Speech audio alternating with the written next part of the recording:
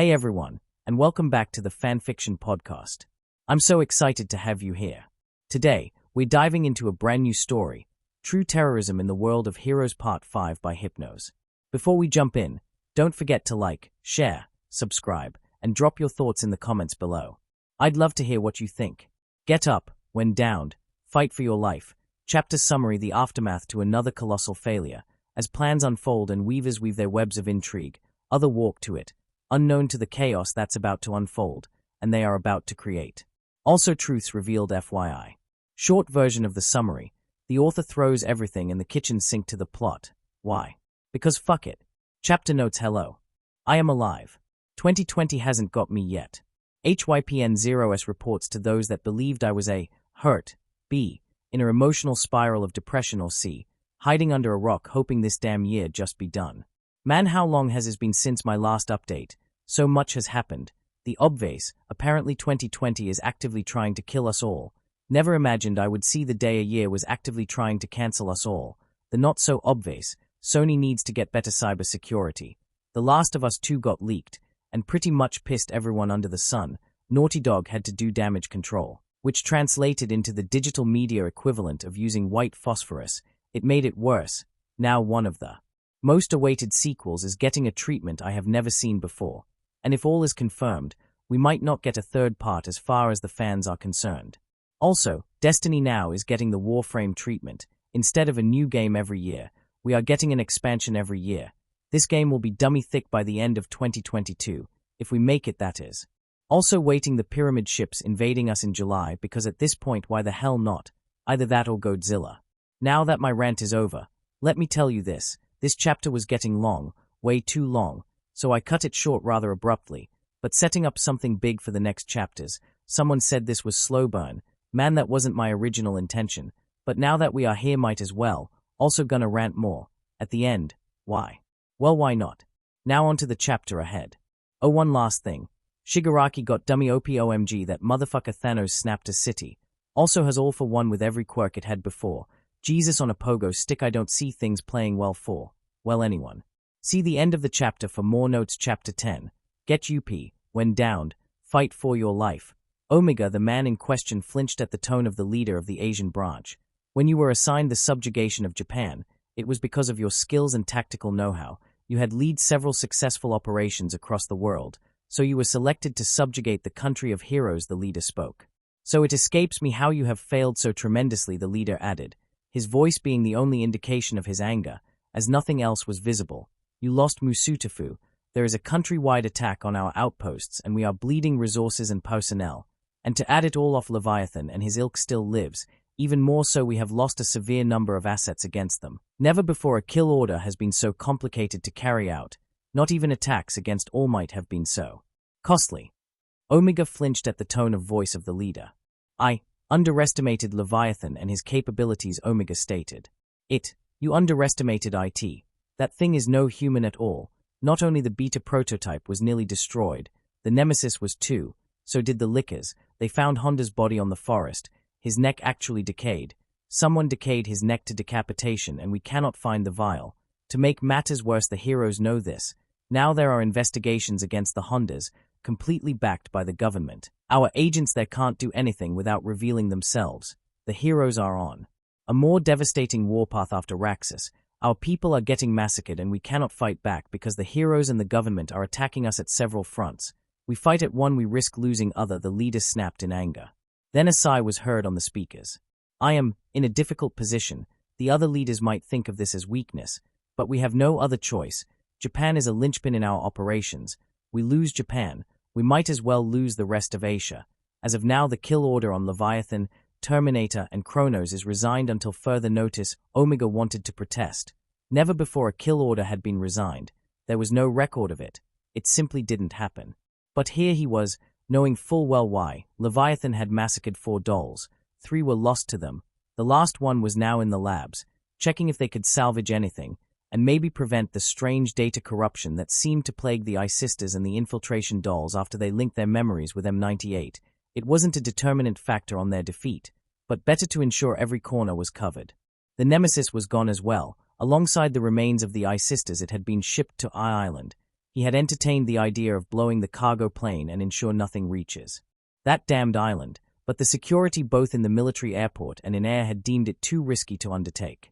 I understand, Omega spoke, but he wished he could still carry their operations against Leviathan, Terminator, and Kronos. If they talk, then they will have to go full retard on Japan, kill everything on sight, even if it fails. At the very least, remind everyone that the troop are not to be trifled with. Do not be angry, Omega. We will use this time to improve ourselves. We have to focus on making better dolls. You have already opened Pandora's box with the addition of biological enhancements on our bows and dolls. Now make sure they all have it. As you order, Sir. Omega adhered to the order, bowing his head, as it was the only thing he could do at the moment. Accept the fact that right now any attempt against Leviathan would have dire consequences they were unable and unprepared to manage. Also, the American leader has started the Troy Initiative. Omega actually looked up in amazement.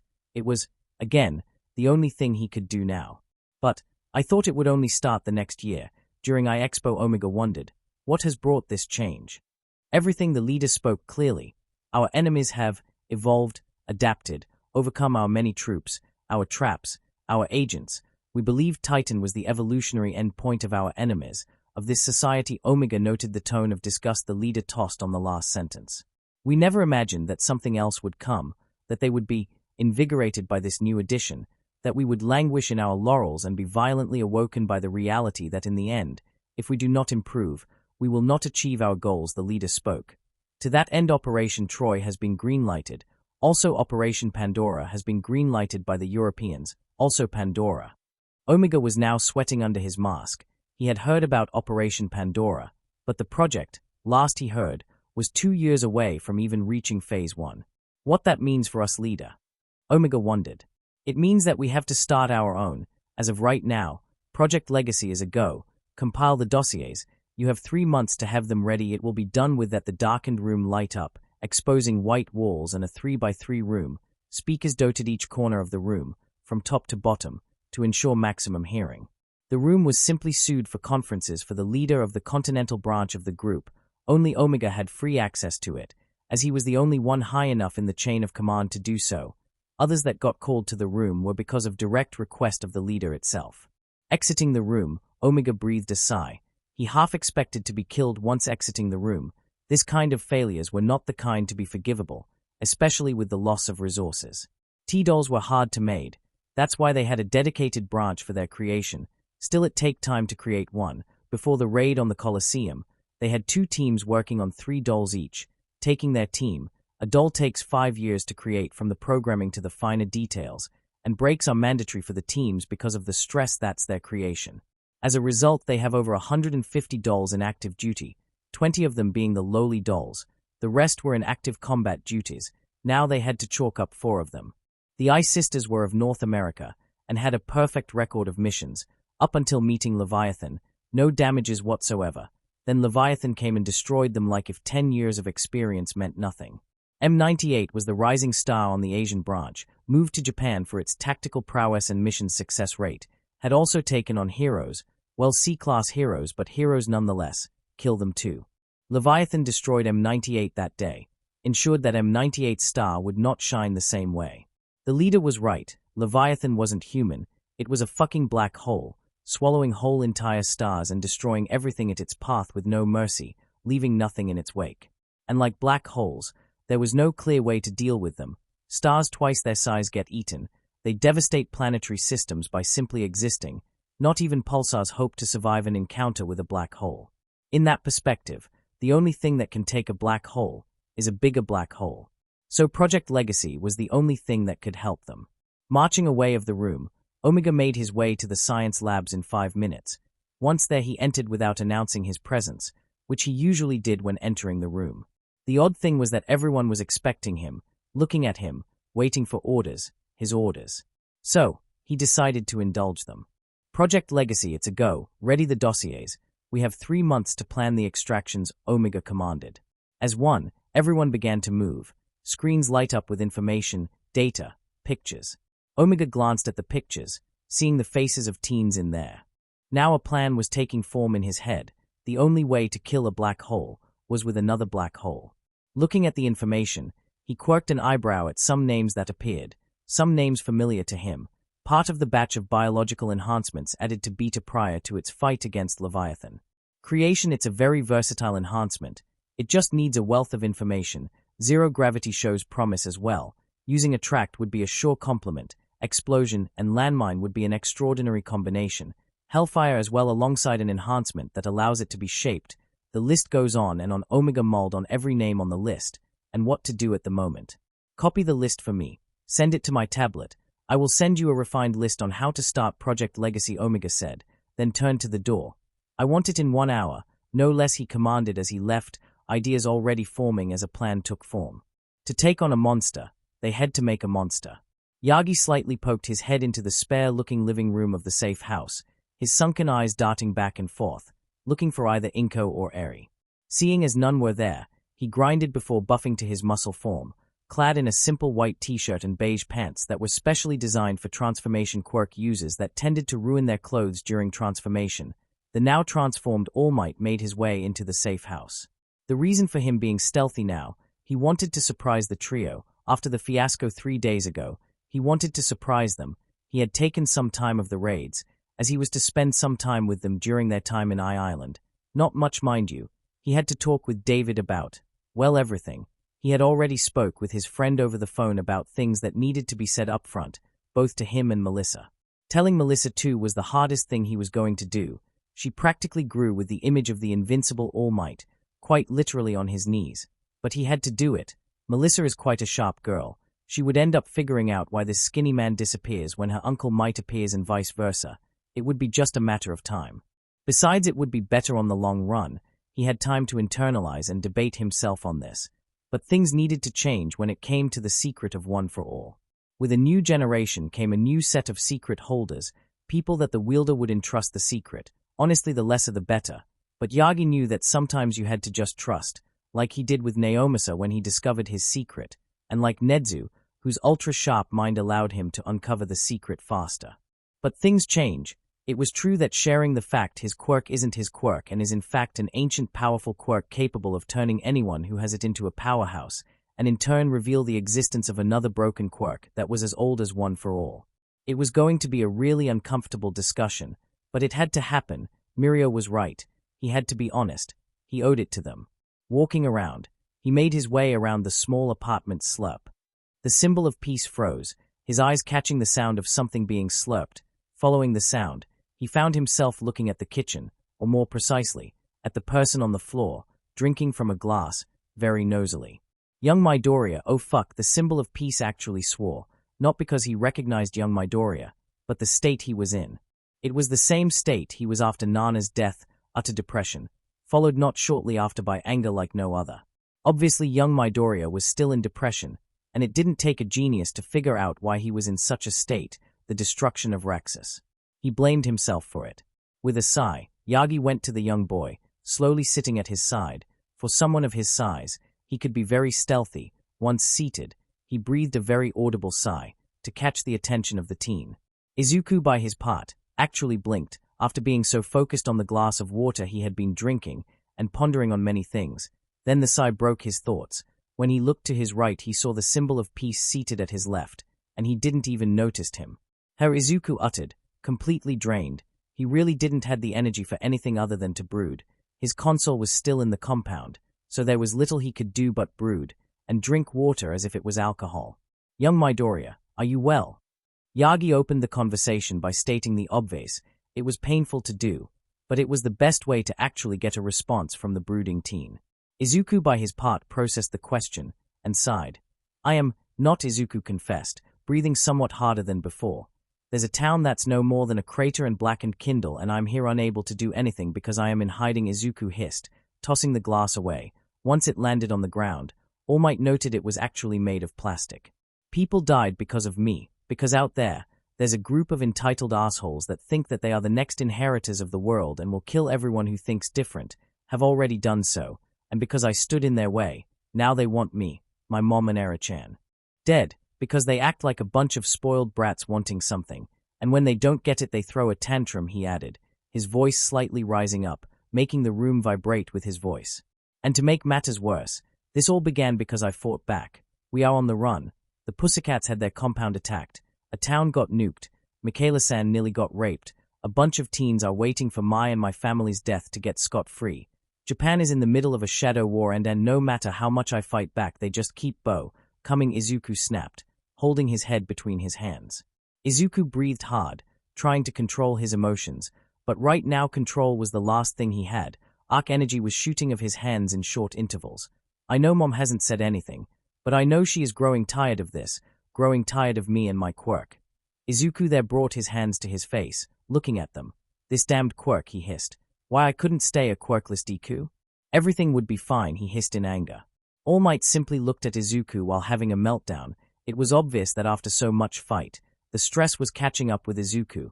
To make matters worse, he was blaming himself for everything, wondering if he didn't do anything, things would have remained the same.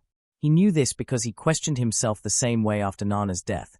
Had he not been present or chosen, Nana would have been still alive. Would things be different? Would someone most deserving of one for all would have appeared while he lived his monotone quirkless life? Gran Torino had to snap him out of that, by beating the shit out of him and pointing out that All for One had hunted every bearer of One for All. Nana's time just happened to be that day. That even if she didn't met him, things would have been the same. Nana would had to fight All for One, and would inevitably die because One for All wasn't strong enough to go in a straight-up fight against the conglomerate of quirks All for One had amassed over the years. Young Midoriya, All Might began. Do you regret saving Michaela-san? The symbol of peace had never seen someone turn their head so fast and look so indignant in less than a second before. He was also sure he heard some bones crack, but that wasn't here or there. Excuse me. Izuku hissed, his voice making the kitchen vibrate. I ask again, do you regret it? All Might asked. I of course not. Now his organs vibrated, that made him uncomfortable. Then, why are you talking like that? All Might riposted. It sounds like you do, he added. Izuku just gritted his teeth. Can't you see that every time I fight back, the world seems hell-bent to remind me I shouldn't, that I should just roll over? Izuku exclaimed. With all this power and I can't seem to do any good, he exclaimed. At long last it seemed, finally running out of energy to fight or argue. All Might just chuckled. Yeah, I know the feeling, he stated.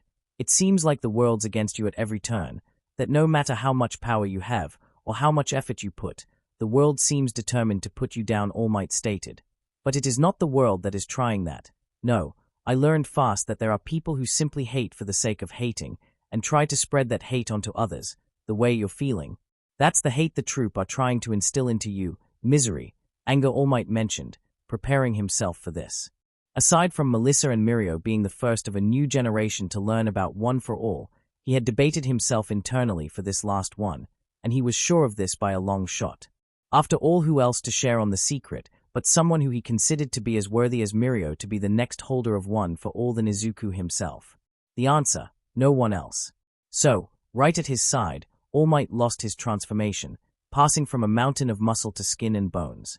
Understandably, Izuku actually jumped slightly at the sight, looking at the symbol of peace in something akin to shock and horror. What?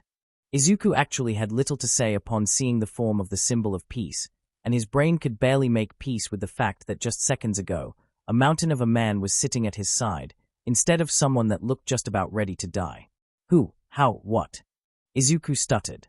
This, All Might spoke, motioning to his body, is what happened to me when I let the anger of someone I fought take over me, he said as he lifted his shirt, exposing his left side to a horrified Izuku. 5 years ago the symbol of peace began. I fought one, if not the most dangerous villain of any time. I managed to defeat him, but this, he motioned to the scar tissue that extended from his left side, like a crater, but the scar seemed raw, as if had never healed properly, was the result of his hate sweeping into me and controlling me. He took someone special to me. He took so many lives before I stopped him. He is one of the reasons I was a little too apprehensive about you, to be honest. All Might confessed, his sunken eyes burrowing on Izuku's surprised own. Apprehensive? Izuku asked. Your quirk is too similar to his in the way it works. It takes dash there. Izuku drew the similarities.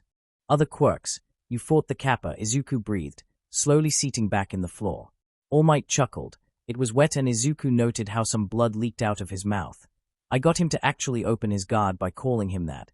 He never liked being called that name, that he preferred his name All for One. He got so angry that I was able to punch 3 of his ribs into splinters. The beginning of the end, I suppose. After that I began to break him punch by punch. I felt so empowered. And when I was ready to deliver the final blow, pain, All Might confessed, lowering his shirt. I was drunk with anger, so much that I never felt the attack until he was down for the count and I saw his arm was coated with blood. My blood, he added. Izuku remained silent, looking at the emancipated symbol of peace in contemplation. I remained in a hospital for a month. To this day I don't know how many operations were done to save my life, only that I couldn't be taken to Island for treatment unless I wanted to die mid-transit. I lost my left lung, the right one got compromised because of some shards. I lost my stomach, a kidney, and some intestine. They had to regrow the bones of my ribcage, just about the only thing they could do. I couldn't get organ transplant. Something about his attack damaged me, All Might confessed. I see in you what happened to me when my master died. I was depressed, I was angry, I kept wondering, had she never met me, she would be still alive, and if someone doesn't take you of that funk in the right way, then you will end up like me, barely able to fight at your full potential because of a mistake driven by anger, All Might stated, making Izuku blink. I know things might look hopeless, I know that better than anyone, that with all the power you have you still can't save everyone. It is a hard lesson we heroes learn. Even before we enter a hero school, some of us learn that lesson young, and it is the hardest lesson of them all. It can make or break a hero, All Might stated. But never think it is your fault, he added with conviction. You fought with all you had. You defended your family. You took enemies that pros tend to fight in group. Never think for a second this is your fault. This was bound to happen sooner or later, All Might admitted. The troop has never been secretive on their goals and what wanted to do to the world and population. What you did was simply giving us that kick we needed to wake up, All Might stated. With that said, All Might began to stand up. So don't think bad about yourself. You did all you could, and saved so many lives. You ensure Raxus didn't burn beyond recovery.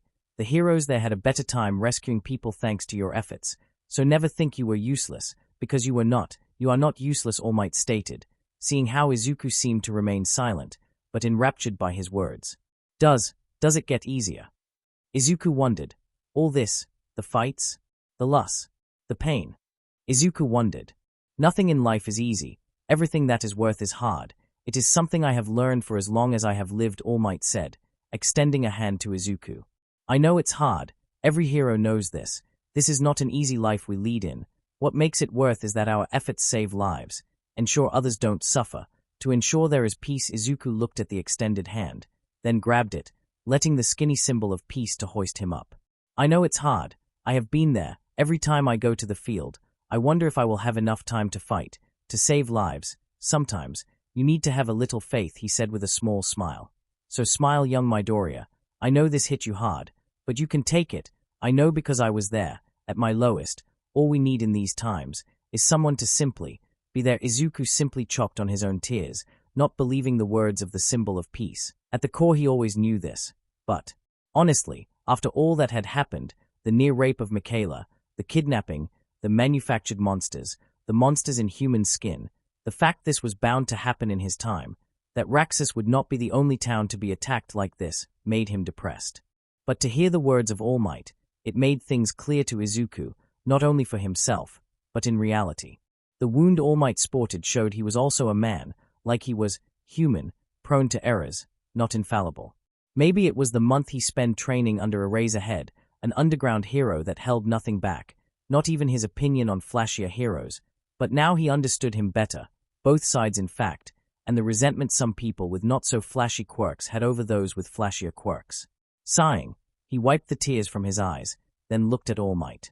The symbol of peace, even in his skinny form, actually was able to draw a smile that could be inspiring, especially when he saw the same kind of smile in Izuku, still teary-eyed. It would be a full minute of comfortable silence, as Izuku and All Might sat in a couch, just in silence. So no doctor was able to heal that wound properly. Izuku broke the silence, asking the question that burned the most, aside the fact All Might confessed from being the reason the Kappa was no more, as far the internet and the government was aware of. No, All Might confessed. I'm limited to 3 hours a day. Also the fact I'm lacking a stomach might contribute to the fact I'm getting weaker. It's one of the reason I came here today, to be honest, All Might confessed. Izuku uttered. The light is strong, but I don't think even a paracasual force can regrow organs. I don't have a ghost for that. The closest thing I can think of are the well of radiance and healing, maybe some metabolism for anything foreign, but I don't know. Izuku then began to mutter, and All Might was right at the epicenter of it with no clear way on how to escape this. I'll just bear with it. He has to breathe. 5 minutes passed before Izuku actually stopped muttering, horrifying All Might beyond all doubt. He didn't stop for breathing. At all. So, are we doing this? Shigaraki asked, looking at the laboratory of the doctor, staring at the two gnomes they had sent with him to assault the Pussycat's compound, and whose wounds had yet to heal, according to the doctor. Whatever the kid was packing in terms of quirk was enough to stall their regeneration quirks big time. The one with the chainsaws hasn't been able to regrow the skin lacerated by whatever the kid had for a sword. Whatever it wasn't plasma. Also there was cosmetic damage to the jaw and head, product of what the doctor called unknown energies, not to mention the burned section of the chest, with the imprint of a foot in it. The other Nomu was worse to wear. It had lost its proboscis. The face would be apparently forever scarred. To make matters worse, the chest cavity was damaged. The ribcage seemed to be hit by something akin to a thunderbolt, as the bones had yet to fuse back together, let alone heal. Shigaraki was sure those two would be retired due to their inability to heal properly, but not before the doctor could figure out the hows and whys of it, which might explain why each were missing their eyes. No matter how many people he killed, Shigaraki had never been able to properly adjust to horror. Pluck someone's eye out made him gag. Actually gag. He could simply not handle it.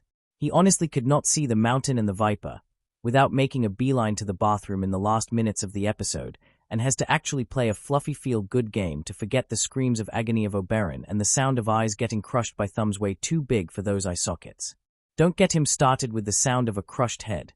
That fucking series in general is too damn realistic with its gore for being something made way before quirks, sadists the lot of them. The reason for his current discomfort. The doctor held two eyes, one each belonging to the Nomus. This was the special recording device he mentioned before, a quirk that allowed for someone to basically pull one of their eyes off, crush it and turn it into dust, allowing anyone who inhaled the dust to see the most recent memories of the user as if they were their own. Useful, creepy as fuck if you ask him, but useful beyond comparison. There was the side effect. The user had to have near-perfect short-term memory. On that department, nothing to worry about. The doctor had fashioned all Nomus with hypothymesia, the ability to recall obscene amounts of memories with vivid, clear detail. Okay, are you ready? The doctor spoke, ready to crush both eyeballs between his hands. Shigaraki had to remind himself that right now, thanks to the quirk that made it possible, those eyeballs were not meaty, but rather sandy, like candy glass. They were not going to cut anyone, and they were fragile. No, both Tomura and All For One replied as one because of his aversion to seeing eyes getting crushed, the other because it felt fucking weird, especially considering he had been effectively blind for the past 5 years. This would like dangling a piece of meat to a starving dog. Cruel. The doctor didn't care and crushed both eyes between his hands. Instantly, dust began to circle his hands, then shot towards the trio. The doctor, having used this method to gauge the combat prowess of his creations and seeing any defects and flaws in vision and first-person view to search for any flaws he might have overlooked when he creates a new Nomu and tests them out, readily took the dust in, exhaling through the mouth. All For One and Shigaraki weren't as experienced in this, and felt more like when soda goes through their noses. It was worse for the crippled villain since he had no nose. Eventually the sand entered their brain, and so they began to see what the Nomus saw during their fight. All For One stiffened, not because of the fight, or the fact he was seeing images that weren't infrared or echolocation-based, but because of the opponent. It was younger, it was less wrinkled, the hair wasn't as gray, the skin was paler, the eyes were greener, like dark green, but everything else. Izuku Midoriya. Now he knew why the last name was so familiar to him. It was the name of the only person aside a user of One For All to ever fight him, and aside from All Might, the only other person to make him bleed. Well, not bleed, more like vaporize his fucking skin, melt his muscles and sublimate the blood on his back. When the asshole went nuclear trying to kill him, the heat alone did all that, left him out of commission for 5 years, 5 years of skin grafting, abuse of his healing quirks and super regeneration for his muscles and laying on his chest because laying on his back was not an option when the doctor could see his fucking spine without any sort of aid and could not use any sort of float. Like Quirk because he literally had to remain still unless his organs spilled out of the gaps where he no longer had muscles. In those 5 years he lost track of number 4, had him killed thanks to a Nomu. But then he passed it to number 5, which he dealt personally after recovering enough, and making sure he wasn't irradiated enough to be his own personal Chernobyl. Then came number 6, and that one passed it to Shimura, number 7, and he was unable to deal with her immediately as he wanted, mostly because apparently being so close to a violent fission reaction would lead to sequels, as in chronic back pains that were off the level he had never experienced before. The doctor kept insisting that he was suffering from phantom pains, and the fact he had to warp away with basically a gaping hole on what used to be his entire back, exposing the bones there, things that should never be exposed, might explain the pains he suffers from time to time. And now, after over 80 years, he was seeing a ghost that actually had children. Fucking children. He knew now why the name Midoriya had been so familiar to him when Honda had mentioned the boy, but only today he was able to make the connection, not because of hubris, but because Ryu actually died, became a fucking nuke, left nothing but a crater behind and took the skin, muscles, and blood from his back, alongside 5 years of his life, and was possibly part of the reason he nearly died at the hands of All Might in that fight 5 years ago. Wounds of the magnitude inflicted to him that day never truly heal properly, and the scars they leave behind are not only physical, but mental as well. And right now he was seeing that the man had left a legacy. One that was worse than Ryu was before. Interesting. All for one heard the doctor speak. A plethora of attacks, energy-based, looks pure emitter type, but for the life of me I cannot figure out what kind of quirks he has. He spoke in awe. So much power. His body should be crumbling under the stress, but he fights on, not even bothered by so much power flowing out. I knew it. He is the answer I was seeking. The doctor spoke with glee. Yeah, well, had I not had Kurogiri pull those two away, he would have killed them. He went for both crippling and killing blows, and that doll didn't even fared any better. Shigaraki spoke, closing his eyes. Also, he has a strange reaction time. In the matter of a second, he moved his weapons to deflect chainsaws that moved faster than any kid his age should be able to react to, yet he reacted to them. That's some quick time event bullshit. He added with some bitterness, but All for One knew Shigaraki better than anyone. If he spoke this much, it was because he had legit concerns, and to be honest, so did he. All the attacks, the reaction, the power, it spoke of custom-made. It struck him a second later than he was staring at a mirror. In some sense, the kid, Midoriya, somehow was adding powers to complement a certain combat style and fill gaps within that style, ensuring there are no flaws or weaknesses once completed. It was something he would do, but his urge to have quirks that struck his fancy sometimes steer him out of direction. No matter. All for One spoke. He's still inexperienced. He can have all the power he wants, but power and experience are two different things, he added. I don't know, sensei. Shigaraki was not usually to correct his sensei, but this was such case. He seems familiar with what he has, familiar enough to switch on the fly. He knows what he has and where it works better. The pale boy spoke. I wouldn't underestimate him. We don't know what he has. It was enough to break 3 layers of bones with a single strike and damage their regeneration, even if those two are low tier. They still are superior to the run-of-the-mill hero, and he fought them. Both and a doll, alone. So yeah, I wouldn't get cocky unless we have something powerful in our hands, he added, and All for One both felt pride and annoyance for the way his protégé dissected the situation. It made him realize that he spoke out of hubris, something he usually does when he encounters an opponent that's not wielding One for All. He has come to be wary of the users of One for All, but he never took seriously anyone else. His ability to steal any quirk made it so. But then again, what would happen if he ever underestimate an opponent that he shouldn't had? It was better not to ponder it, but this put things in perspective and clarified his vision when it came to the new generation. Every generation had their little freak of nature, the monster.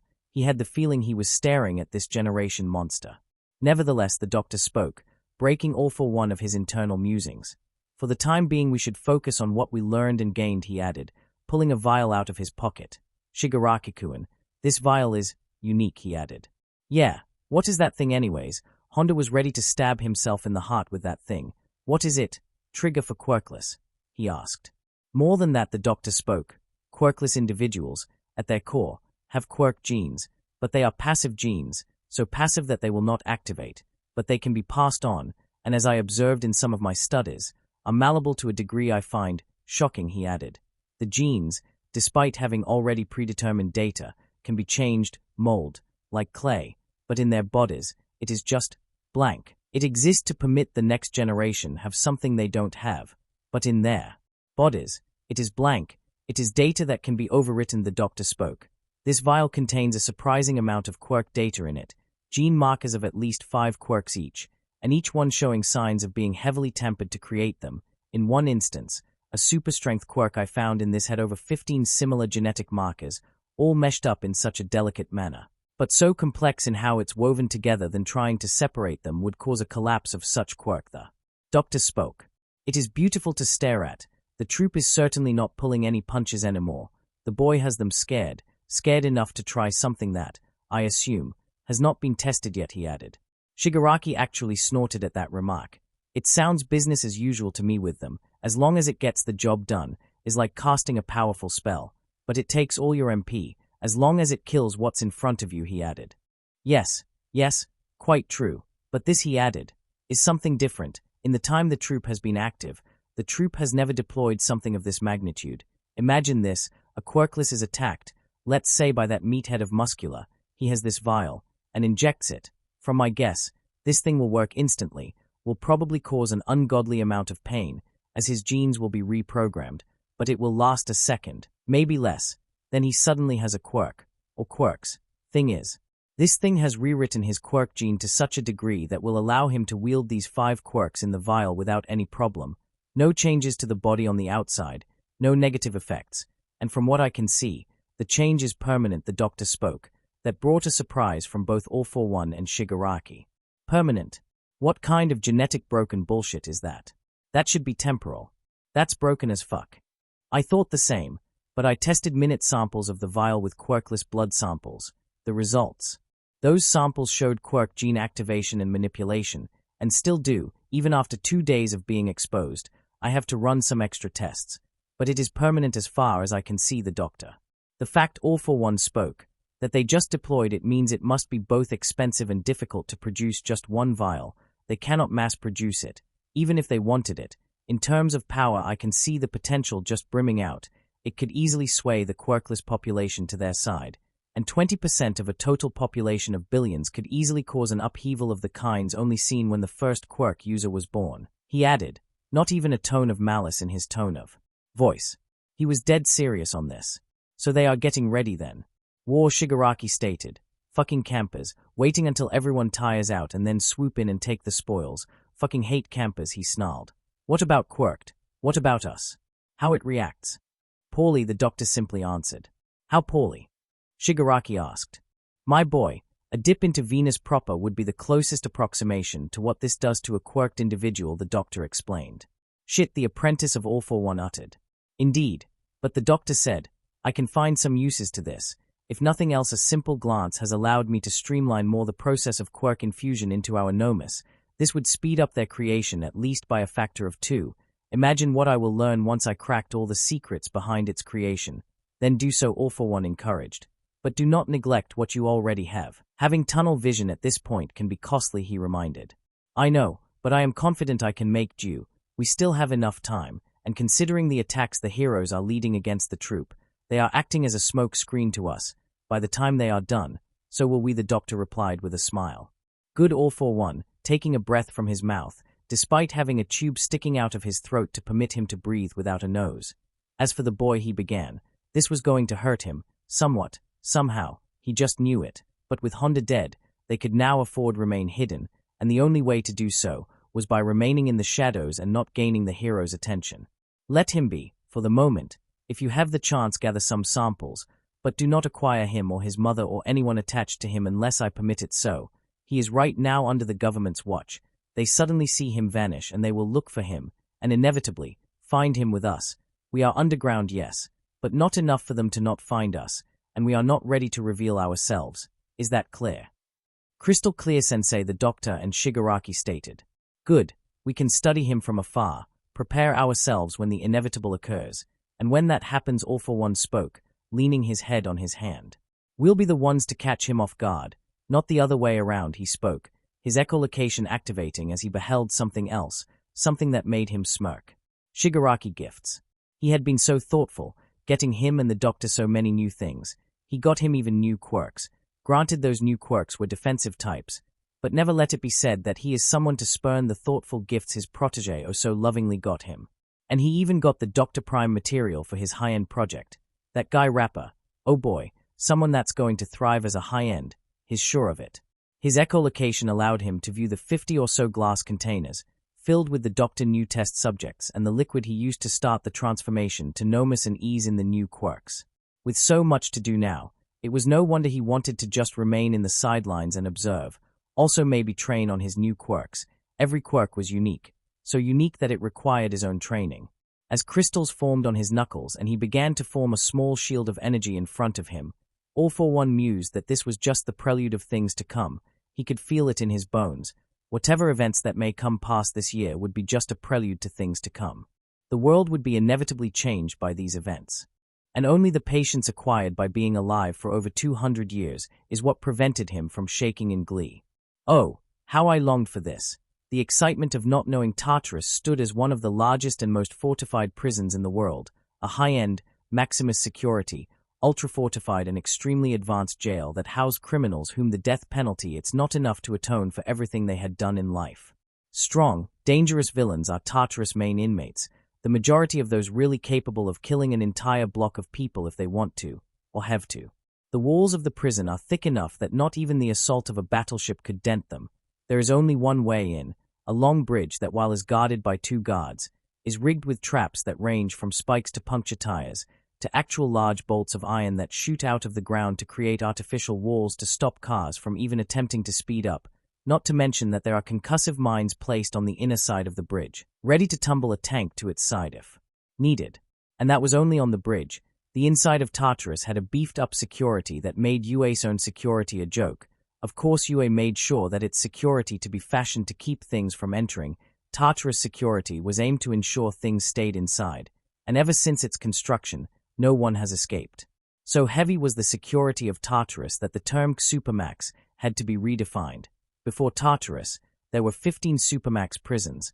After the security measures of Tartarus were revealed to those who reviewed them, and the term was redefined, only 3 prisons in the world fit the term, Tartarus being number 1. There was a reason to. Japan was small, yes, but by some reason the number of overpowered villains that came of the country warranted newer, stronger means of security because of their growing power. Some people attributed it to Japan's story of self-control. Before quirks, Japan rarely had cases of violence unlike in other countries, but when they happened, they were bad. Nowadays there was nothing weird by seeing hero or villain fights, violence. Something Japan had shied away before the quirk era was now something common. Others attributed it to the fact that during the early quirk era, Japan had the worst case of quirk mutations ever recorded in the world. Nowadays someone having a mutation of a quirk was rare. When things began, it wasn't that odd, it was common, so common that those privy of the secret speculated that it was that phenomenon that birthed All For One and his quirk. This mattered little to Detective Naomasa, who alongside 2 other officers were making their way into Tartarus Medbay. Also it doubled as a cell. Honestly, everything in Tartarus doubled as cell. The reason he was making his way to the Medbay cell had a name, Kaichisaki, also known as Overhaul, the last no Yakuza leader of the last known as sizable Yakuza gang in Japan, with a rap sheet that would make some people his age actually blank in shock, even some villains. True, some villains killed, hurt, steal, but usually stick to one. Overhaul was like a virus.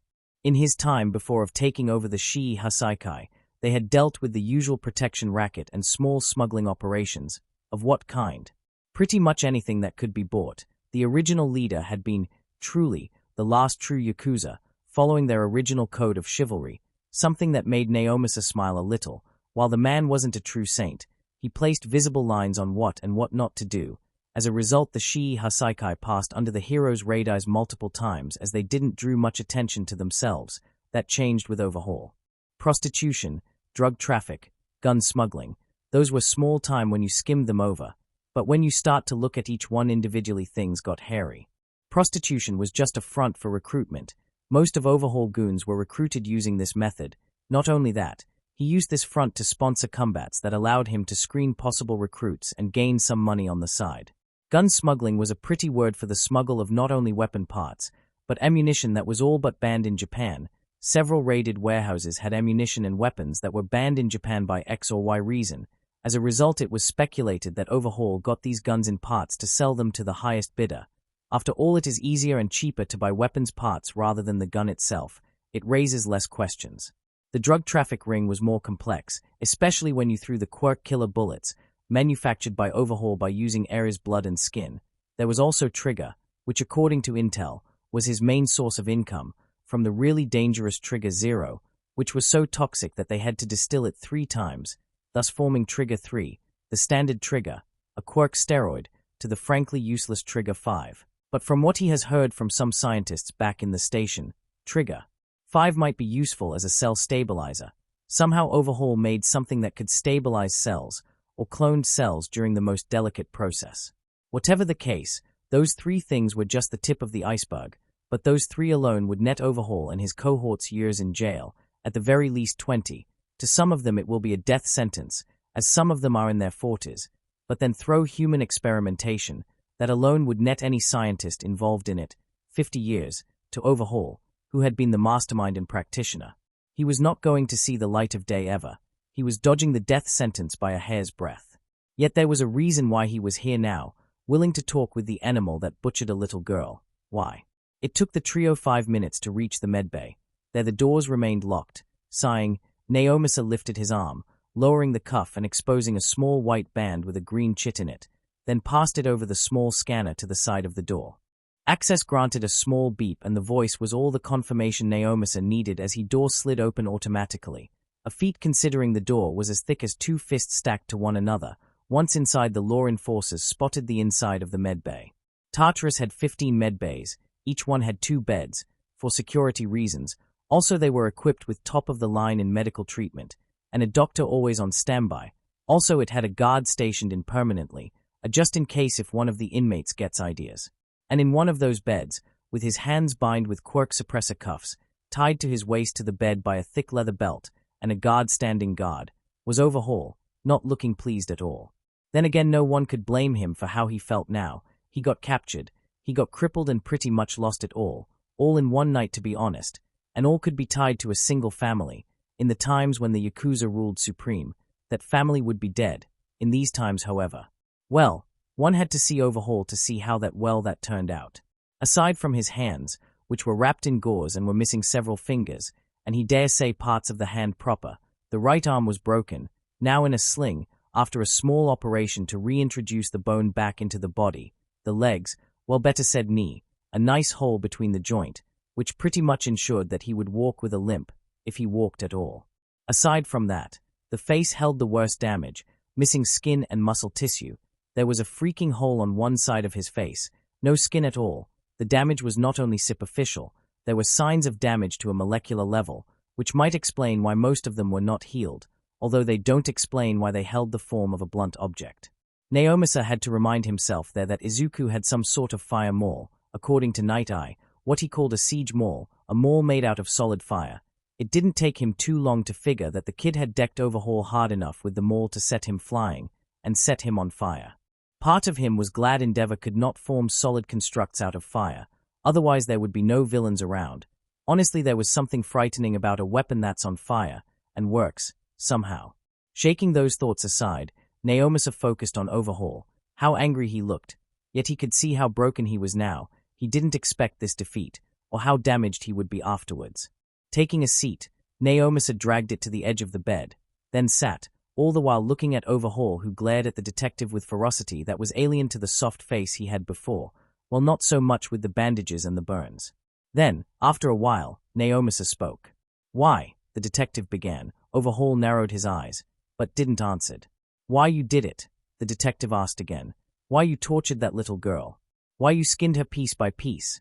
he asked. He had a soft spot for small children, so the topic of Eri and the fact she might had patches of her skin being stripped of her like if it was nothing made him angry.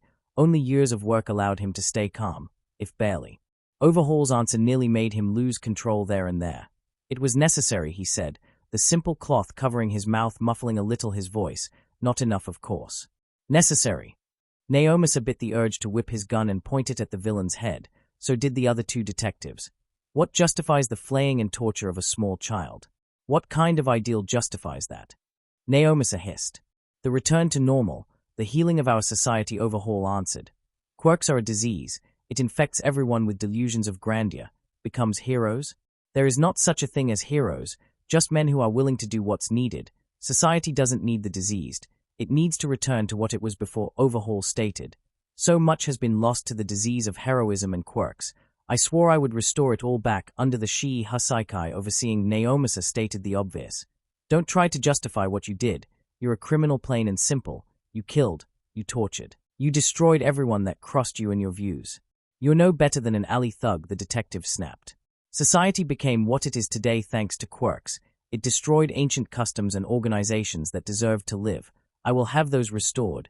That cursed child is still the key, and I will not be denied what I have worked for so long. I will cull this disease. Overhaul hissed. Cursed child, you say, Naomasa said. We don't have a paper trail on her. The only documents she has on her are the ones we provided once she became a ward of the Midoriyas. You know, the family you destroyed their home. I think it's fitting that they in turn destroyed everything you had, including the Fiery head for you. She might be cursed for spending time with you. But now? She is happy, she has a family, and most importantly, she is no longer with you, Naomasa stated, ready to stand up and walk away of this trash of a human being. But make no mistake, as far as you are aware, the Shii Hasaikai are done. As we speak, a contingent of heroes and police officers are storming your little compound. Naomasa took some twisted glee in seeing Overhaul eyes widen at that small revelation. Without you or the 8 precepts to buff their forces, and you taking half of their forces when you decided to raid the Pussycat compound, well, they are more than not ready to face 5 of the 10 top heroes and 3 heroes who have been staking out the compound, alongside several sidekicks and police officers armed to the teeth. I reckon that by noon, which will happen in Naomasa made a show on looking at his clock. 20 minutes, we'll have the compound secured, your men captured, and a team of specialists brushing out every bit of data you might had saved on computers regarding your experiments. With airy no Overhaul breathed.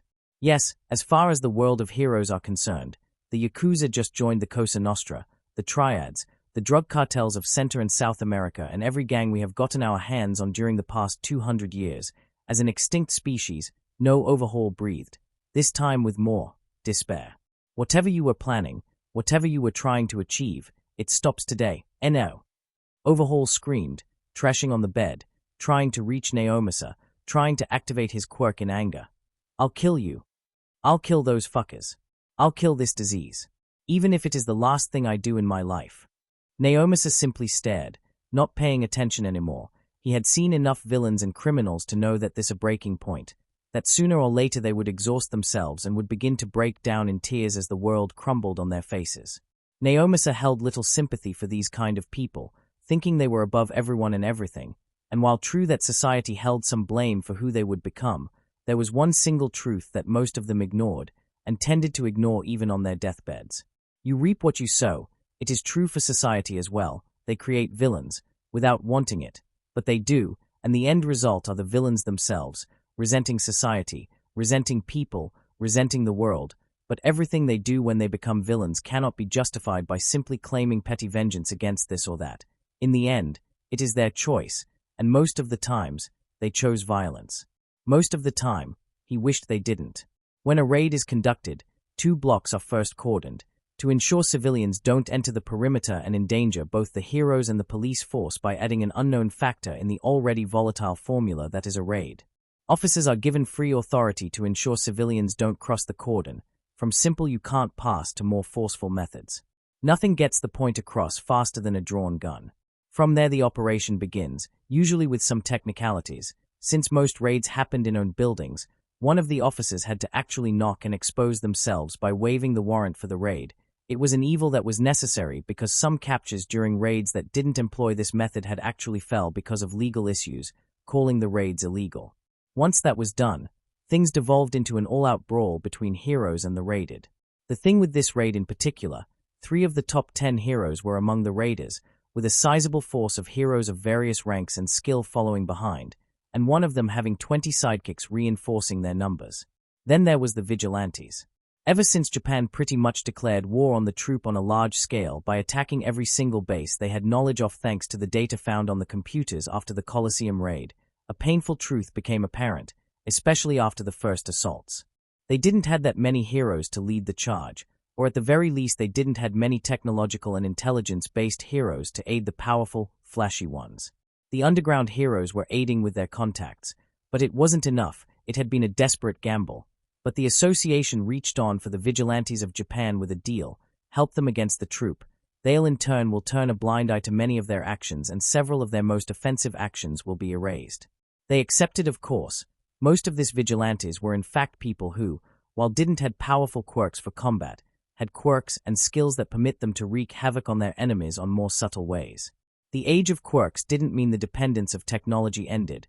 It just forced others to keep using obsolete versions of it, something these vigilantes exploited with impunity. Not to say that there wasn't vigilantes who didn't fought on the front lines. It just was there were not that many. Endeavor knew as much, as he was fighting, right now, side by side by an actual myth in the underground. Knuckle Duster, the vigilante that punched the fuck out of you. But Endeavor and the heroes of the top 10 knew him by his former hero name, the high-speed hero, a clock, that apparently had a run-in with All for One, resulting in the loss of his quirk, and the birth of a man so violent against his foes that most criminals would rather risk it against Mako, who at least doesn't seem to hold a visible grudge against everything that might hold ties with All for One. When he had heard that someone was mass-producing Trigger, he actually contacted them, jumping out of retirement to ensure that the drug remained off the streets. The fact the Crawler and Popstep, how she says her name with the star in the middle, came out too to help after their retirement a year ago showed how much this Trigger business bothered them. Or maybe they wanted to keep the old man from killing himself on a fight. No one is exactly sure. But his presence, alongside the other two vigilantes, showed how smooth they operated with one another, and how time hadn't rusted their skills. Ducking to his right, Endeavor retaliated with a fire-laced punch to the face of another thug, breaking and burning skin and sending the poor sap flying away, hitting the wall and falling to his butt, out like a light. Then he moved to his left as another thug flew away, teeth flying alongside blood and a horrible indentation. Looking back, he saw the man, the myth, the legend, Knuckle Duster, looking rather miffed by something. I am getting old. Would have knocked that brat in a blow. It took me 3 this time, the large, trenchcoat-wearing vigilante grunted as he cleaned some blood from his brass knuckles using the clothes from one of the fallen thugs. Maybe so, Endeavor grunted, looking to one of the corners, and actually slightly smirking when he saw another of the vigilantes making his way to them. Honestly, the Crawler wasn't an apt name. Maybe the Glider or Magrail would have been more apt. But whatever the case, the vigilante actually made their way to them, using his quirk to ease his way faster. Guys, the Crawler started, looking at both men up. In all honesty, most people had to crank their necks to look at Endeavor. Both he and Knuckle Duster were almost of the same height and bulk.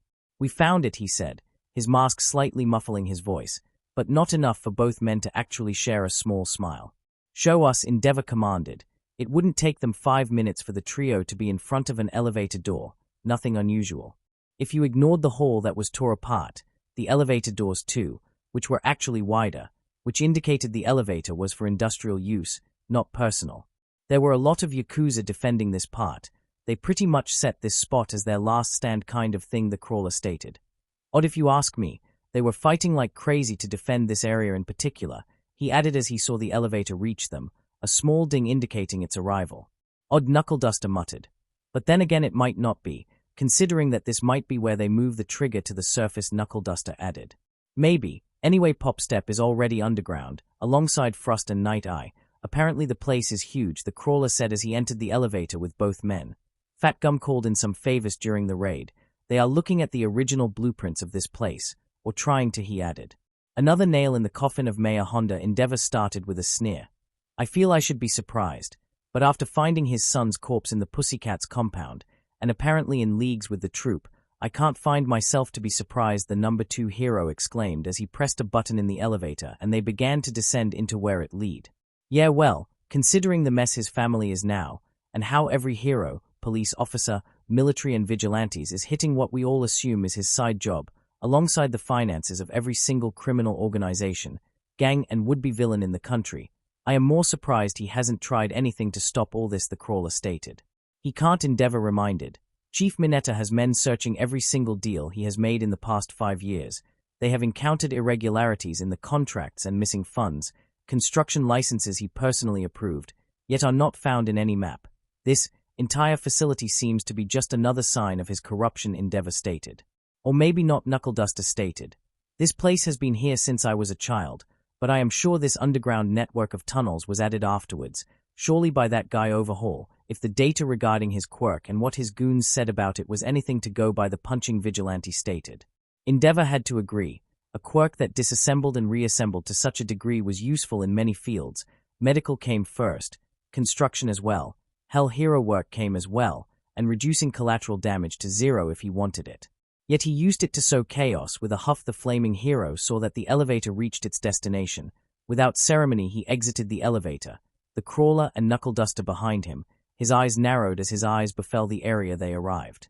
My God, that guy was thinking big, the crawler stated, staring at the warehouse-sized basement, filled to the brim with crates and barrels, lots of both, sealed and packed to one another. Endeavor noted the equipment to move everything, and another elevator, this one bigger than the one they descended, 3 times, surely an industrial-made one, to move heavy loads, and probably connected to the back of the compound. The number of cops, heroes, and sidekicks in the area, of course, was as great as above. Guys, the trio of men looked at the source of the voice, and the flaming hero had to bit a scatting retort as the vigilante Popstep made her way to them, clad in that microskirt that left nothing to the imagination, as she was showing a lot. Probably her dress was the second most scandalous dress ever, after Midnight's ever first hero clothes, a trench coat and belts that covered her modesty. This place is freaking huge, the female vigilante stated. We found barrels and crates all over the compound, but we think this is the main storage section, she added, walking to one of the boxes and opening it, exposing its contents to the men. Pistols, all stacked up nicely, and with parts to replace the barrel and the receiver. These are quirk-erasing guns, heavily modified. The barrels, the receivers, hell, even the triggers are all custom-made. But one of the cops here say that most of these guns are made of other gun parts. Overhaul either was strapped for cash or was stingy as hell, she added with a frown. Maybe both. For a time, one of the heroes that was nearby said, walking to them. Endeavor immediately identified her as Ryukyu, and she had a frown on her face, and she was tense, really tense. We found shipping manifests on one of the offices. They kept trail of everything they bought on paper and neatly placed, hidden on a safe that was on another safe, the Dragoon heroine stated. They were really short on cash, even with the distribution of Trigger and the gambling racket. They were always scraping by, she added. Scraping by. With all this Trigger. And they sold it to buyers outside Japan. That's a lot of money, Knuckleduster stated. What was he spending it on? On specialized medical gear, medical staff, and scientists of ill repute, but that would keep quiet with the right amount of cash and not caring about human decency and laws against experimentation, she said with a frown. We also found them, trying to erase evidence of their actions, she said simply. They didn't get that far. With that she left, just as that, tense and somewhat angry. Endeavor noted, however, the blooded knuckles on her hands, or the way that Bubble Girl, so Night Eye's sidekick, walked with the same restrained anger, and that her gloves had blood on them, or that Sir Night Eye himself was as tense as the 2 women, and unlike the 2 women, he had blood splattered over his face, blood he was removing with a handkerchief. He better not ask. Things happened in the thick of battle, the heat can get to you and accidents occur. So, what now? The crawler wondered. This was likely the biggest trigger factory and distribution point across Japan. True, we got em, but what about the trigger they already sold? This is gonna start a turf war, just to be able to sell the produce, the vigilante added. Not it won't, Sir Night Eye stated, entering the conversation. We got ship envoys, they actually have addresses, we can hit them at any time. Also we have an issue, he said, pocketing the handkerchief. Recently they sold their entire stock of Trigger 5 to someone, no way to trace it actually. They paid on cash, with the condition that they would handle the transportation, which they did. There are no traces as of how they moved over 50 barrels of Trigger 5, Night Eye stated. 50 barrels of waste. Popstep wondered. Why? That thing is worthless. As it is worthless, Knuckleduster muttered. But as a biobomb he let the statement hang. A dirty bomb. The crawler stated. But how? Trigger 5 is toxic when mixed with lead, and mixing arsenic makes it incredibly volatile. A single spark will ignite it. It becomes gas, so noxious that it actually rusts metal an hour after exposure. Oddly, it doesn't damages the skin, but when inhaled, the lungs basically blackens. Like if they were cancerous, blood becomes coagulated. You die soon after because you can't breathe. You don't want to know what it does to natural flora, Endeavor stated with a frown. I also heard that Trigger 5, when mixed with certain chemicals, works wonders to stabilize cells. Oh God, Night Eye uttered, eyes wide. Eyes that were as wide as the rest. who might had an inkling on what had happened so far and who the Yakuza had tangled with in such a short time and might had ties with before. The troop has Trigger 5, how wrong he was in that assumption. You didn't came here so I could heal you? Right. Izuku wondered, slowly gathering his thoughts as of why the symbol of peace would drop such a bombshell to him of all people. No, I did read the files sent by Aizawa-san regarding your progress, while your Well of Dawn and your healing via mitochondria makes you among the rarest quirk users in existence, those that can heal and fight. It is not the reason All Might stated. Also I have made peace with my state. It is one of the reason I am doing this, All Might added. What do you know about my quirk? He asked. Not much. Honestly, it is as mysterious as the Kappa Zone in terms of operation, Izuku confessed. I always assumed it was a booster, increasing your strength, speed, and endurance based on your current physique. That was why you were so buff and in shape. Heck, I got in fights with people on forums because I oversimplified your quirk too much. Izuku chuckled at that. Hey, All Might actually didn't expect that. Well, my quirk is more than a booster, he said with a chuckle, then his visage turned serious. But what I'm about to tell you can't be said to anyone else. This is a secret only 5 people in the world knows, 7 with you, 2 figured it out on their own. The rest I told them or were aware because they were people of trust of one of the successors, he said with a subdued tone. Successors?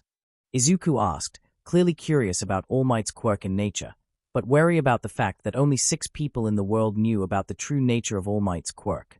It honestly spooked him. My quirk is called One for All, and it has been around ever since the dawn of quirks, if with 10 to 20 years of difference. What? Izuku flatly asked. You know about the Kappa. What do you, and others don't know, is how old he was. He was as old as our current society. I assume that at one point he stole a longevity quirk from someone and called it a day, All Might bitterly replied. What many do not know was that he had a brother, sick, tired, but with a big heart and a passion for what was right, a hero in the making, All Might explained. All for One manipulated everyone around him by gifting quirks to those who desired power, and taking quirks of those who didn't want them, shaping himself as a messiah in the dark times. His brother, however, saw through the facade, called him out. Did he kill his Zama? His brother? Izuku asked. No, All Might said, noting the switch from languages. He wanted his brother to see ways his way, or maybe he wanted to remind him of his place and current stand on powers. I don't know. What I do know is that All for One gifted his quirkless little brother a quirk, a seemingly useless stockpiling quirk. What he didn't know was that his brother had a quirk. Like you, he never figured it out or manifested until something happened. In his case, the second quirk, his original quirk, was the ability to pass his quirk to anyone else. There he stopped, seeing how Izuku's eyes widened, putting the dots together. Oh my god, on its own it is useless, but the quirks didn't remain alone. They merged, right? Izuku asked. All Might nodded. Must have been when All for One added it. Quirks alone don't merge like that. They do merge upon gestation, but not someone already grown up. Must been his quirk. He didn't had control at the time. Otherwise he might had realized his brother had a quirk, Izuku said with a thoughtful look.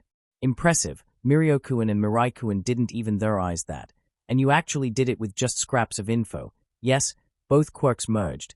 They became One for All, a quirk that stockpiled energy of the user. The little brother tried to fight his older one with the newfound power, but All for One had already amassed enough quirks that actual experience was irrelevant in the face of such power.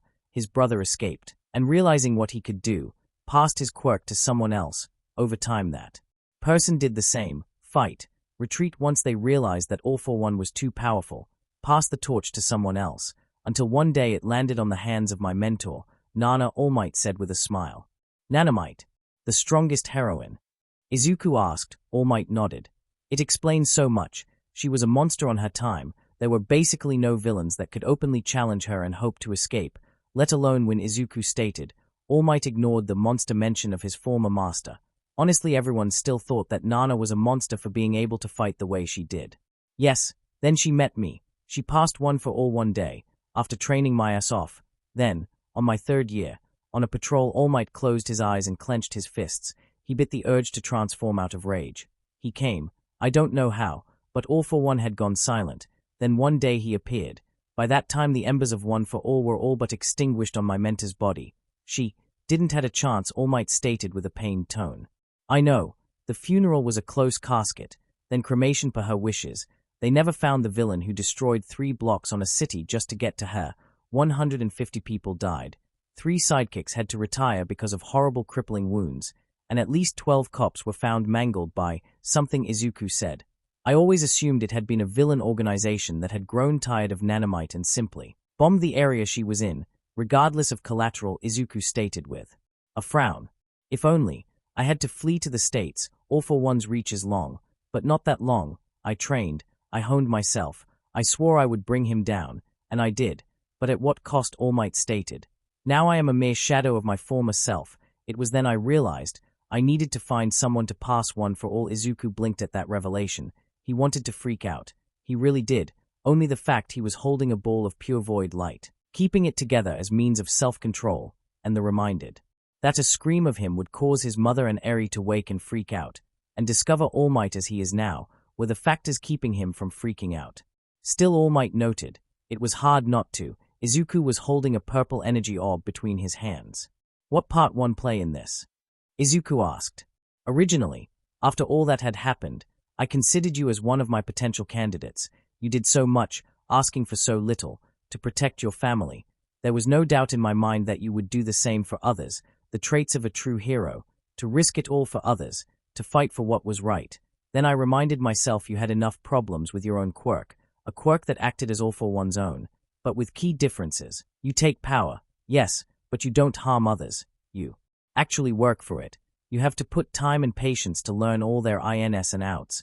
Unlike All for One that steals, and seems to know how the quirk he takes works almost instantly, All Might said.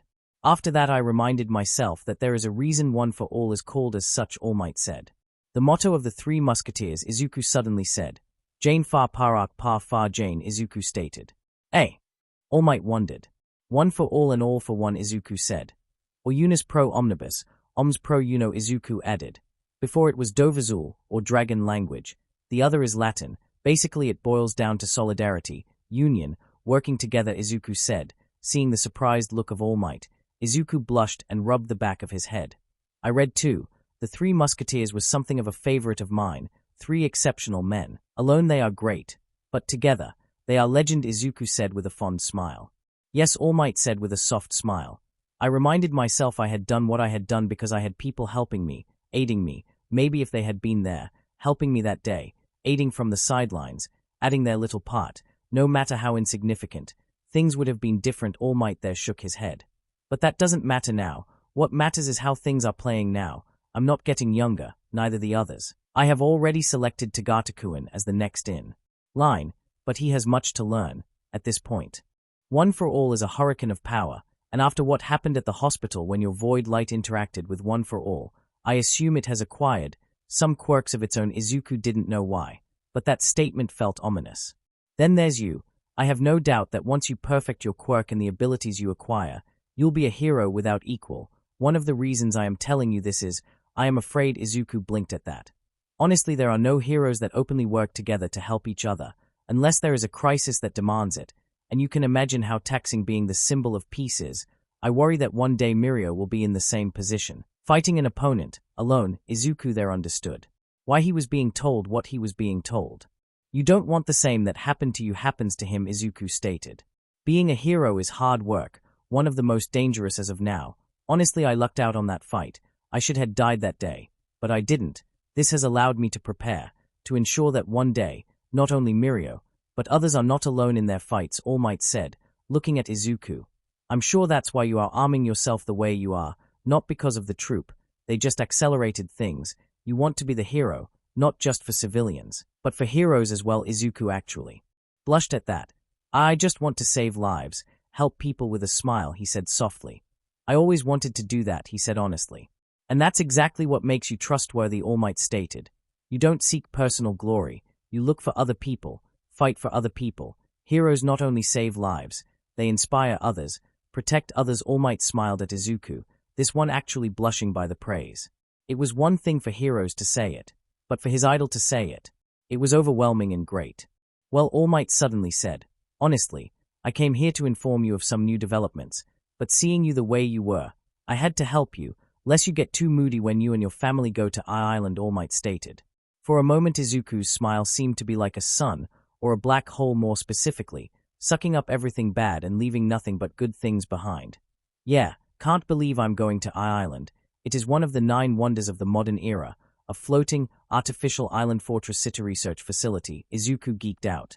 Some of the greatest advances in our time have come out of their forges and think tanks. They ended the pandemic of 2120 in a month by focusing their entire force in creating a vaccine and basically ignoring the governments that tried to eke out personal glory.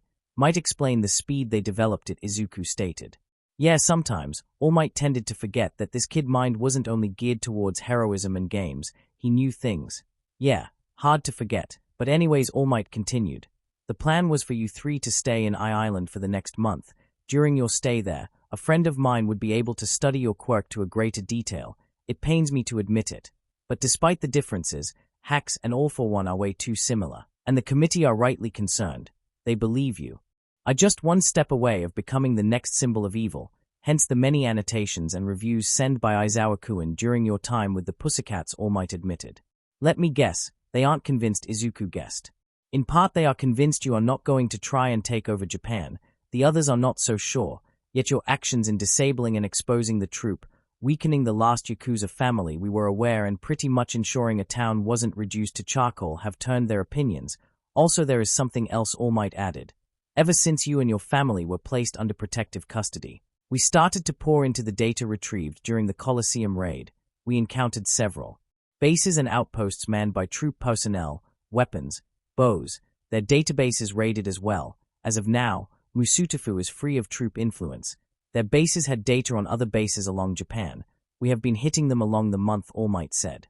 Several of the data we found reference people that got captured during the Colosseum raid, people that would be heavily compromised if you and your family testify. As you can see, things have gotten thick, he stated, coughing a little over his closed fist.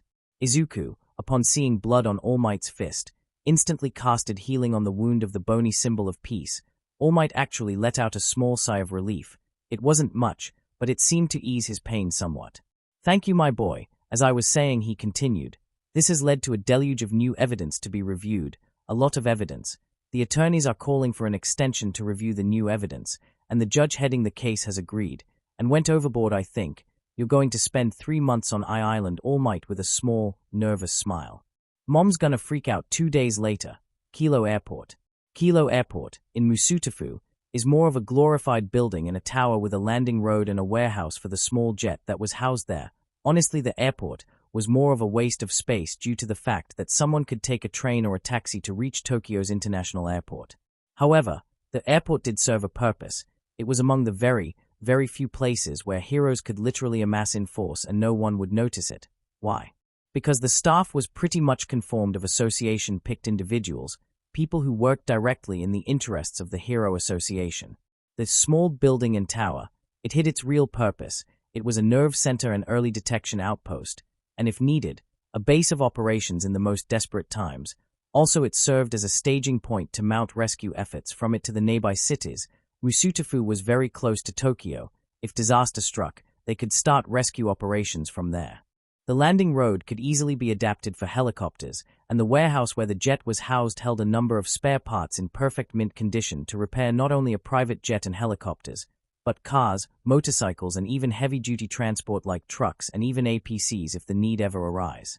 However, when not doing all of that, Kilo Airport served its original purpose, being a place where heroes could take a flight, usually the private jet, and move about Japan for business trips. Of course, these trips were only needed when taking the bullet train was not an option.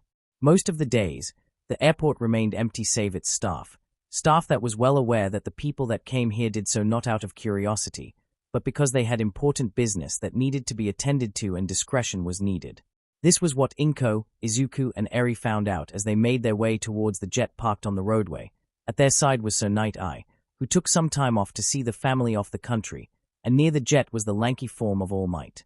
Although Inko and Eri knew him right now as All Might's secretary, Minato Musasha, a man with a quirk that left him in the state he was.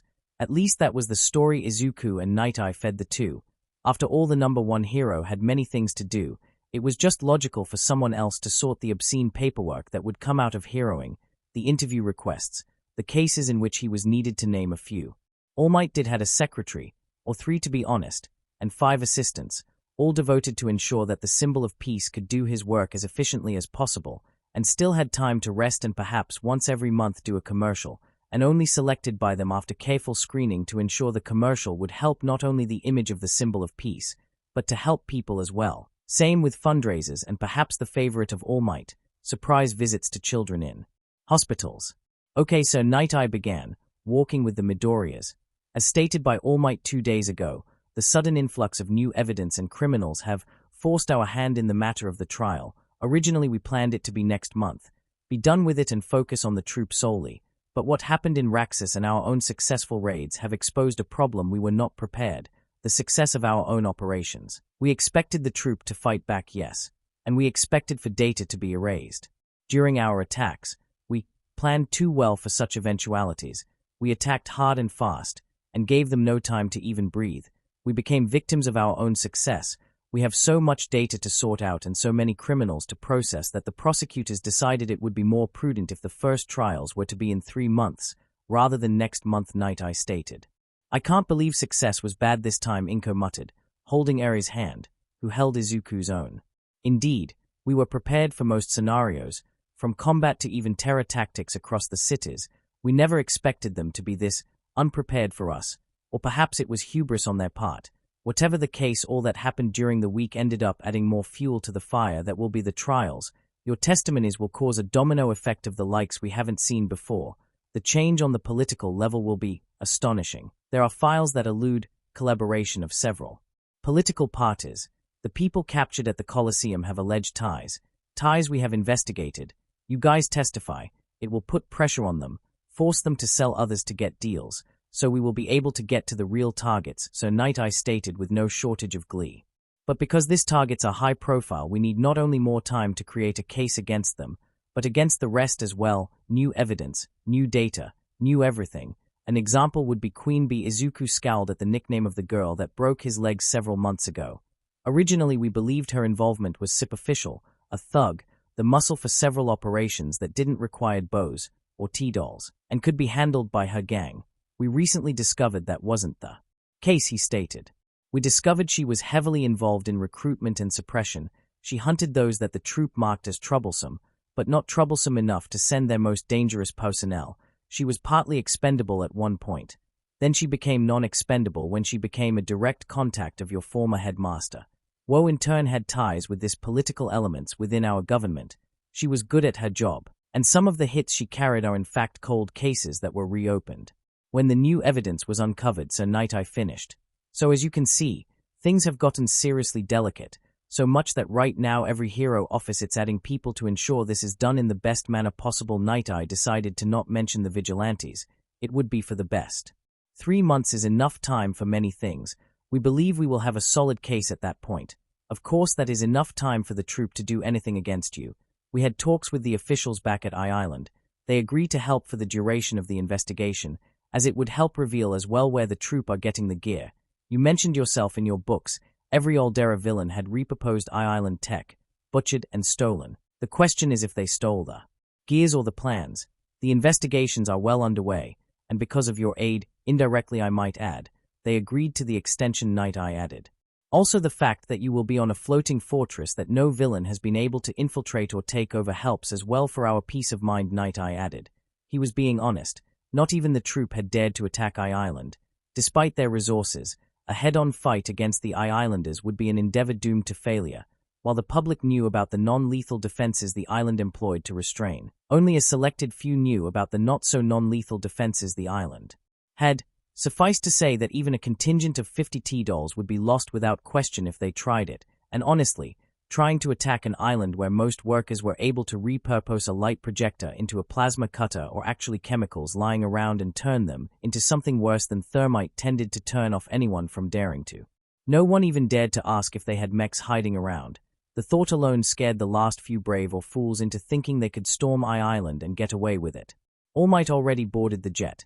He's already taking a nap. He pulled 2 full all-nighters, so he's taking a quick nap before you all reach Island.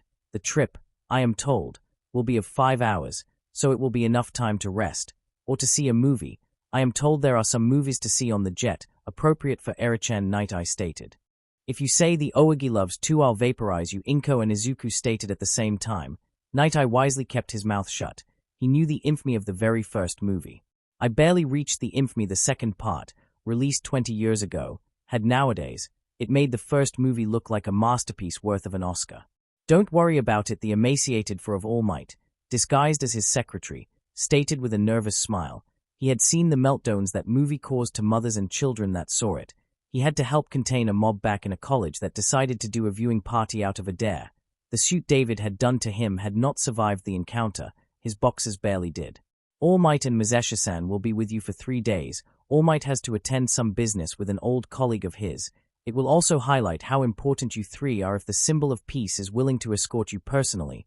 Of course, your reputation in Island as enemies of the troop will aid you, Night Eye stated. Officially, your stay in Island is for research. Izuku-san's quirk is labeled as an accumulation and emitter type, but with the addition of the zoanthrope form. It changed to a transformation type as well. One of the scientists called Hax as a cryptid. They want to study his quirk due to how rare it is and how it affects him to a biological level. That's the official story we say to the lawyers and officials that want the trial to be done fast and ignoring various procedures. They're Night Eye TSK'd in annoyance. Idiots and ignorant fools. We aren't in the 21st century anymore. And the unofficial reason? Inko asked. Their Night Eye smirked. Training and protection. After all, in 1 month you grew tremendously in terms of skill. I know that the powers your quirk allows you to have permitted this increased growth. And even then Eraserhead and the Pussycats were actually putting you into shape. Now imagine if you devoted all that time to the growth of your quirk. But herein lies the dilemma. You claim that your quirk might had been active all this time. But since no mother would let her 4-year-old son play a very violent and complicated game, you never knew what you could do. Essentially your quirk was kept functioning, but never tapped into its potential, always active, but never used until you found the trigger. It is a theory, and might explain why you can use so many powers without any physical backlash, one that Island will corroborate, Night Eye stated as the group reached the plane and All Might's secretary. Secret identity for the symbol of peace entered the jet. Again we part ways. I hope to not hear nothing but good news in these 3 months. After that it will be tedium of trials and confessions, and hopefully hammering the final preparations for the raids to follow on troop bases across Japan, and find their main base and stamp it down, Night Eye said, looking at Izuku straight in the eyes. Placing his hand on Izuku's shoulder, Night Eye began to speak. Make no mistake, Izuku, a storm that seems to never end. Your actions up to this day had debilitated the troop to such a degree that has them scared. 1,000 suns. There are 1,000 suns. You have, without intending to, started a chain reaction across the nation, and eventually, the world, the purple, the void, it is formless, but there are shapes, circles, figures. But make no mistake, until they are defeated in their totality, they'll continue attacking, not only you, but anyone that dares opposes them. The sound is invisible. You should not see sound, but he could see it, and he saw power in it. You have pushed them to the edge. There is a shape, something monstrous, something powerful. And I'm sure this is not the last we are yet to see of them. Something. No, someone is opposing the monster. Izuku nodded with a small smile, bowing to Sir Night Eye and boarding the jet. It would be 10 minutes later after the jet's departure that Naomasa find Night Eye, seated on one of the benches of the airport waiting area, drinking a soda can, slowly. You used it, don't you? Night Eye nodded at Naomasa's question. Despite your doubts, you used it. What horrible death you saw for him? Naomasa asked, dreading the answer. He seemed more concerned when Night Eye, instead of looking gloomy and rather depressed, smiled. No, not smile. Smirk. Smoke. He saw smoke. He saw beats of light that glowed pink, data that flew left and right. He saw rocks floating around. Why are you smirking? Ice, cold, unrelenting, disciplined. He saw ice being gripped and encompassing everything he saw. Okay, Mirai, now you're scaring me. There is a mark in the darkness. It glows. It itches. It is power. It evokes a name they cannot tell because they cannot understand it. Seriously, man, what the hell? Stop smirking. Pulses of purple and dark. It seems to bend laws that they hold sacred. It bends and twists, and in his hands they are so harmless. Okay, enough being creepy as fuck. What did you saw? Crystals, weapons, royalty, the soul. Night Eye there looked at Naomasa with that same smirk, drinking from the can slowly. What I saw? Night Eye asked, drinking the rest of the can and crushing it, then tossing it on a trash can. He saw monsters. He saw a tide. Night Eye wasn't even sure himself. He saw decay. He saw flames. He saw blood. He saw an army, abominations. He saw an army of hate, angry, hateful, monsters at their beck and call. To be perfectly honest, Detective Night-Eye began, a far-out look on his face. He saw Legion, standing against the tide, weapons of crystals that circled with a mind of their own.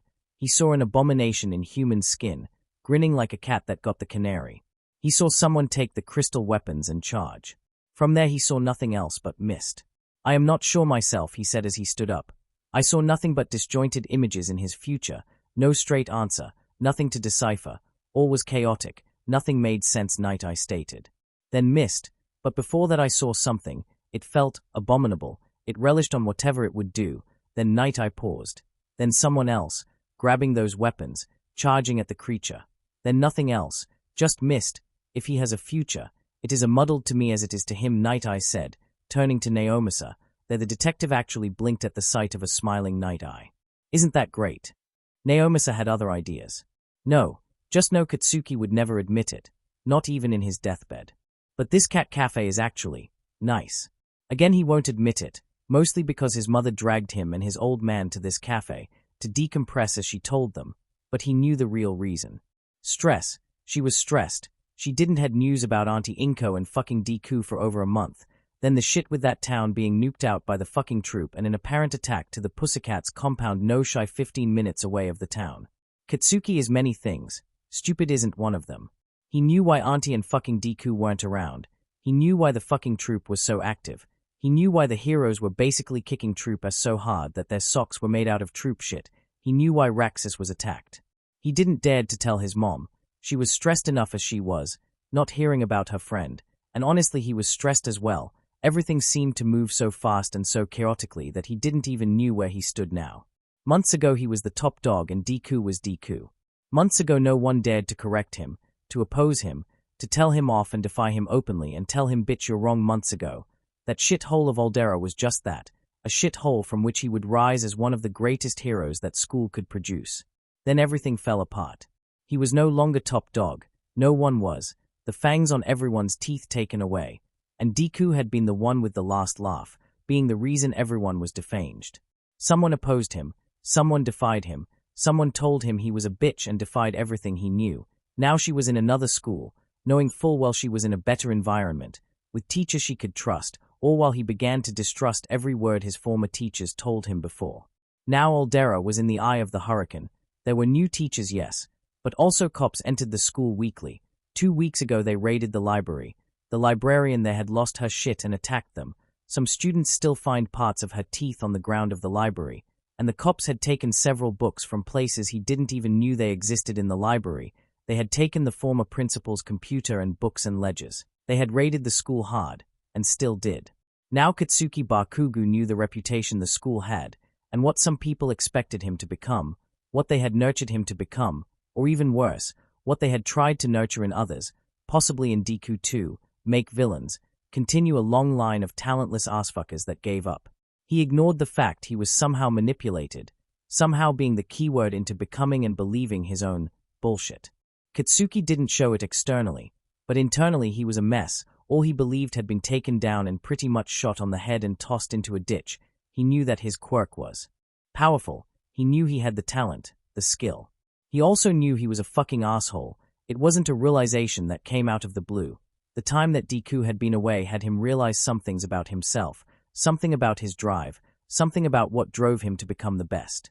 In some manners, Deku had been right. To him, might makes right, after all he had seen examples of it. But what is true might? And what is right? What defines them?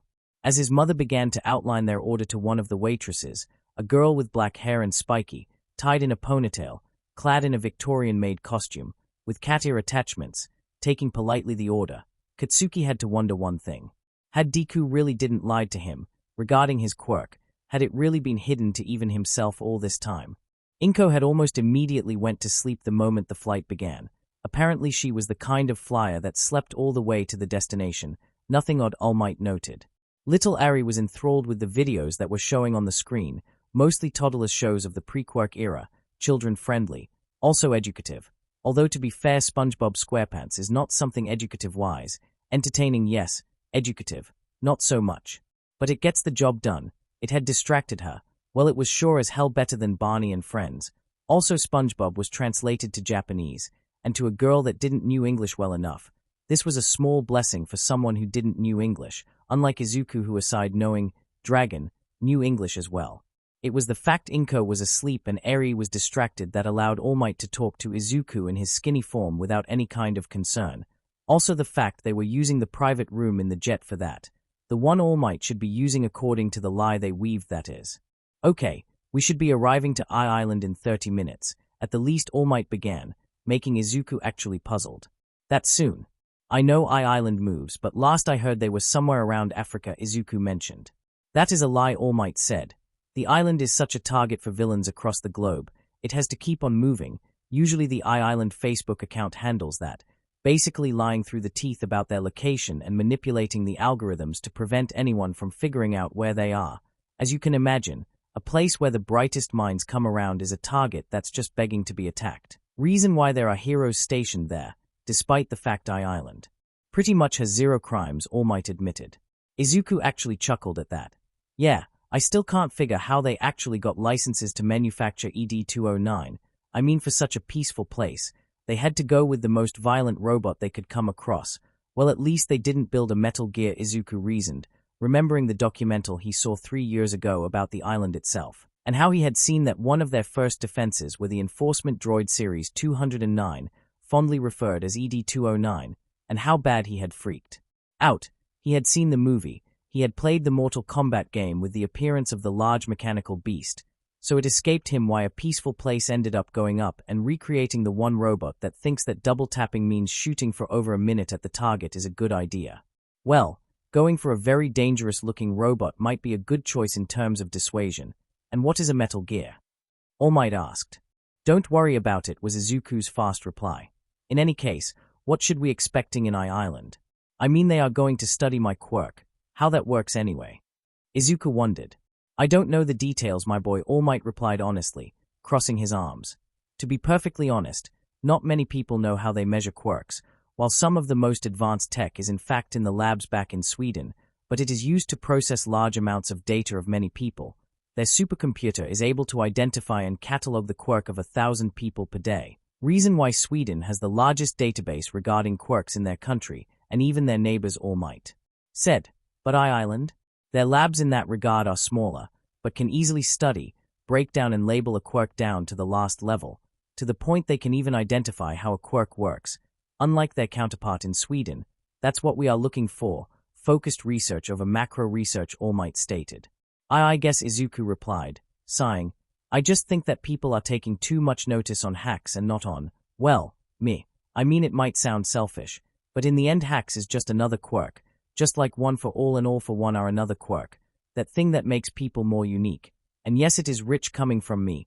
I filled 13 books with just quirks and their applications. But people are focused more on how powerful it is and not on how I can help people with it, Izuku said.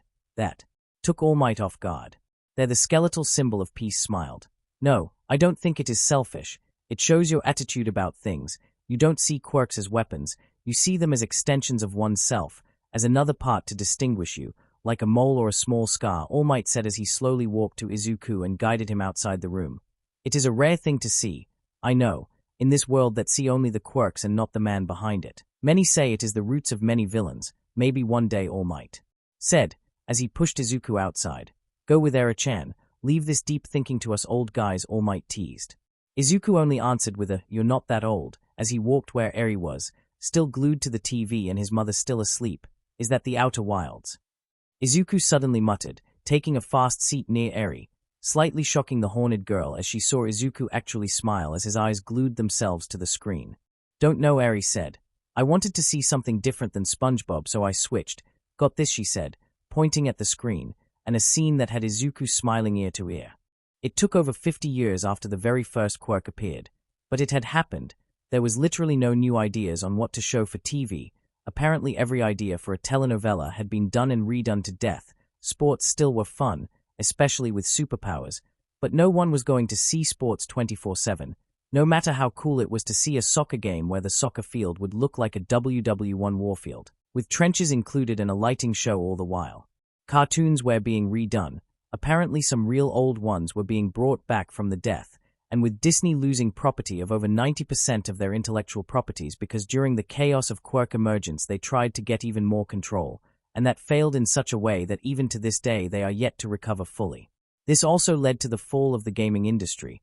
It also took 50 years and the emergence of superpowers for it to happen, but it did, thanks to EA, who wanted to monopolize the industry around themselves, presenting such a crooked and greedy plan to do so that other companies were afraid that the fallout would destroy them by proxy. They were justified in their fears, because it happened as such. The last generation of consoles launched was done 50 years ago. Many games were remastered or remade for the modern standard, but while the software was updated, the hardware was another matter. It didn't matter that now everyone had superpowers, video games.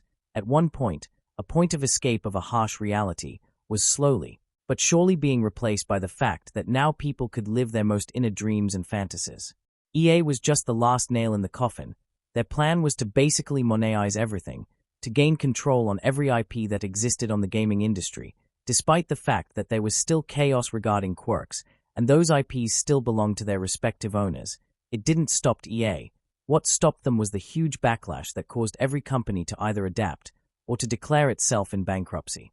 Only 10 companies survived this. Bethesda became a maker of collectives, of all sorts, small statues, costumes, custom-made furniture based on their original and now lost IPs, but they still held the original concept art of them, allowing them to tap into uncharted territory. Bungie still remained in the technological business, but in a more serious manner, as they were the prime makers of apps for Heroes in the United States. In fact, Hero App, a governmental site used by the American heroes in the country, was made by Bungie. Also, they made custom clothing based in their old Destiny and Halo IPs. The Destiny clothing line was far more successful, considering their best-selling hoodie was the Thunderlord and their worst was the Grunt shirt. It spoke volumes. CD Projekt also survived, but in the most shocking way. They, along BioWare, joined forces and actually made an animation studio, mixing old animation techniques and 3D-like. Their objective: bring every story that a video game had to the small screen. The Witcher trilogy, a more polished and perfected vision of Anthem and Destiny, actually giving Destiny the ending it never got thanks to the industry collapse, and a good to honest version of Knights of the Old Republic, all with a Revan origin story and the Fallen Order story, polished to perfection. They were all hits, every single one of them. CD Projekt had done the impossible, make the mainstream media love video games, to have the average guy sit and watch them, entertained, and getting some mad cash all while at it, and having over 100,000 games, all in free domain, to choose from, meant they weren't running out of material soon. It also helped they hired some very good script writers, poured themselves on the material as much as they could, and avoided any political agenda. Like the goddamn plague. One of their greatest shows, however, in Izuku's opinion, was The Outer Wilds, a story about the end of the universe. Of course, in Japan they didn't CD Projekt animation. For some reason, he had to see this one on the internet, with some abysmal lagging and tracing. It didn't take on the storytelling. But still, what's the story about? Eri asked, seeing Izuku engrossed in the scene. Oh, it's about the end times, Eri-chan. It's about having hope. It's about leaving something worthwhile for the next generation. It's about birth, he said, taking Eri and placing her on his lap. This is the best part of the series, the campfire, and a humble song at the end of the universe. Watch, he said with an excited smile. Eri, who didn't know what was happened, focused on the scene. Then the song began. It began simple, a simple instrument, then another, and another, and another. Izuku was right. It was such a humble song, it made her actually hum along the song. Then Izuku began to whistle along the song. Eri looked up, seeing the look Izuku had. It was just sheer joy. She remained quiet, looking how he just remained, calm, hopeful. You know, Izuku began. When I was 4, I learned that no man is born equal. During those years, I was hopeless. I had just a small glimmer of hope giving me strength every day, that once day I would get my quirk, and all would be well. But Izuku said, suddenly blinking and closing his eyes. Those years, I learned that determination can get you so far, unless it has something else, Izuku said. I remember. I was 8. I was tired. I was angry. I wanted to lash out. But I was so tired, so I sat on my seat and booted my PC. Then I just began to browse the web, for anything that would distract me. Then I found Izuku motioned the screen, and the image of a fireplace and 6 travelers playing around it. This, I didn't knew much, only that it was a tale about the end times. All seemed hopeless. The sun was about to go supernova. The main character was stuck in a never-ending loop, dying whenever the sun blew up or something else happened.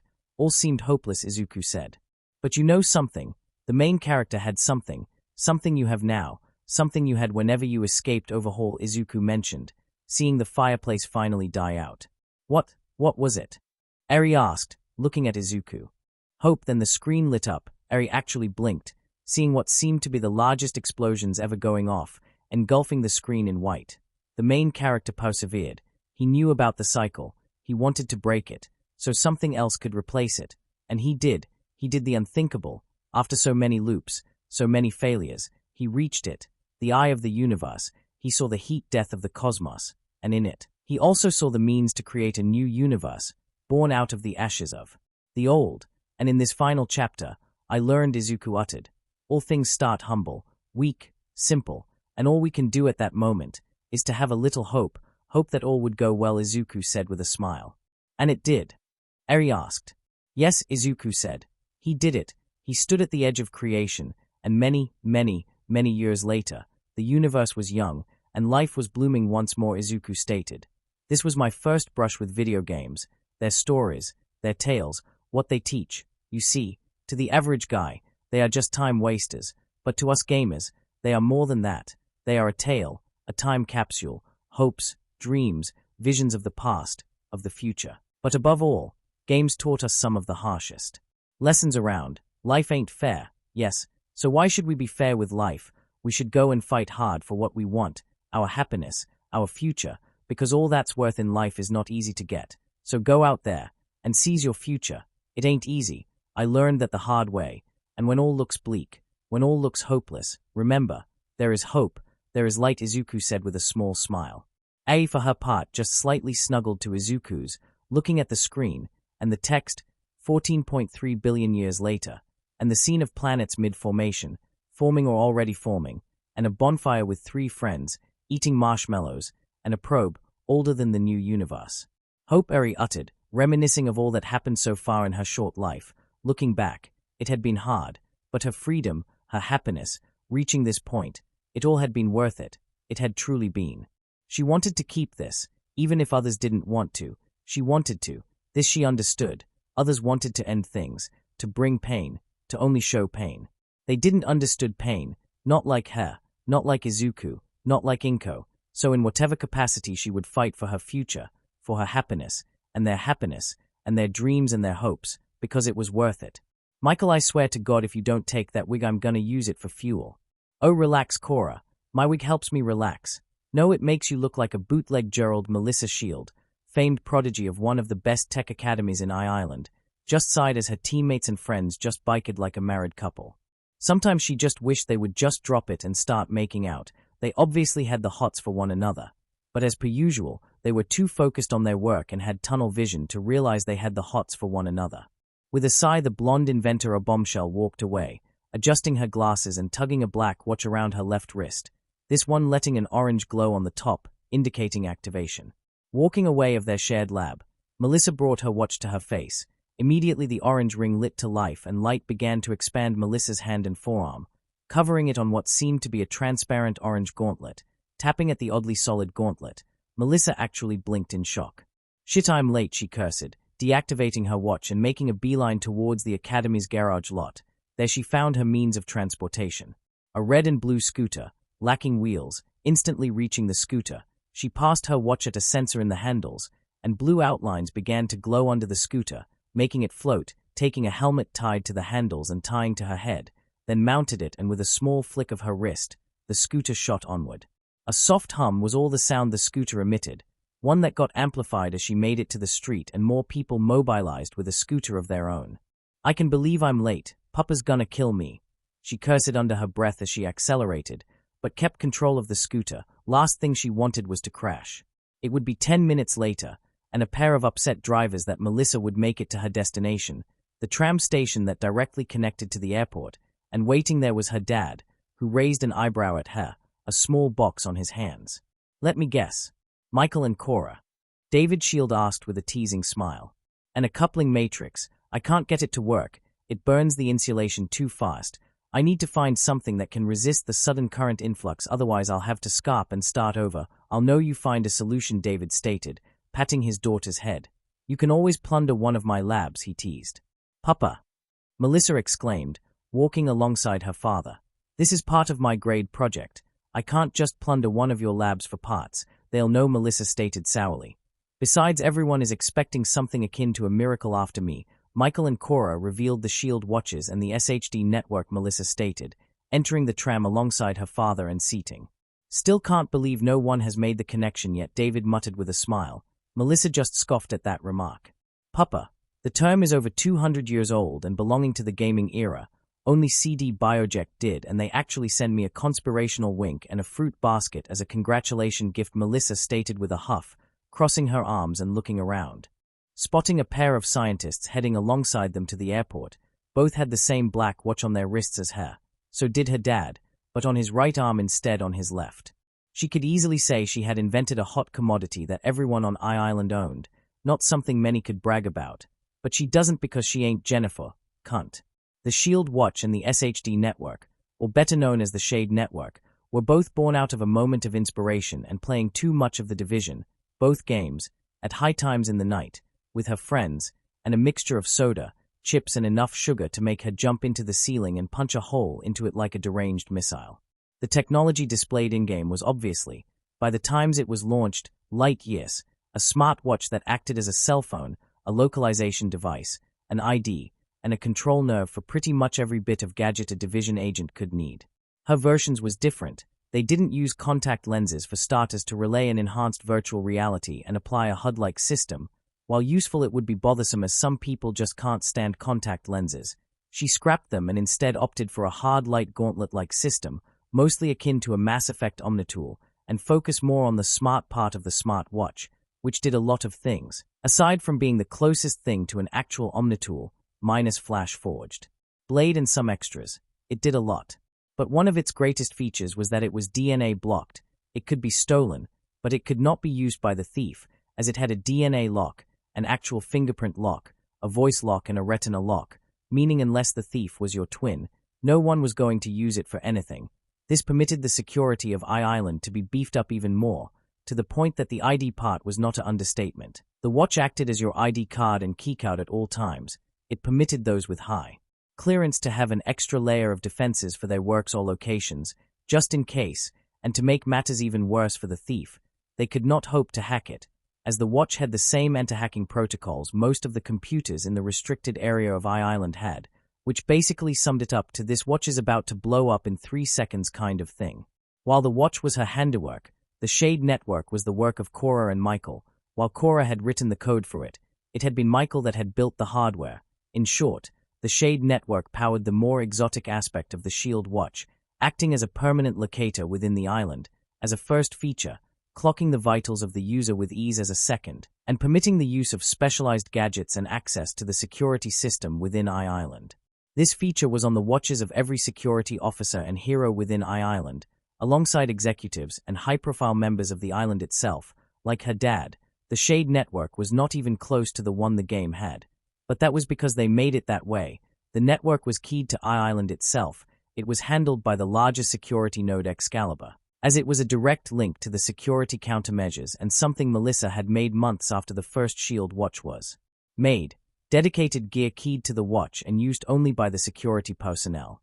Again based on the Division agent's own gear, but brought to the current era and aimed more for capture and subdue than killing, the Seeker Mine, instead of tossing explosives in clusters, shot flashbang equivalents, in intelligent bursts and capable of disorienting at least 15 targets before it would ran out of ammo, a hybridization of the mine and the hive, or the forward pulse, or as the guys at security called it, the lion's roar, a guarantee way to disable targets, and if they ever go against someone physically strong, they had a chemistry launcher, although calling it that was a disservice. They called it the cement launcher as it tossed a solution that was as hard as concrete and could stop pretty much Tier 3 strength enhancers, which was pretty much the equivalent of 3 bulls running at top speed, about to gore you. Melissa, while proud that people used her inventions, was kinda iffy about the all-weaponization part, as she had made the watch and pitched the idea of the network in an attempt to create a more personalized and modernized version of the inner communication network they used before, She succeeded, but there had been compromises for it to happen. She didn't like it. Sure as hell Cora and Michael didn't like it too, but in the end a compromise was made. After all, they had the last say in what gear would green-lighted for the security department and personnel to be used and added to the Shade Network and the Shield Watch. After all, they have exosuits already. She can't imagine herself jumping like a lunatic like Gamma Squad does during their training and testing of gear. You're doing it again, David said, making Melissa roll her eyes at that. Can't help it, Papa. Everyone has one of my watches. But also they were weaponized. I still can't wrap on the idea that one of my inventions has ties to a weapon. It helps true, but she said with a frown. Try to be the inventor of the cloth that can stop tank shells and now is added as a layer of protection on tanks and used worldwide, and then you can come and moan about it, David stated with a sarcastic tone. I know is not easy. One day I was making costumes for All Might. The next I got fuck you money. The back drawer. It was because now it was on tanks worldwide, and apparently some faulty designs went to the troop. So yeah, I know the feeling. Doesn't stop me from doing my best and wanting to help people. This is what we do. Help people. Make their lives a little easier. Any idiot can turn things into weapons. It truly takes a great mind to create things to help. So cheer up. Don't want Uncle Mike looking at you with that droopy face you have now, he teased his daughter. She just pouted at that remark. Well, now I'm angry, she said, her voice taking a more nasal tone and puffing her cheeks. David just laughed at her daughter's attempt to look like droopy dog, simply shaking his head, and handed her the box to her as the tram moved to its destination. It would be 5 minutes later that the tram would stop in the station and the Shields would leave it, package in hand and heading to the new arrivals room near the airport. It was a small walk, but somewhat cramped considering the amount of people that came and went to the island for a variety of reasons. Honestly, this wasn't the largest amount of people to arrive to the island, but by some reason. OMG. It's All Might. All Might. Here. His autograph will be mine. Melissa and David both actually sighed. All Might was not only popular in Japan, but across the world, one of the most popular heroes around, even sometimes eclipsing the number ones of other countries. He was quite the phenomenon across the world, mostly because of his unnatural skill to fight crime, to the point that criminals from other countries came all the way to Japan to fight All Might. They all failed, of course, because at this point it's the only thing they can do if David and Melissa are honest. After a little walking they found a conglomeration of people, all excited. Yet despite the amount of people, the Shield duo easily saw All Might. After all, he tended to tower compared to the common folk. Also his hair stuck out the most, and his laughter. Oh, and they also saw the Midoriyas. They had gotten pictures of the trio. By some reason David knew the name before they became an enemy of the troop, but for the life of him he can't figure out why. There was of course the mother, Inko. The photographs they got of her seemed outdated somewhat. In them it showed a plump, short woman that simply emanated motherly love. But now, well, the motherly love part was still there, only with less plump. David was not afraid to admit it. Inko was thick, like damn those hips. Also her arms looked. Okay, he would admit it. She looked really capable of punching someone unconscious with those arms. They weren't obscenely big, but they were toned. She was still short. There was some plump here and there. But comparing her now from the picture they got, it was comparing a star to a lamp, to be perfectly honest. Then there was Eri. The little girl in the picture matched the one he was seeing, down to the last detail, including the deadly sharp horn. That thing looked really capable of goring someone to death, although David is sure that wasn't the original intent of her horn in the first place. Then there was Izuku himself. The first changes he saw were his body in general. He looked more buff, not too big, not too small. Lean was the word here, and thanks to the fact he was wearing a t-shirt that said t-shirt, he could see that his left arm was completely covered in blue glowing tattoos that glowed. Beyond the 2 leather braces with metals in them and with strange engravings, there was nothing abnormal with him, aside the fact he was holding 6 bags alone, 3 per arm. He didn't show any signs of super strength. His muscles were lean and relaxed. They didn't show stress, which meant a lot in the world of quirks. It would take another 5 minutes until the mass of people would dissipate, leaving Yagi there, with kisses on his face. Jesus Christ, Yagi, can't you for once control them? David spoke loudly, making the large blonde to actually chuckled nervously. I'm sorry, David-kun, but they are like the press, All Might replied. Annoying, persistent, All Might corrected, sweeping David in a bone-crushing hug. It's so good to see you again, David-kun, All Might boomed, disengaging the hug and leaving a slightly heaving David shield. Yeah, my ribs are not glad to meet you, David stated as he shook his head. Of course, Yagi's attention was focused on someone else. Melissa-chan. Uncle Might. With matching grins, Yagi scooped the 16-year-old girl from her feet and lifted her above his head. Look at you, all grown up. Last I remember you were so small and cuddly. Now look at you, all a lady in the making. Uncle Might, stop it. Not in front of the guests, Melissa exclaimed as she was put down and looked at the Midoriyas. I apologize for Uncle Might. He's still an oaf, she said without malice, but with a lot of mirth in her tone of voice. It's okay. We know, Inko teased back, making the large man to actually blanch, as if struck. At 2, Inko-san. I thought we had an understanding. I don't remember anything of the sort, Inko teased. Because you were asleep, Okasan, Izuku teased back, making Inko grasp her chest in pain. My own son, Inko fake sobbed. Izuku by his part actually stifled a laugh, one that died when Melissa walked to him. Dremyol lok wonduniak, how was your Wondon? She spoke. Inko, Yagi and David stared at Melissa as she had grew another head, weirdly. Then Izuku answered. Pars nuz lingra, kogan far lost mu het, Izuku answered to a grinning Melissa. I can't believe, the most advanced island in the world, with the brightest minds, and no one here can speak Dovazul, sure as hell can speak Klingon, she said with a smile. Melissa Shield, nice to meet you. I hope Uncle Might here didn't stall you much with his adoring fans. They can be a farce, she introduced herself. Thank you for having us, Inko and Izuku chorused as they bowed. Eri for her part panicked and tried to do the same. For Melissa and David, it was a cute attempt, especially with her silver hair waving around. No need, after all you have done, it's the least we can do. Besides, you did send us the first complete T-Doll's remains we can actually study without issue, David stated. Alongside the bow remains, I'll let you on a secret now. Those things violate at least 15 laws in their existence alone, David explained. But that later, way later. First of all, welcome to Fantasy Island. Papa! Melissa exclaimed in outrage. That joke is older than Quirk's. Stop using it. Never. Please, David Kuhn. You used the same joke when I first came here. I had to search the web for that and I didn't like where it led me, All Might complained. Oh come on, everyone uses it, David complained as he approached the Midoriyas with the box in hand. Anyway, welcome to Island, bastion of progress, technology and shiny things. As part of our strict security measures, every visitor that stays more than 1 month has to wear one of these, David said, opening the box and exposing 3 shield watches to the family. Izuku actually gulped in anticipation. He recognized the watches. These are shield watches, implemented for the past 2 years. They will act as your main communication and ID with one another and other with your contact number. They will also act as keys. As your apartment has an electronic lock, they will open. They also have an integrated intelligent map and will indicate you where you can and cannot go, David said, seeing how Izuku eagerly put his on, while Inko helped with Ares. Also, they act as a health monitor. It clocks your health in real time, so if any of you suffer from severe wounds or infections, we will know. And yes, it is kinda intrusive, but after the last pandemic, we had to make compromises on how to deal with them. Identifying them before they become a threat was first step, David stated with a shrug, then looked at Melissa. And why I am describing this? It is your watch, David reminded. Because I have more important questions to answer.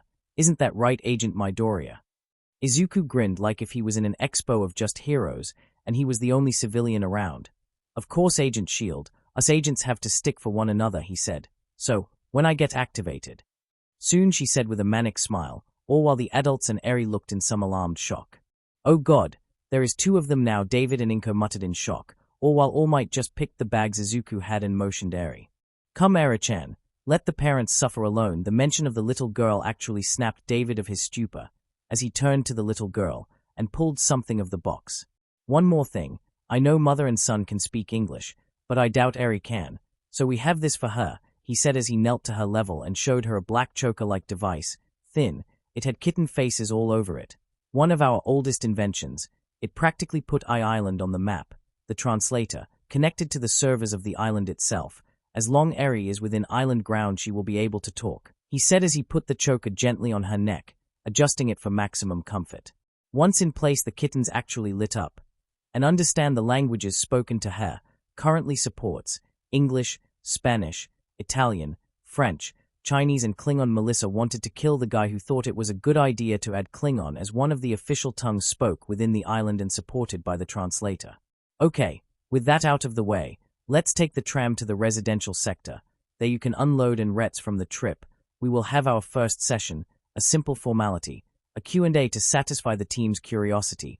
Melissa here recognized some of the abilities you can use after that video leaked. I looked up and well, if you can do as much as it is stated in what I read, then honestly, 3 months will fall short. David stated honestly.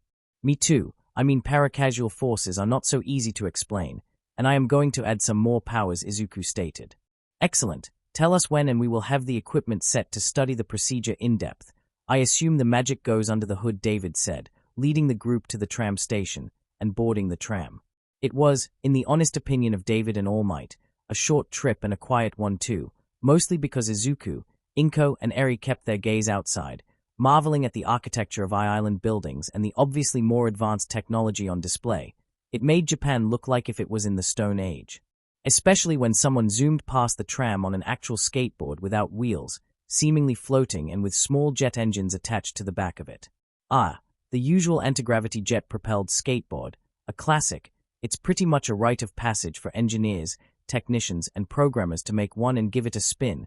If you can make that work with the resources in a lab, then you pretty much can do anything you can imagine, Melissa stated with a smile. Mine wasn't so different from that one, she added as they saw Teen with the flying skateboard fly away. If I recall, you flew one, without knowing how to even ride one with wheels, David said. It was a faux pas, Melissa stated nervously. Melissa-chan, you broke your arm and somehow got the skateboard embedded in the engine block of a tank after punching the armor of said tank. Not my fault, it was a faulty tank design, she insisted. Tanks are not supposed to be one-shotted by skateboards, Inko. And Izuku-san here shouldn't be able to fire arc beams and emit heat akin to the one of the surface of the sun without harming allies, but he does it. So there, my logic is not flawed, Melissa shot back, blushing in embarrassment. The rest of the trip, which was mercifully short for Melissa's sake, was filled with the awe of the Midoriyas, all while All Might stared at Island and its inhabitants with fondness. Of course, after a while they reached the end of their trip, unboarding the tram line and making a beeline to a set of apartment buildings within the residential sector of Island, all were at the very least 10 stories high, all in white, uniform in shape. The window panels all looked alike. It was like someone had copied a building and pasted at least 15 more and lined them up neatly. That was about the only thing that wasn't noteworthy, and that was because of the residents of said buildings and the activity outside. Churras calientes y frescos. Ramen y papitas. Tammy, stop hogging the ball. Timoteo Francisco de Paula, get your ass in here before I clap it. 1 word, urban chaos. Okay, 2 words, but the streets of this area was basically a melting pot of voices, food stands and kids playing around, while adults did their own thing. Welcome to the civilian section of Island, the residential plot for the families of the scientists, at least one part. With the sheer amount of scientists and personnel working on highly sensitive projects, it was deemed necessary to bring their families into the island, for both protection and of course ensure wealth of health to the scientist in question. You can't imagine how much well seeing your family after a hard day of work does. That, and no one wants a repeat of the Seoul case. David shivered, and so did Izuku. He knew very well what the man was talking about. This is the D block. I know it sounds like a jail block, but the folks here have another name for it, David said. They call it L-Age or the Axis.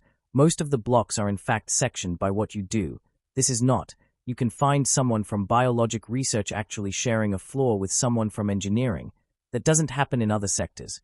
This is because, I'm ashamed to admit it, paperwork. David muttered the last part, seeing with some apprehension how his daughter bought a bag of churros and was eating them. In fact, she seemed to have bought churros for everyone. Eri was, holy shit, she just ate 2 in one bite. Her metabolism must be akin to that of a nuclear plant for her to consume that much sugar without feeling bad. And the grease, they fry those things to make them crunchy. He did noted that Yagi wasn't eating one, opting to pass his bag to Eri, who ate them with gusto. We kinda live here, Melissa said between bites of her food. It was decided that since Papa is the foremost expert on quirks on the island, he would be the best alternative to have him close by to see any changes on your quirk or little areas, Melissa said. We got some files, said her quirk, and your mother's got buffed. I can't believe Void Light can do that, Melissa said with a small shake of her head. With that said, the group entered the building. The inside wasn't as chaotic as outside, but inside was wholly different. Calling it a mesh of cultures was a disservice. Colorful was a good way as well, lively as well. There was a lot of people talking with one another, a mesh of people of all walks of lives it seemed, dressed in many ways, some with aprons, both men and women. There were some children as well, clad in uniforms and walking outside of their homes with their parents waving them goodbye with a smile as they walked to another adult who had a clipboard, a very old-fashioned clipboard. The area was warm, a welcoming feeling that made anyone who came in, even to the halls themselves, and there was a feeling of friendliness which might explain why David and Melissa lived here. As they walked around, Izuku and Inko noted how those outside the apartments saluted David and Melissa with smiles. It was obvious that they were well known. Reaching an open elevator, David pressed the button for the third floor. Once they were inside, the ride was smooth, and once they reached the floor, they exited the elevator and they followed David to an apartment door near the end of the hall. Despite the amount of people that live here, we do have empty apartments. Luckily we had this one empty after one of the residents moved away. He was always a social, so he didn't interacted much, so not many people miss him when he moved full-time into the biological department block, David said, reaching the door, then passed his watch on the door's sensor, just left of it, and the door slid open with a hiss. Welcome to your new home, David. Stepping aside and allowing the Midoriyas in, the living room, small, was also bare of decorations. It had a sofa and a TV set on the wall, but beyond anything else, it was bare of decorations. Sorry for how bare this is, but we guessed you would add some decorations while you're here, Miss Midoriya, David said, drawing attention to himself. We received a request of work assistance from several of the heroes that work here. We don't have crimes per se, but paperwork does pile up, as they do work here in testing our gear in live combat, and that does bring paperwork that needs to be sorted. You literally start tomorrow. Inko bowed to David, thanking him for the opportunity of a job. She didn't like to be smooching out like they were now. There is a K center for little Ari. There she will learn and make some friends. 3 months might not look as much, but I think this will help her. She starts next week. By that time we must have already the results of her buffed Quirk. Again Inko bowed in thanks. This Ari needed, to be with kids her age, and away of the violence.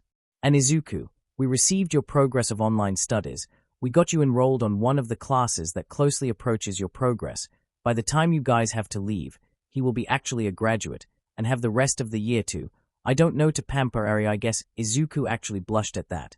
It wasn't a secret he dotted on the little girl, a fact Ari was secretly proud of, if she knew the meaning of the word and the feeling to identify in the first place. Thank you, Inko. This time thanked them verbally. You didn't need to do this, but you did, so thank you. I don't know how, but we will pay you somehow, she promised. To that David raised his hands in a stopping signature. The payment here will be the knowledge we will glean of Izuku's and Ari's quirks. Their quirks are rare, so much that on the case of Ari we only have 5 registered cases similar to hers, and Izuku's, while in the Gamer Quirk variant, only has 2 cases of stockpile quirks, especially of the kind that are permanent kind. This is an opportunity to learn and be prepared for cases like theirs, so others don't be so unprepared like they are. Also the fact you have been pretty much causing the troop grief has you 3 on a good light within the island. We hate the troop. They stole from us, used technology meant to save lives and corrupted it for war, cheapened it. Any enemy of the troop is a friend of Island, David simply stated. So I'll leave you 3 to settle in. We live in the 5th floor, apartment 523. Come on, Yagi. We have to catch up. With that said, David led his daughter and friend away, leaving the Midoriyas inside their new home. As soon the door hissed close, Inko went directly to the kitchen and checked the fridge. We got some food, enough for a week, and with a work already lined up, we can stock up as soon as I get paid. I should have asked when I get paid, Inko muttered with a blush. Izuku simply smiled at his mother as he went around with the bags, going to one of the rooms and opening it with one of his siren arms, seeing a double bed in there.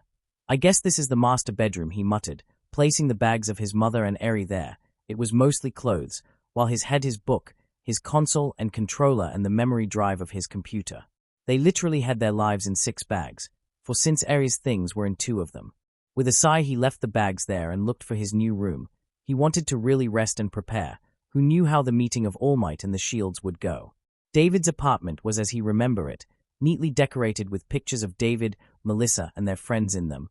Some were when Melissa was barely a chubby toddler, other when she was 10 and was in her sundress phase, which lasted a week because she ended up setting every single one of them on fire. While she had them on, it didn't help that every time that happened, she had a blowtorch in hand. The fact she didn't had scars on her body thanks to that episode was a miracle in on itself. There was also a picture of him, holding Melissa when she was 4, on one arm, both grinning like there was not a care in the world. This was the last reason Yagi found himself apprehensive of telling them of One for All and what happened to him in the end. Shame. He had ended up a shell of the man he used to be. How could he show himself to his niece in the state he was? He was a mess. He was missing a lung in his stomach. He was a skeleton and could barely fight at the level he did before. And David, he was his friend, his first friend in the States. He trusted him, believed in him. He had been his first ally and one of his constants, even when he returned to Japan. How could he even look at either of them when he kept such a secret, thinking they could not keep it? Yet it is not that. There was also the fact he didn't want to involve them into his life as it was, even before, All for One might be gone. But before that wasn't the case, and even if his reach didn't made it pass the ocean, it didn't meant he wouldn't try to get him through his friends. Yet he had to do it, shame or not. Mirio had been right. He owed it to them, to be honest, to his friends, his family. Anything to drink Uncle might. Melissa asked. No, my dear, he spoke. Can you and your father come here and sit? I have something to say to you too, he said seriously. Melissa, taken aback by the tone, did as told. And once David arrived and sat, he noted how different his friend was. David Kuan, Melissa-chan, I haven't been level with you both, All Might began, seeing how the two exchanged glances. What you know about my quirk, about me, I haven't been honest with you both, and you deserve to know what has been going on ever since we met, All Might stated. Yagi, what's going on? What are you trying to say? David asked. To stat, why do you think I came to America all those years ago, fresh out of UA? David was silent. The question had come to mind once or twice when he was making Yagi's ever first costume, but it never came out as a source of topic. I don't know, Uncle, Melissa said with some apprehension. What's going on? She asked, somewhat shocked by what her uncle was speaking. I didn't came to America to train or make a name for myself in the industry there. I was running away, putting as much distance as I could from the murderer of my sensei, All Might confessed. I wasn't ready to confront him. I wasn't powerful enough. Honestly, not many heroes in the world would have been able to fight him on equal terms, Yagi spoke softly. I'm telling you this because the day I returned to Japan I began a one-man war against his organization, against everything he had built. I destroyed his connections with the underground as much as I could. I attacked every ally he made. I ensured he would target me and me alone, Yagi spoke. It was there that David made a connection. Your first year in Japan, he spoke. You literally rampaged and destroyed the underworld so badly that even today they speak about it in other countries. In a year you ensure the criminal rates in Japan to drop almost in half, alone, David spoke. I always wondered why I saw you fight with so much anger whenever you appeared on TV, he added. There, Yagi chuckled. So you noticed, he said. Yes, I was angry, very angry. I spent the next 5 years tearing up everything he built. Every connection he made I tore apart. Every soldier he recruited I broke. Every front he made I destroyed, just so he would come and face me. And he did, Yagi said. The fight was never broadcasted. Do you know why? He said, preparing himself for the reveal. No, Melissa muttered. Then it happened. Her uncle began to emit steam from his body. Slowly, his form began to deflate. Massive muscles began to shrink to the point he didn't resemble her uncle. He looked more like famine victim than a man so big that he needed his own brand of clothes to be built just to resist his movement. Because I won, at a cost, the skeletal form of Yagi revealed to them. He proceeded to reach to his shirt and reveal the cost of victory. Melissa brought her hands to her mouth, covering the horrified scream that nearly escaped her mouth, all while David paled, but his eyes, horrified as well, light up in realization. 5 years ago I fought the Kappa. He hated the name, by the way. I caved his skull and left him drowning in a literal pool of his own blood and skull. But he got the last laugh.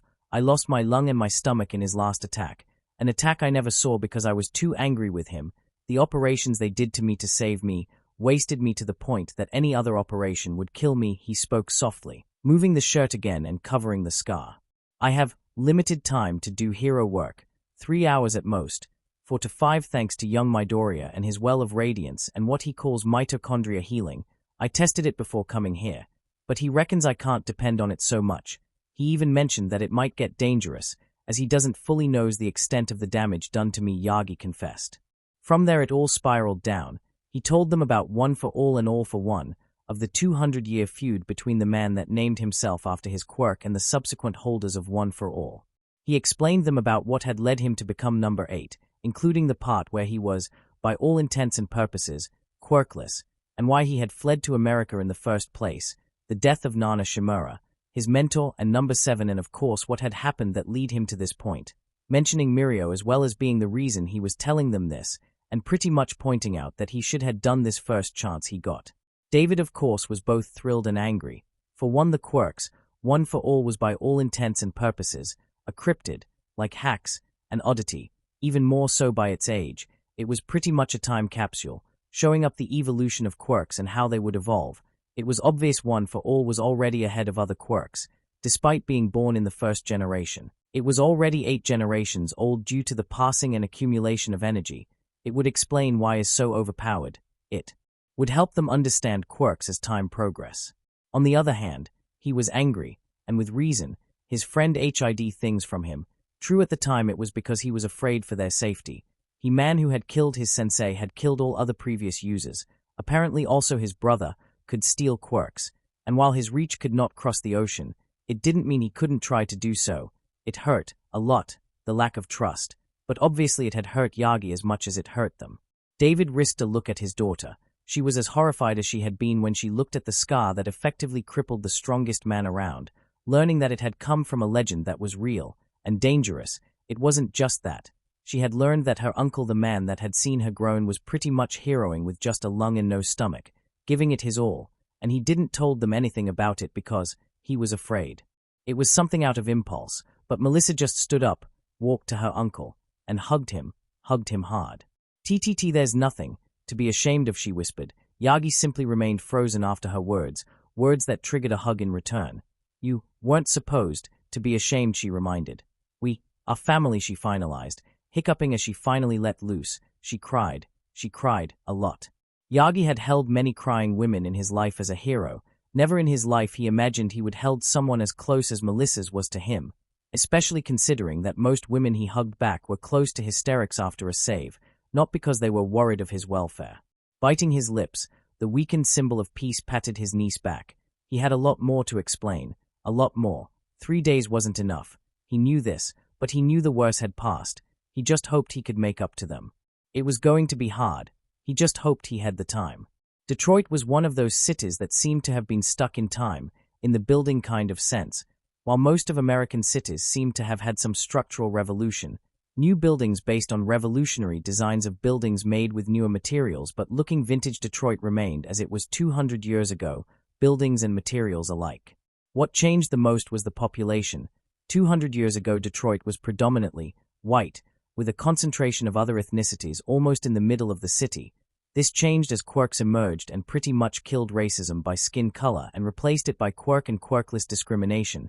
In fact, Detroit had the largest population of Quirkless people in the world, an oddity to be sure, when the majority of the cities across the globe barely had at most 2,000 of them registered in their databases. Detroit broke the mold by having, at minimum, 500,000 Quirkless individuals, which earned it another nickname, the Powerless City.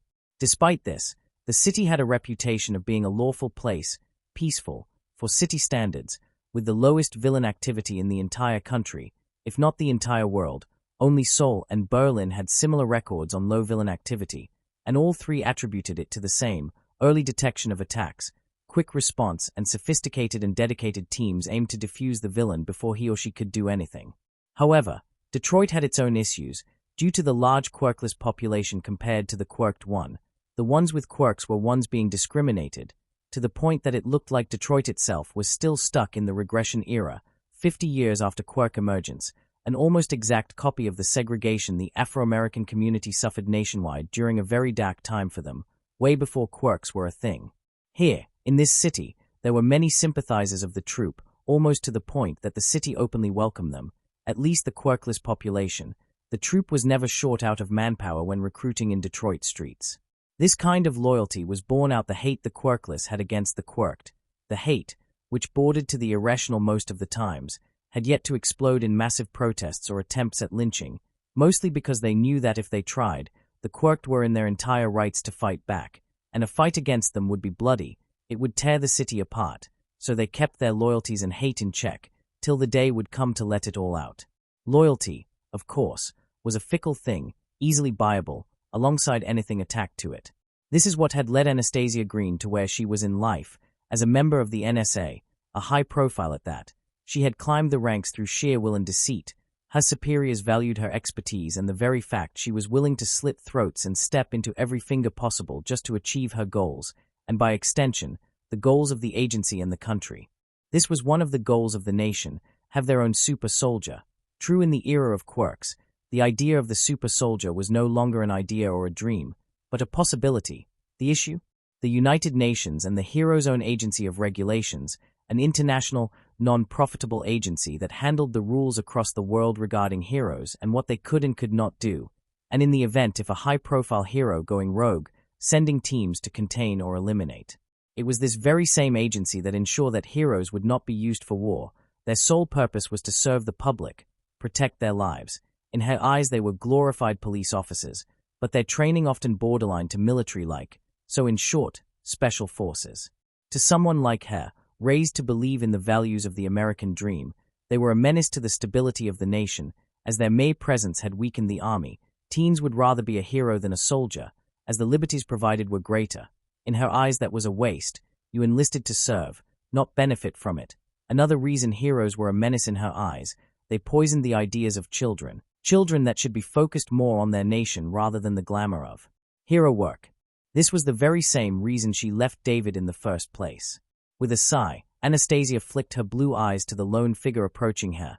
This was so cliché, hidden in a warehouse, a way of prying eyes, a way of everything, her holding a briefcase holding documents and money to start a new life, while the other held a case in hands that would ensure his future, or his painful death. A flick of her eyes had her spotting one of her agents on the rafters, ready to deploy should the negotiations go hostile. Soon the figure stopped in front of her. He had brown hair and brown eyes, freckles that resembled scales and teeth that looked like fangs. Looks like plastic surgery did its magic, Anastasia remarked, as the man in front of her, not just 5 hours ago, had platinum hair, gold-like eyes, and had no fangs or freckles that looked like scales. Also, he used to be a she. The wonders of quirks and having access to almost unlimited favors. In this case, fly in a plastic surgeon from Bangkok, the very same that did Tiger's own transition from woman to man, just this time, backwards, and with less hassle and more money thrown to the issue. Also the subtle threat of a bullet to the skull if he didn't cooperated. Yeah, even his voice was changed, now a deep baritone compared to the rather annoying Hill Valley girl tone. So, as agreed, Anastasia began. On cue the transitioned man pulled the briefcase of his, a metallic thing bigger than the one she carried, then stopped. I'm not opening this without a table to put it on. There are a lot of sensible things in this, Anastasia cursed. Of fucking course she had forgot something, the fucking table. 2 minutes later, 2 heavily armored soldiers were placing a table between the two of them, and then flanked Anastasia. With that done, her contact placed the metallic briefcase and opened, exposing its contents, and Anastasia salivated at it.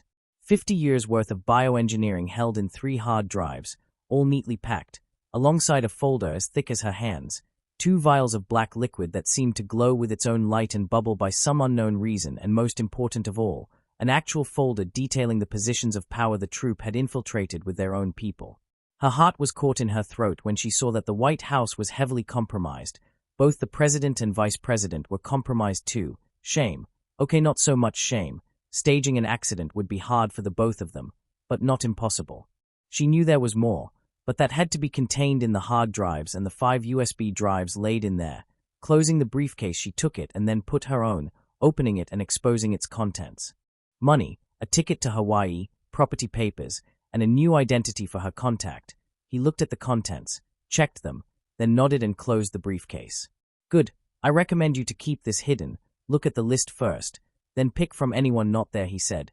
They have been picking scientists like if is going out of fashion. I know 51 is not compromised, but you should check, just in case. Also, just a heads up, things are starting to roll. Before I left, Anastasia rolled her eyes. Left meant he let loose the lickers out and had them killed everyone, took everything he could, then key them for self-termination, all while making it look like a failure. But they are moving in. Pandora, Legacy and Trojan are greened. Okay, now that was bad. She had heard whispers about it. Pandora had been a codename that had been popping out in Europe for over 10 years, something akin to a super villain, emphasis on super, a monster in all the sense, and like its namesake, once unleashed there would be no stopping it. Legacy was a name that had been popping out in Asia, more specifically, Japan. Unlike Pandora, It seemed centered in the creation of that, a legacy to the troupe. What kind was the real question here, of course? It could be anything, and honestly it scared her more than Pandora. Then there was Trojan, aimed specifically at Island, and there she narrowed her eyes, not of care, but annoyance. The troupe's vendetta with Island was petty at best, made them predictable, usable. There was a reason she left Island. There was a reason she left it all behind and embraced who she was now with gusto. Island was just another waste. It should be producing useful things, like weapons and defense mechanisms for the country, not for heroes, study of quirks. Insulting and retarded. There was a reason she divorced herself of David and Melissa. 5 minutes later after the meeting, she was in a Humvee, being driven away, all while her contact was on his way to the airport to leave his old life behind. In her hand she held the future of the nation. She would make sure that the country would survive the oncoming storm, because you had to be blind to not see it. But first, there was cleaning to be done. The White House had been once the host to a fool and a traitor, a divisive idiot that nearly destroyed the country with words alone. She would not suffer another, especially one with ties to terrorists. Chapter end notes. So, no power revels in the chapter, sorry.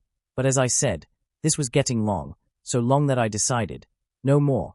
I had more. This chapter might go double of what I usually do, so I decided to cut it here and here, a cliffhanger worthy of a telenovela.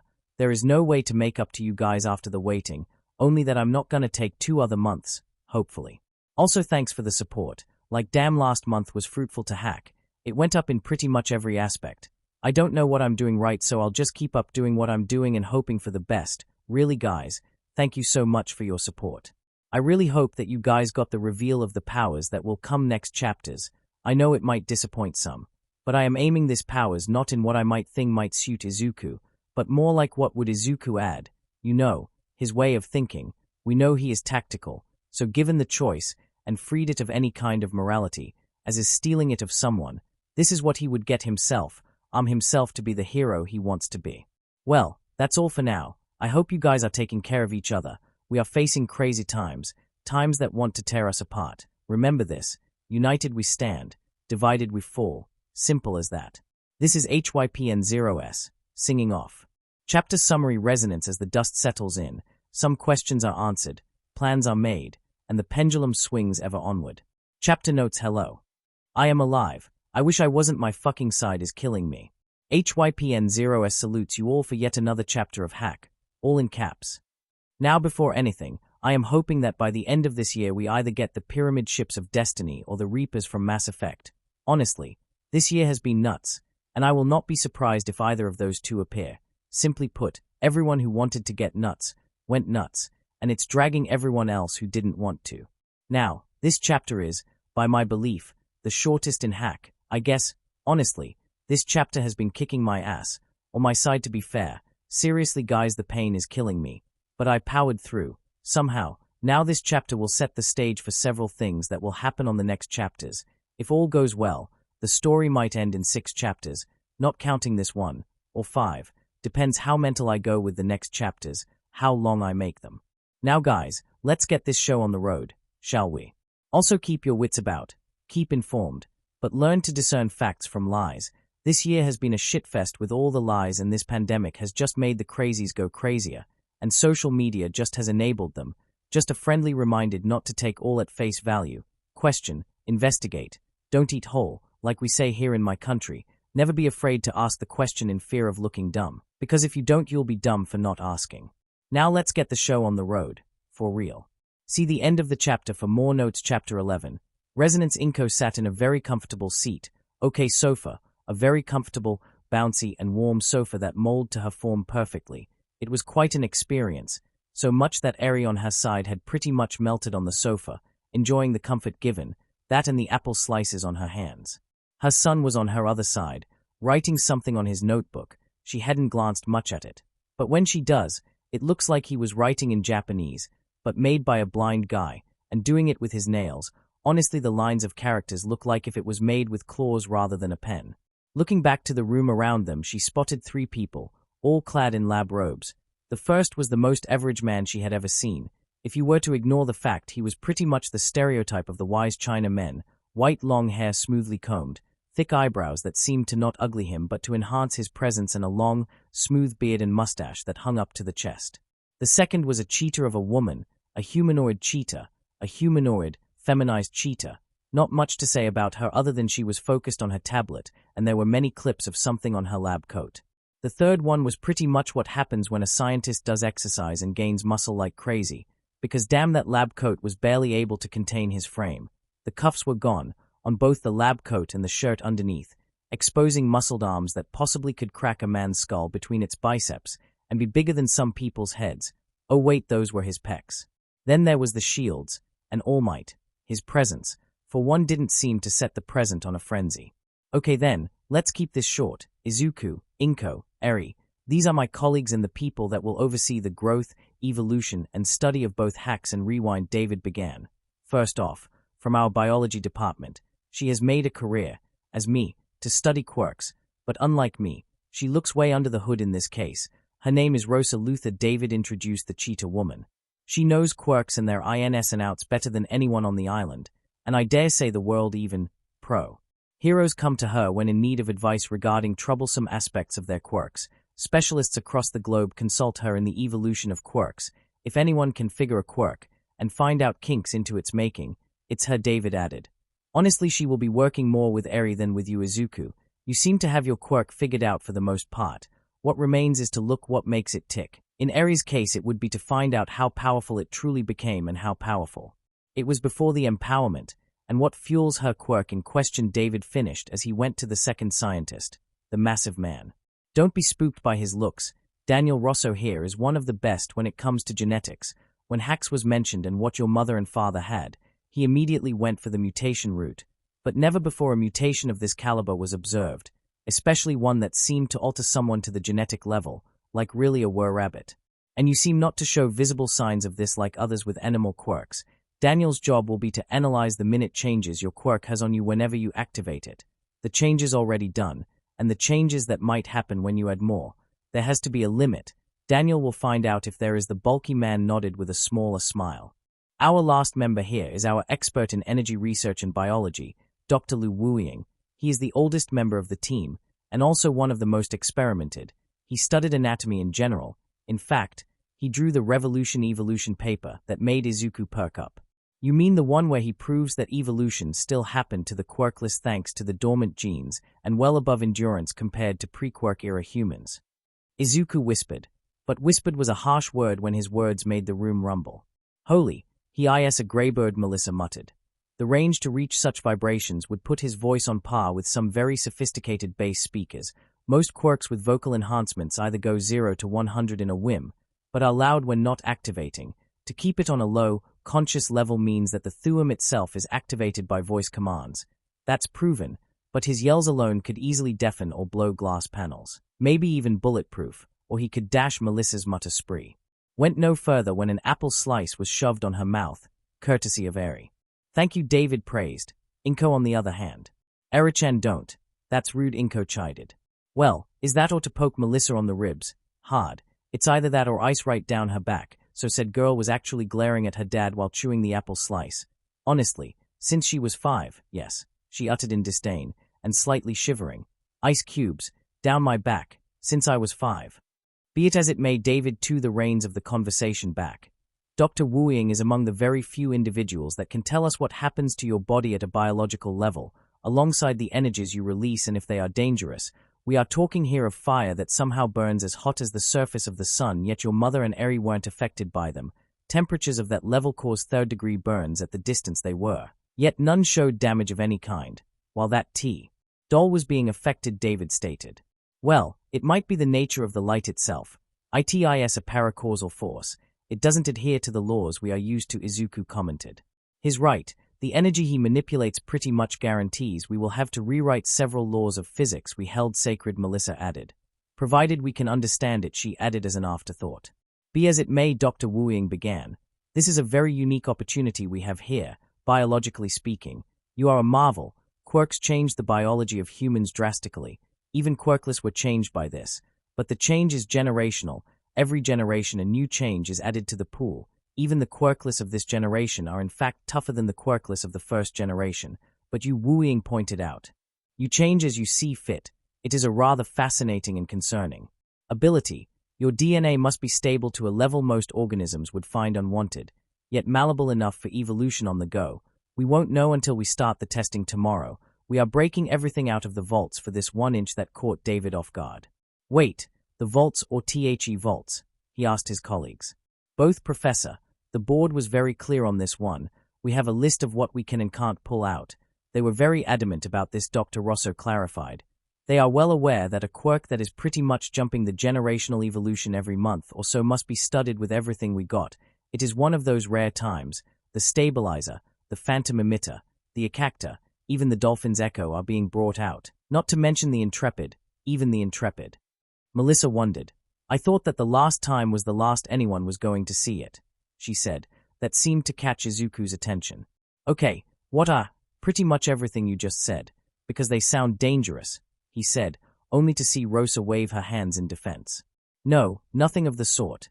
The danger they prove to the user are negligible. In fact, they are known as the perfect invention by the staff in general. If Island had a crown, then those would be the jewels. They were made after, and I quote from their creators themselves, worked 5 days without sleep and drank enough coffee to see the fabric of time and smell the cosmos. Can't figure out if it was an euphemism or it actually happened. Nevertheless, these are their opus, masterpieces created for specific tasks, oddly enough, not geared towards quirks, but the world in general. An example, the intrepid Rosa began.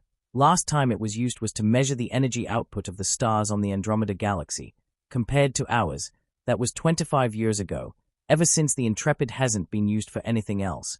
The Intrepid can basically track energy sources and measure them to perfection, provided it has already energy signatures to track, that include biological signatures. The human body is like a massive fingerprint, unique in every aspect. Provide a scan of a human done with the dolphin's echo and the Intrepid will find that person. Literally there will be no place to hide, Rosa stated. There Izuku actually realized why the Intrepid, or the others, were on storage, lock and key, and on heavy security vaults. It was not because they were dangerous, but because someone could give them dangerous purposes. He could imagine governments actually waging wars just for the Intrepid and Dolphin's Echo, and that's with just those two, the ability to track anyone they deem a danger once they have an imprint of them. Scary didn't even begin to cover it. After that it devolved more into creating a schedule. They wouldn't start right away, they would take the first week, since Izuku and Eri would have literally nothing to do to start the studies. With Eri, of course, the study of her quirk was less invasive. They wanted to measure how powerful it was. Quirks that dealt with biological regression were rare, and Eri's, even before the void empowerment, was powerful enough to actually regress someone back right into nothing, so they would do was going to let her fire her quirk on organic targets, mostly fruits and trees, and test if artificially organic materials or hybrids were affected by it, and measure how powerful her rewind was, the time it took to regress something, and how it would affect humans. For Izuku it was different. There was a template for Eri's quirk. Hers was rare, but there were registered cases and guidelines on what to do and what not to do. Such thing didn't exist for Izuku's quirk, so the best they could aspire to start from scratch. Check how his quirk behaved on the biological level, what it did upon activation, what were the changes when it was used, and how the new powers had affected Izuku to a biological level. They also wanted to know why his growth had been so fast in terms of powers. While true that Izuku knew what he was getting, one thing was known, other was applying it to real life. Something was happening during the time Izuku was getting the power, his body adaptation to it and the finalization. That much they knew. They wanted to know if the process started right the moment Izuku sat down and began playing, or other factors affected process. His growth was simply insane. Most quirk users had years under their belts to actually adapt to new scenarios their quirks might throw at them. Again, the issue was years. Izuku had at the most 4 months of experience with powers that at best broke the laws of quirks and at worst broke the laws of quantum physics. Then came, of course, the last part of the meeting, the one that should have come first, presenting his quirk and the power set he had, which he did, in detail, as he did for the Pussycats. Suffice to say that he might have sent one of the doctors into early alcoholism. You can what? Oddly enough, that wasn't because of the glyphs, but because he could set out localized fission, radioactive-less fission. His stay in Island sure was going to be eventful, that's for sure. The next day. Island does have training rooms, isolated of course. While the island had their own outside training grounds, Most of these lacked the equipment to record in great detail a Quirk in full action. Also, they lacked the privacy that Room Omega provided. The room was simply a massive 5-floor tall room and 3 times the length of an Olympic pool. The walls were pretty much the second most over-the-top thing the room had. To begin with, the outer walls and floor were made of 5 inches of Lonsdaleite. Under it were 2 inches of graphite, which underneath was 2 plates of titanium and coltan. Izuku stood in the middle of the room, a black headband tied around his head, his new shield watch now glowing a green hue as it was linked to the computers in the observation deck. In the deck, the research team, plus Melissa, who was now babysitting Eri, stood up, looking at the room below. Okay, the Dolphin's Echo is online, so is the Intrepid and Akakta, Rosa stated. David on the sidelines looked at the readings coming out with something akin to shock. Look at this, biometric scans show way above parameters, but look at his energy readings, he said to Rosso, pointing at another screen. Off the charts at best or impossible to scan at worst, David muttered. I am more fascinated by his biometrics. Look at this, he pointed out, tapping the screen. By going by this readings, his cells are on an energy parameter that I can only place as excited, while cells are constantly on work. His seem to be more on overdrive, or in other words, common cells look lazy compared to his, constant regeneration and storing or energy, both kinetic and biological, fat storage, glucose. Name it is happening, and this light seems to be buffing the cells to a greater degree, Rosso stated. Dr. Wei-Yang, activate the Akakta. I need to have a closer look at his cellular makeup. There's more going on than we initially believed. Considering he can set out fission with nothing more than the isotopes present around him, Wei-Yang muttered, tapping some buttons. Instantly Izuku's headband began to glow. A second later it flashed once, and died out. Information then began to show on their consoles and screens, showing a detailed look at Izuku's very own cellular makeup. Their eyes lit up with actual surprise. My God, I was wrong. His cells are not overworking. Each one looks like a nuclear power plant, Rosso muttered, tapping as the screen. He zoomed at the image of Izuku's mitochondria. Look at this. His mitochondria is actually living up to the meme. It's the powerhouse of the cell. It has a stable mutation, has affected the other cells in general. Look at this. Rosso then pointed at the cells on Izuku's hands. Completely overcharged, rearranged and reinforced. The dermis is reinforced to resist the energy discharge of pretty much anything he can toss, and that's just scratching the surface, he added with awe. We still need to scan his blood samples for a better outlook of his cellular makeup. Activate the Dolphin's Echo. I want to look at his nervous system. With all he can do, his nervous system must be overclocked, David stated firmly. Also prepare the Intrepid and the Quirk scanner. I want clear readings of his energy output and his Quirk itself, David added as he approached a console and pressed a button in it. Izuku, I want you to start using your powers once at a time when we ask you. Start with an order of acquisition, shouts, blade mode, phase trance, the light, parasite energy, glyphs, and last your transformation. We need a clear view of what each one does to your body. Form there we can actually seeing the real picture down on the room. Izuku nodded, clearing his throat, and accidentally making the room shake, waiting for the go. Melissa, this might take a while. Why don't you take Eri around? Show her the park. We exactly don't know how long this will take. I'll call you once it's done, okay? Melissa gave Eri a long look, then nodded. Come Eri, wanna see the park? Lots of kids your age to play with, she said. The little girl looked around, then nodded slightly. Eri wasn't too fond of leaving Izuku alone, but honestly, she was bored, and Izuku seemed to trust these people, despite the fact they were doctors. If he was okay with them, so was she, to an extent. Moving away of the room, it wasn't long before they were on an elevator and making their way outside. The labs were, in fact, a 2-floor building with an underground setting. It was an oddity, considering that most of Island's most delicate operations were carried either outside, but considering the natures of Izuku's own powers, and very destructive and flashy, it was required for this to happen, at least until they understand them better. Once outside, Eri clutched Melissa's leg when 2 white security bots passed by, their bodies resembling an egg that was broken into several parts, a flat head with red lenses scanning around, for short, but powerful legs with wheels on them. They looked simplistic in nature, but Melissa knew that under the hood the security bots were anything but simple. The shells were made to withstand extreme kinetic impacts, and they could hunker on each other for added protection. They actually had electric deflectors, as overloading them with electricity was still a machine's greatest weakness. Under the hood they had several security cables for capture. Each leg had its own engine to power the legs, they could jump, they could cross stairs. Their advanced AI matrices enabled them to take advantage of a Quirk's inherited weakness and strike when such weakness was displayed. They were perfect to police streets and buildings. Thanks to Excalibur they could do so with ease, but the higher-ups knew that the bots were not enough against something so crazy as the troop bows, and placing all their eggs on the bots was not wise. As a result, the security of Island had expanded greatly.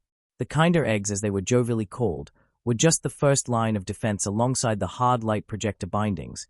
The second line of defense involved the security team armed to the teeth and outfitted with the best the island could provide in terms of weapons and armor, not sacrificing defense and ensuring synergy between teammates, all trained to Special Forces standard, alongside more beefed-up security bots, as in ED 209 kind of bots, actually made right, no weird glitch, that would cause the thing to shoot without discrimination. Not to mention they had hidden under their chassis. They didn't simply have two massive arm cannons and rockets. Don't worry, Eri. Those are just security bots. We call them Kinder eggs. They are quite a surprise, she said with a smile as she held Eri's hand and walked her gently around the nearby park. All the while the little girl looked around with some sense of awe. This place, so big, she muttered, making Melissa chuckle. Don't I know it? This island is as big as any other city on the world. Some call it as big as New York. We got 2 airports, over 20 hospitals, even double in clinics, the same number of schools and workplaces. This place isn't just a fancy island. This is a self-sufficient nation on its own, Melissa said. But you're not interested in that, she said as they stopped in front of a stand. You're like me in this regard. You're interested in the sweets. 2 candy apples, please. At the mention of candy and apples, Eri's head whipped to the attendant, who gave Melissa 2 apples covered in candy. The smell alone made Eri's mouth to water and lick her lips unconsciously. Island is a melting pot of cultures. Do you want to know how many people of so many corners of the planet got along so easily despite country feuds that are still going? She asked with a smile as she kneeled in front of the silver-haired girl. Food. Turns out food is a great icebreaker. Well, that and Christmas, she said as she handed the apple to Eri, this one taking it and giving an experimental lick, and instantly loving it as she moved for the bite. Melissa bit the urge to scoop the girl and hug her for all that she was worth, which was a lot. Not only the girl was cute as a button and was the literal meaning, I just met you but I will kill anyone that hurts you meme, but because her quirk was without a doubt invaluable, they didn't know the true extent of her rewind, only that it rewind at a biological level, which hasn't been seen since, well, ever. Eri's case was special in that regard. Quirks like her, with a lot of power behind them, were what allowed them to have a background on what to do and what not to do. Healing quirks were also really hard to master, especially because of the conditions of use. What they usually drew power from, either the user or the target. Her papa had allowed her to read Izuku's file regarding his quirk most rare abilities, mitochondria healing and the Well of Radiance. She knew that mitochondria healing basically used his very mitochondria to energize cellular regeneration, an oddity among healing abilities. It wasn't groundbreaking, but it was very effective, and the Well of Radiance, if she was right, was pretty much supercharging cells in a person with solar light to increase healing to a ridiculous rate and actually create an extra layer of protection on the user while on the well, and any damage done while in the well would be negated due to the extreme healing rate, unless the damage dealt was extreme as well. But Ares, she pretty much was taking cells and turning the clock back, returning them to a state previous to any damage done. Any damage short of death Ares could revert, amputation, poisoning, extreme tissue damage, even stall the advancement of diseases and buy a person time they might not have under normal circumstances.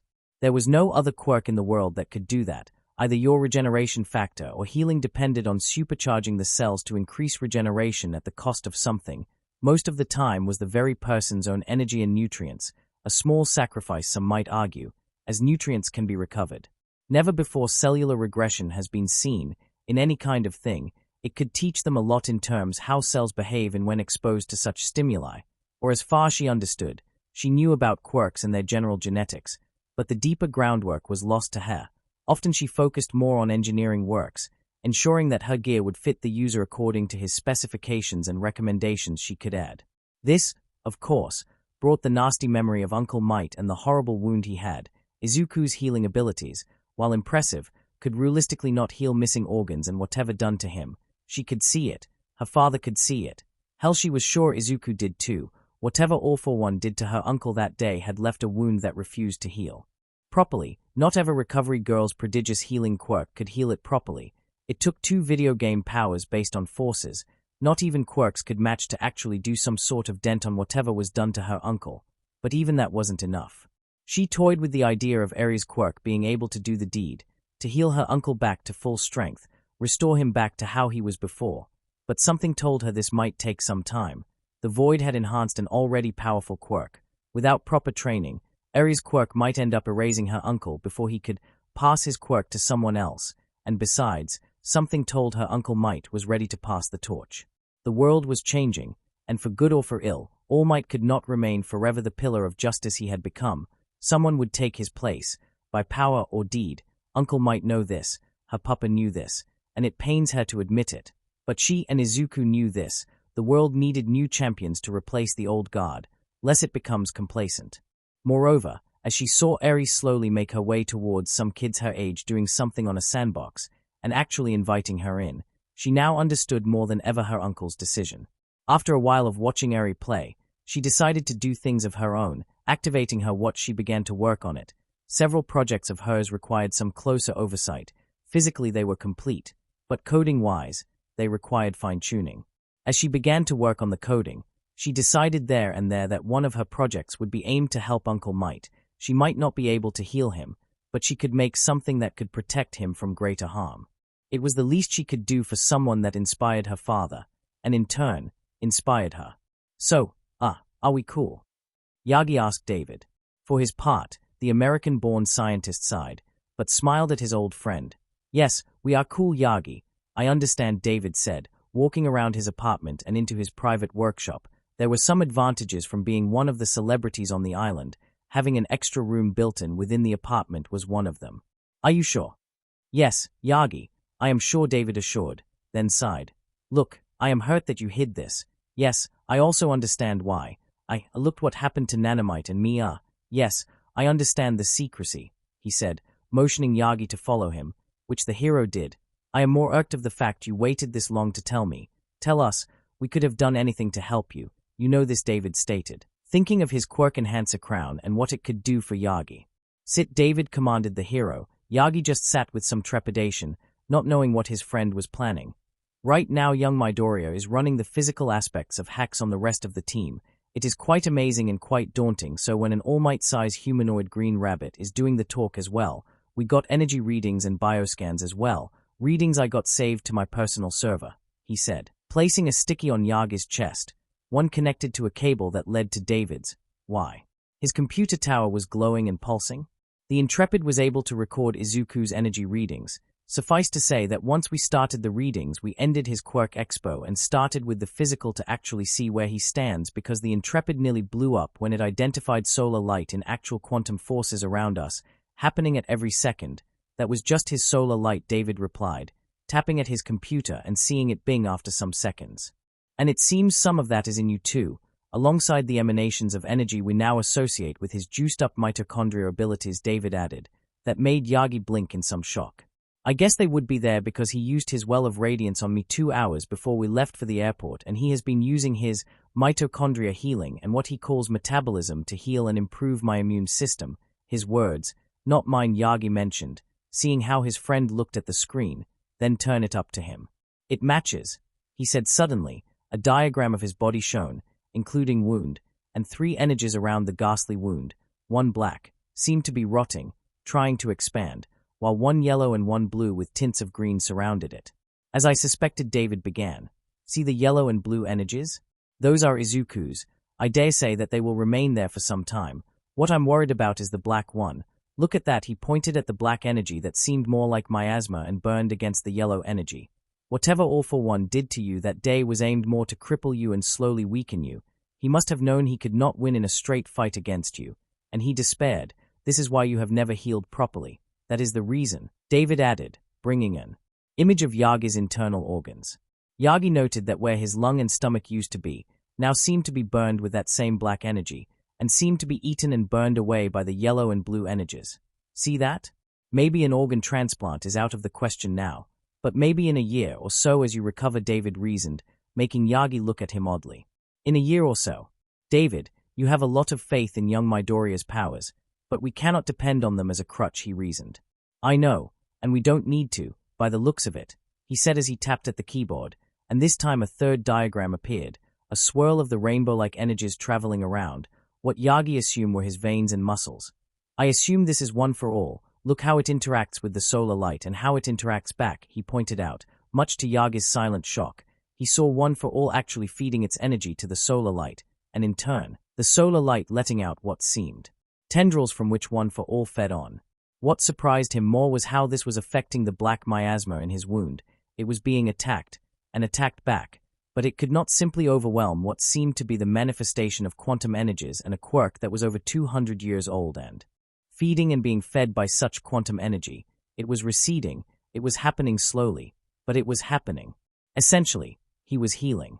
I'm going to send a copy of this data to Recovery Girl. She is your head medic, right? Yagi nodded. Good. If the energies diminish, well, Izuku can pump them back into shape. I assume that transforming into your buff form must trigger the miasma at its worst. Please do so without any words spoken. Yagi buffed up. Their things got interesting and scary. The miasma began to act more violent, basically throwing everything at the solar light, and much to his shock some tendrils of black pushed away, only to be eaten by the bluish energy, devoured greedily, yet one could not deny how aggressive this miasma was. With a sigh, Yagi turned back into his skinny form. My God, that was happening to me all this time. Yeah, my best hypothesis was that it attacked your muscles and bones during your transformed state, hence the exhaustion and smoke whenever you reached your limit. It was basically overheating you. That's oversimplifying the issue, and I know Recovery Girl can explain it better, but it explains the muscle strain that should not be there and the microfractures. It crippled you slowly. All for one knew you would push yourself, even wounded, so he sought a way to ensure you would suffer every time. Bastard, David sneered. The good news is that right now this miasma is losing the fight. Transformations cause it to grow aggressive, but it only serves to burn itself against the solar light and the mitochondria barriers. The bad news is that the damage done to you is extensive. One for all is providing feedback on the light and the barrier. But I guess it will be a long time before you can actually be cleared to anything close to an organ transplant operation. The neutral news is that we don't know how the light will interact with one for all when you return to active duty. For all we know, you could start flinging fire fists or set your hair on fire like Endeavor, David added. And Yagi didn't like the image of his head on fire, even if it was incredibly cool to others. I suggest take things slowly. Don't go over your time limit.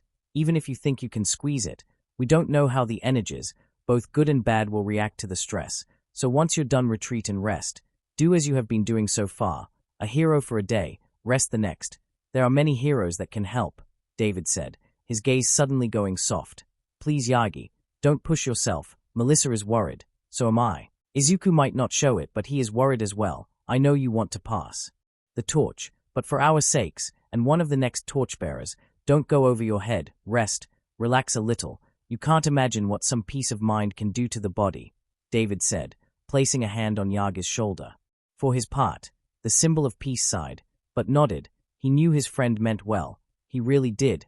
And honestly, this felt like if they were back in the old days, but now the barrier the secret of one for all had erected was simply gone, and things could now flow easily. Also, I'm gonna pack something special for whenever you transform. You're going against the troop. They might not be all for one, but they are resourceful and dangerous, so some added protection won't hurt. It won't be like that time you walked like a 2-foot tank. Think more like a Power Ranger suit. But the movie version, that looks like armor, there Yagi sighed. He had truly forgotten what was to have David on his corner. That night, the Midoriya's apartment. How was work today, kaachan? Izuku asked, slowly setting the table for the dinner, which, considering that Inko had little time to prepare anything, was going to be pizza, actual pizza, made by an Arabian and a Jamaican. Well, I can say that I will not miss making dinner next night, so enjoy this while it lasts, Inko teased. As for the rest, it went well. I met the heroes on standby. Most of them are rescue types apparently, but there are combat types as well. Most of them are on rotation, called in for testing gear that requires heavy testing or actually schedules training in the facilities the island has, she said as she began to slice the pizza into slices. Got familiar with the paperwork too. The language barrier is going to be my biggest issue, but other than that the work is eerily similar to what I used to do with Magma Dragoon and Frost, only with fewer numbers and more organization of statistics and damage reports. Inko said as she placed 2 slices of pizza in front of Izuku, and one for Eri. This was just about the only night they would eat junk food. She was still working to recover her old shape, and A was still way too young to get used to junk food. Izuku could too, due to the high demands of energy his mitochondria asked, but would rather eat healthy unless it was katsuden. He'll kill for katsuden. I'm glad, Izuku mentioned, then shifted to Eri, who was happily munching on the pizza slowly, savoring the foreign taste. And how was your day, Eri-chan? Melissa-san didn't give me many details, Izuku asked. Eri seemed to radiate joy when she remembers the day she had. I made friends, and sandcastles, and fell on top of it, and we made more, she said excitedly, making mother and son hearts to clench by her cuteness. They noted that she was far from actually smiling from ear to ear, but they noted that she had needed this connection with kids her age to have the chance of living a normal childhood, one that Overhaul had tried to steal from her. And you? Eri asked. How was your day? She wondered with an innocent look on her face. Izuku for his part actually chuckled. I think I broke their minds at one point, but they recovered fast. Then they decided to activate some feature on the watch, Izuku said, lifting his wrist-covered hand, exposing that now the orange glow was replaced by a blue one. They call it record mode, only used for research purposes. They pretty much asked me to game for science. They want to record what my body does before, during and after I acquire power. This will record my vitals up to the last detail, their Inko side. Honestly, and you just say okay, play all day. Izuku just frantically waved his hands in front of his mother. It's not all day, try the week. I plan to have my morning jog and warm-up. Besides, like I said, it's for the week. What we did today seemed to give them so much data that they need to sort it all out. So I plan to spend the week with Eri-chan and going around the island. Never gonna have this chance again, Izuku said, their Inko side. You're right, so I'll hold you to that, Inko reminded. Relax, kaachan, I'll be fine. This one is pretty harmless. I am more worried how long it will take this time. My zoanthrope form took more time than any other power before. This one will pretty much change me to the point that will become elements if I will it, but I will benefit greatly from it, Izuku said. What do you mean by harmless? Does it hurt in-game or something? Inko noted how Izuku actually not looked at her at that. Well, the first game the protagonist gained his powers after he was on ground zero of a bomb that leveled 5 blocks of a city, as in he was the only guy alive in that area. This one, I think he goes really exhausted after gaining the powers, maybe a headache, he said with a small smile. Inko just rose an eyebrow, but said no more, just biting to her pizza. You're starting tonight? She asked simply. Kinda, I'm 25% on the game completion, going for the hero route. See if it affects me or I have to go for a second run on villain route. Not feeling good on that one, but if I have to I'll have to, Izuku added with a mopey tone. He liked games with moral choices, but he tended to keep on the straight and narrow instead of going full retard. Unless is just cause. That game should have been called Fuck It the Game instead. Eri just munched on her pizza happily. Still, she wished it had sweets in it. Everything is better with sweets.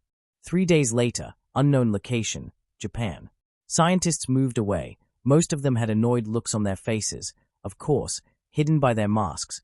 One of them even swore to him, yet he did not care. He had done what an entire team had been unable to in record time, no less. Stopping near the door, he pressed his palm on the palm reader and waited. And waited. And waited. And ding! The door slid open with a hiss. With a sigh he stepped in, spotting his quarry. So he began. What is it? It better be important, Omega sneered. The work of compiling the list, distill it and prepare a cohesive plan without their bases in Musutafu was being a pain already. Half of their targets lived in the city or near it, and at the pace the heroes were going, those cities and towns would fall before they could do anything. It is, sir, the scientist said, placing a tablet in the table of Omega, an image in it. Upon looking at it, Omega nearly had a seizure, especially at the data displayed in it. How? Despite the mask on his face, the scientist grinned like a lunatic. Let me show you 5 minutes later. Omega could not believe it, yet here it was. The cloning labs are among their most advanced facilities available, also the second biggest. To be honest, the biggest one was the bionic room, where the created bows are operated and their bionics added. Everyone believed that those are added during the growing portion, but no one understood that was a mistake. In any case, the cloning room, in it lay at least 20 glass canisters big enough to house a full-grown Deathclaw or an infantile Marlboro. All were in the middle of the room, all attached to massive metal blocks that acted both as bases and detainment units. If one were to escape, the blocks could extend and cover the entire canister. At the top, each canister was sealed and connected to several cables which were linked to the consoles on the edge of the room. Usually, The room was packed with scientists. This time, however, that was not the case. Same with cloned vats for growing and deployment. That was not the case. Just one of the canisters was active. In it was a single fetus, a human fetus. How? It was a simple solution when you think about it. We had to mix the samples. Leviathan's DNA is too complex, too hard-coded. It is simply impossible to find a way to clone it on its own. If we had 10 years, we could. But we don't have that time. With Chronos, we risked cellular degeneration at a speed we never have seen before. The only solution was mixing the samples. Leviathan stabilized Chronos' DNA and permitted cloning, to a degree, the scientists stated. I'm sensing a but here, Omega declared. Yes, based from the records of the Beta's last fight alongside the remains of the Nemesis, we can deduce Leviathan gained more powers that the originally displayed during his fight with M98. This led us to the theory that his quirk permits him to acquire new powers, which in turn modifies his DNA. How he does that is the question, but is the reason his DNA is so hard to decode. We got samples of his blood from way back. They show the same hardcode as the current ones, but barren of any modification that permits him to use his abilities, the scientist spoke. I assume this is what stabilized the DNA of Chronos, Omega wondered. Yes, the samples simply mixed seamlessly, but the modifications to Leviathan's DNA vanished. We believe it to be a side effect of Chronos' quirk bleeding into her bloodstream. Again, an anomaly never was seen before. But the samples have stabilized. After that, we started the cloning process. The results are promising, the scientist spoke. We will have a surplus of material to work with, but we needed to create a stable clone. One we can test at our heart's contents, he added. Good, very good, do so, he said, glancing at the fetus in the canister. How long it will take before we have viable results? A month and a half for the clone, 2 for our modified bows. We are going to create an entire modified regiment, sir, but they'll be ready for deployment in that time. But we will have to operate the clone, you know, place the compliance chip. Omega nodded at that. The last thing they needed was a loose cannon that could think it was best than the rest. Can we get one ready for legacy? Omega asked, ideas already forming on his head. We can, right now, the scientist pointed at the fetus. We can speed the growth to any age gap you want.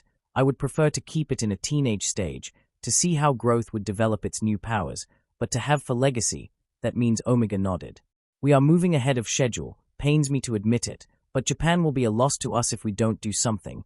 We can sacrifice some cities, as long we have legacy ready, but for that to happen, Omega said, glancing at the fetus, and frowning. We'll have to defy orders, he said, then turned to the scientist. I have already compiled a list on those we need, have our entire T-Doll regiment in standby. In 1 month we'll move to acquire and enhance them and start the procedure on, still thinking on a code name. Then legacy begins when they dare to speak onward. We will crumble their entire reality, replace it with ours. Omega snarled, turning around. Mark my words, this will not stand. Grow the fetus to age 10, then prepare it for operation and augmentation. By the time it is ready, we will have proceeded with Phase 1. This will be our reclamation. Neither knew they were being watched, and so being did not like this plan, at all. Better said, it did not like them at all. Some people, everyone, would have to die. They didn't understand. They lacked purpose. 2 days later, Island, Midoriya's apartment. Eri smiled slightly as the door closed behind them. Another day, another fun-filled walk around the island. Many wonders. A small smile, very small, but noticeable, played on her lips as she clutched a small plushie of a bunny. It wasn't green, but white, but it would do for snuggling when Izuku was not in his transformed state. Shame it wasn't as warm as he is. As Eri made her way to the sofa and turned on the TV, instantly tuning to her favorite show so far, Izuku ambled to the kitchen, slowly setting the ingredients for today's lunch. Something easy to do because his mother was going to be late at work. Someone had, apparently, blew one of the most sensitive prototypes. This would not be a problem if it didn't involve injuries as well, and part of the labs getting blown up. As a result, his mom ended up crunching the numbers and drafting the damage reports, a long, tedious task that apparently she enjoyed. Go figure why. Maybe it's because it pays extra. It was because of this that Izuku was in charge of the lunch. Something simple, of course. Soup would have to do, and would last them to dinner when she returns. Besides, it's one of the few foods he can make that's both not time-consuming and he has learned well enough to do without supervision. With a sigh, he powered up his siren arms, perhaps one of the greatest advantages he had over Quirk users and Quirkless individuals alike. He could multitask with no issue, and he didn't need to use fuel to start a fire. He was the fire, after all. 1 hour and a half later, Eri looked at the soup in front of her with something akin to not disgust. This was odd. Izuku knew that kids her age tended not to like soup, especially if this one was of vegetables. It seemed hard-coded into their DNA that kids from the age 4 and to 10 simply scorn soup and vegetables, double if it is together, and more if it's for lunch. Eri seemed to be the outlier, as she was eating the soup like if it was her last meal, which in retrospective showed how different her childhood was and how much she appreciated things other kids took for granted. Even he didn't like soup when he was her age. Granted, that might have been also because he was depressed because he was quirkless, and he was losing friends because of it, so he was pretty much taking it on anything and everything he could. After a while they finished their meal. Eri let out a content sigh as Izuku picked the dishes. "Remember, Eri-chan, wash your hands and teeth," Izuku began. "Then I can draw," she exclaimed with a grin as she skipped to the bathroom. Izuku simply let out a small huff of happiness at that. He marveled at how simple things kids take for granted did wonders for Eri. Maybe it was because something she had not the opportunity to have before thanks to overhaul and the experiments done to her. Now that she could, she was enjoying it as much as she could, and it made him happy and sad. As he washed the dishes, he sighed in some sadness at that. Eri appreciated all she had now because she never had it before. She cherished it because someone had denied it all to her. And he'll be damned if he allows it to happen again. He'll make sure she is always happy. True, it might sound something of an impossible dream to accomplish, considering that the world simply seems to have it against anyone seeking joy in these times. But damn it, he'll fight the world if he tries to hurt her again. With a shake of his head, he finished washing the dishes and placing them in the rack. A small burst of solar light on his hands, and he dried them with ease. With that done, he turned around and went to his bedroom. Well, his and Eri's. They shared a room. As he reached it, he saw Eri already on the ground, on her belly, a book with pictures in front of her, tongue sticking out as she drew and painted with the dexterity of a 5-year-old girl. Sitting on the ground, he patted her head as he reached for his controller, turned the TV and console on, and accommodated himself. If he was correct, he could end the game in 1 hour. He was on the last mission, but the main time consumer would be leveling up the last power and moping out the last collectibles. After that, the game would be completed and, hopefully, he would gain conduit powers. And there lay the real issue.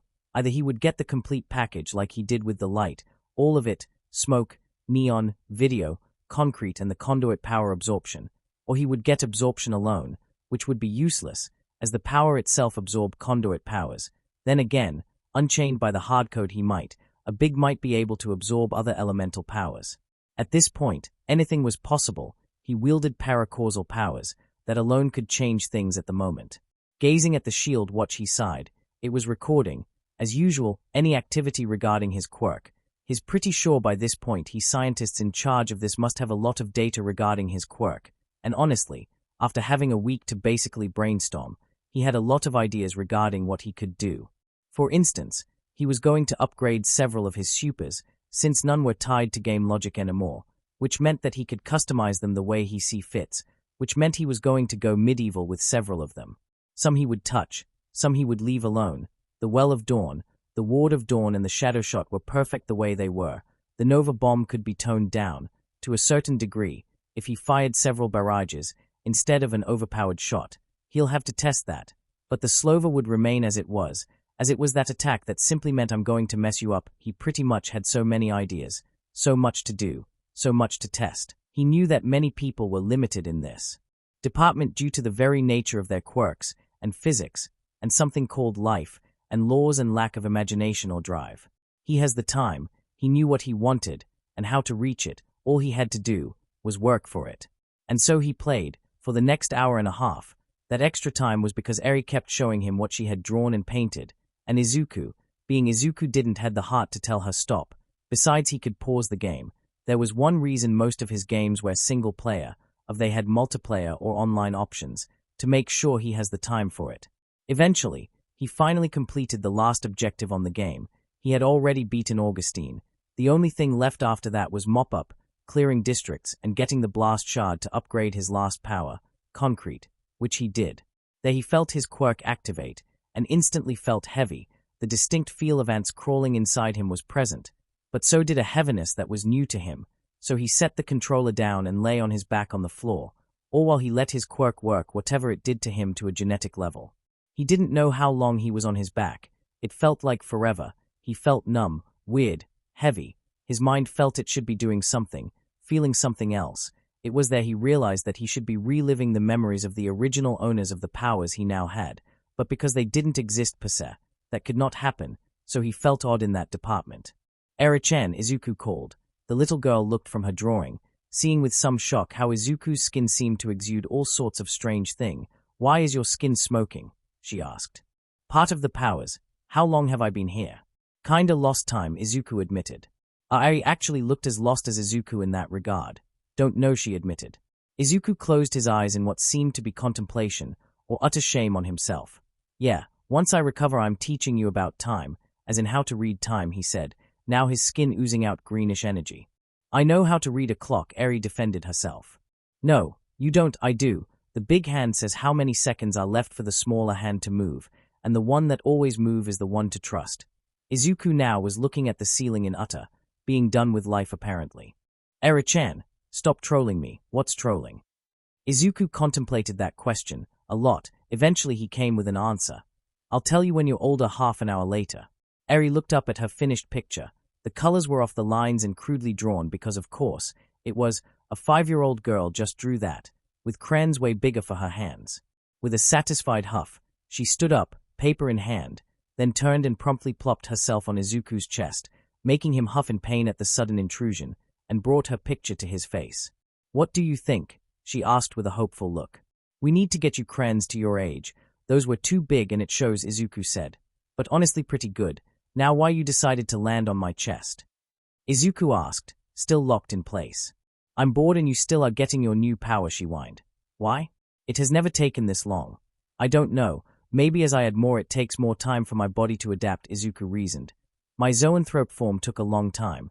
Maybe because I am adding a power that changes me to such a level that it requires more time." Izuku mutters were stopped when he gasped, his body letting out what seemed to be smoke, gray in coloration and with small embers in it. He idly noted, once he realized that the feeling was gone, that the embers were also purple colorized and had small sparks traveling around them. He instantly sat up, Eri letting out a yelp as he did so. Pouting, the silver-haired girl was ready to give him a piece of her mind when she saw the look of his face. Shock. Slowly standing up, Izuku took a deep breath, then transformed.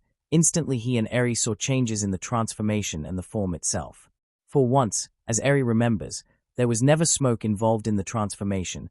It felt actually more concentrated. She also noted that the markings that covered his left arm were smoking. Izuku looked over himself, actual concern on his face, transforming back into human form. He extended his arm upward and tried something. Smoke began to pour out of his skin, forming around in a gray ball with embers here and there. Focusing more, the embers became purple, then changed to yellow, actually glowing. Then after a while they disappeared. Instead of small lighting traveled all over the gathered smoke. Clenching his fist, he absorbed the smoke back and narrowed his eyes. What happened?" Eri asked. "I don't know," Izuku muttered, seating on the bed. "But I think, the powers," Izuku began, bringing his left hand and clenching it in a fist. There was some effort. He had to focus, but he did it there. He brought smoke, enveloping his hand. He brought forth solar light. This one dancing in small motes of energy that teased the smoke, and mitochondria made fire that washed over his skin and didn't hurt him, like if he had poured alcohol on his skin and lit it up. "They are merging, somehow, and somehow I'm able to use them all without losing control," Izuku mentioned, putting them all out, then bringing his shield watch up, and the record option still on. "I really hope the scientists got all this, because this became far more crazy." A just looked at Izuku, blinking and not knowing much about what he spoke, only that he was panicking, and if he was panicking, it was for a good reason. Ding dong. "That was fast," Izuku muttered as he heard the doorbell ring. Patting Eri on the head, he went to open it, with a small flick of his wrist on the sensor at the side of the door. This one opened, revealing Melissa, smiling at him. "Heya, Izuku," Melissa began. "Decided to swing by and see what you're doing," she began. "There." Izuku.exe went down, fast. "A girl came to my home. A pretty girl came to my home. A pretty girl came to my home looking for me. The darkness will come for us all. Alduin will consume life itself. A girl is in my home and just asked what I was doing." While Izuku was having a mental meltdown, Melissa entered the apartment and patted Eri on the head. "Hello, Eri. What were you doing?" she asked. Izuku-kun was playing. He got some power and stayed still for a long time. Then he panicked and said his powers were merging, she said innocently. Oh, that, wait a minute, Melissa stated, turning to Izuku once more. What she meant about your powers merging, she wondered. That pulled Izuku out of his internal meltdown. Shaking his head, he let out smoke out of his hands, and Melissa realized why Eri said he panicked. It was obvious he had gotten the power set from infamous Second Son, as he had shown her smoke, in its good karma state. A good boy like him, she would be shocked if he had bad karma. What had her surprised and shocked as him was that the embers were mixed with purple and with electric current running about, and flames that licked his skin with no particular discomfort. Melissa gulped. Part of her wanting to follow on her father's footsteps was also to understand quirks in the same way he did. After all, the gear he made interacted, enhanced, and sometimes protected the user from the quirk itself. It was something that came naturally to her. And while honestly, she wasn't even close to the level Izuku showed, to the point that he had legitimacy spooked her when he broke down her father's quirk, an admittedly simple quirk, and gave it applications that her father never imagined before, and methods to hurt his quirk that honestly scared her. But where he outshined her with an understanding of quirks, she outshined him with scientific knowledge. She was the reason the team studying his quirk was not currently blowing their brains out because of the nature of the powers he had now and how many laws they violated by just existing. So she could see the reasons of him freaking out. He was now on unknown terrain. The fact that paracausal powers were mixing out with biological ones to such a degree now, and it seemed not to bother him, or at the very least not tear him to the last molecule, was both fascinating and scary. It deepened the mystery of his quirk in question and how it functioned. So there was no surprise when she brought her watch on and called Dr. Wu Ying and informed him of what had happened. The surprise was that the good doctor was going to call them beforehand. Izuku, Melissa called, catching the attention of the greenate. Dr. Wu Ying wants to see you, now, she said. Is it about the data about my quirk? Izuku asked. Yeah, that, and your active data blew one of the computers working on it. My what did what? Inko rubbed her hands as she rolled her shoulder around. Another day, another step closer of getting a crippling state thanks to cubicle work. It was not that bad as many like to think. At least she wasn't living in the era before quirks. Apparently Japan had infamy for being one of those countries that could, realistically, kill their workers by overworking them. It was a practice that, fortunately, had slowly died out during the emergence of quirks. It sometimes happened, but not as bad as before. But now it was really possible to get crippled from your job, no matter what it was. In her case, it was very possible from her to get back problems and carpal tunnel. Working as a pencil pusher was a repetitive job, one that more of times ensured she, or any other person, would develop those pains. Thankfully she had her son and his literal magic hands. One advantage of all this mess so far, her son could literally heal her on the spot. She's not going to abuse it, of course, but damned if she ain't going to enjoy some benefits. Logging off after another day of work, she began to tidy her workplace before checking out for the day. Once done, she waved her co-workers as they passed her. One would think that managing papers and data regarding the usage of experimental gear by heroes that sometimes broke was easy. Write this and place the papers there, assign the data to someone else.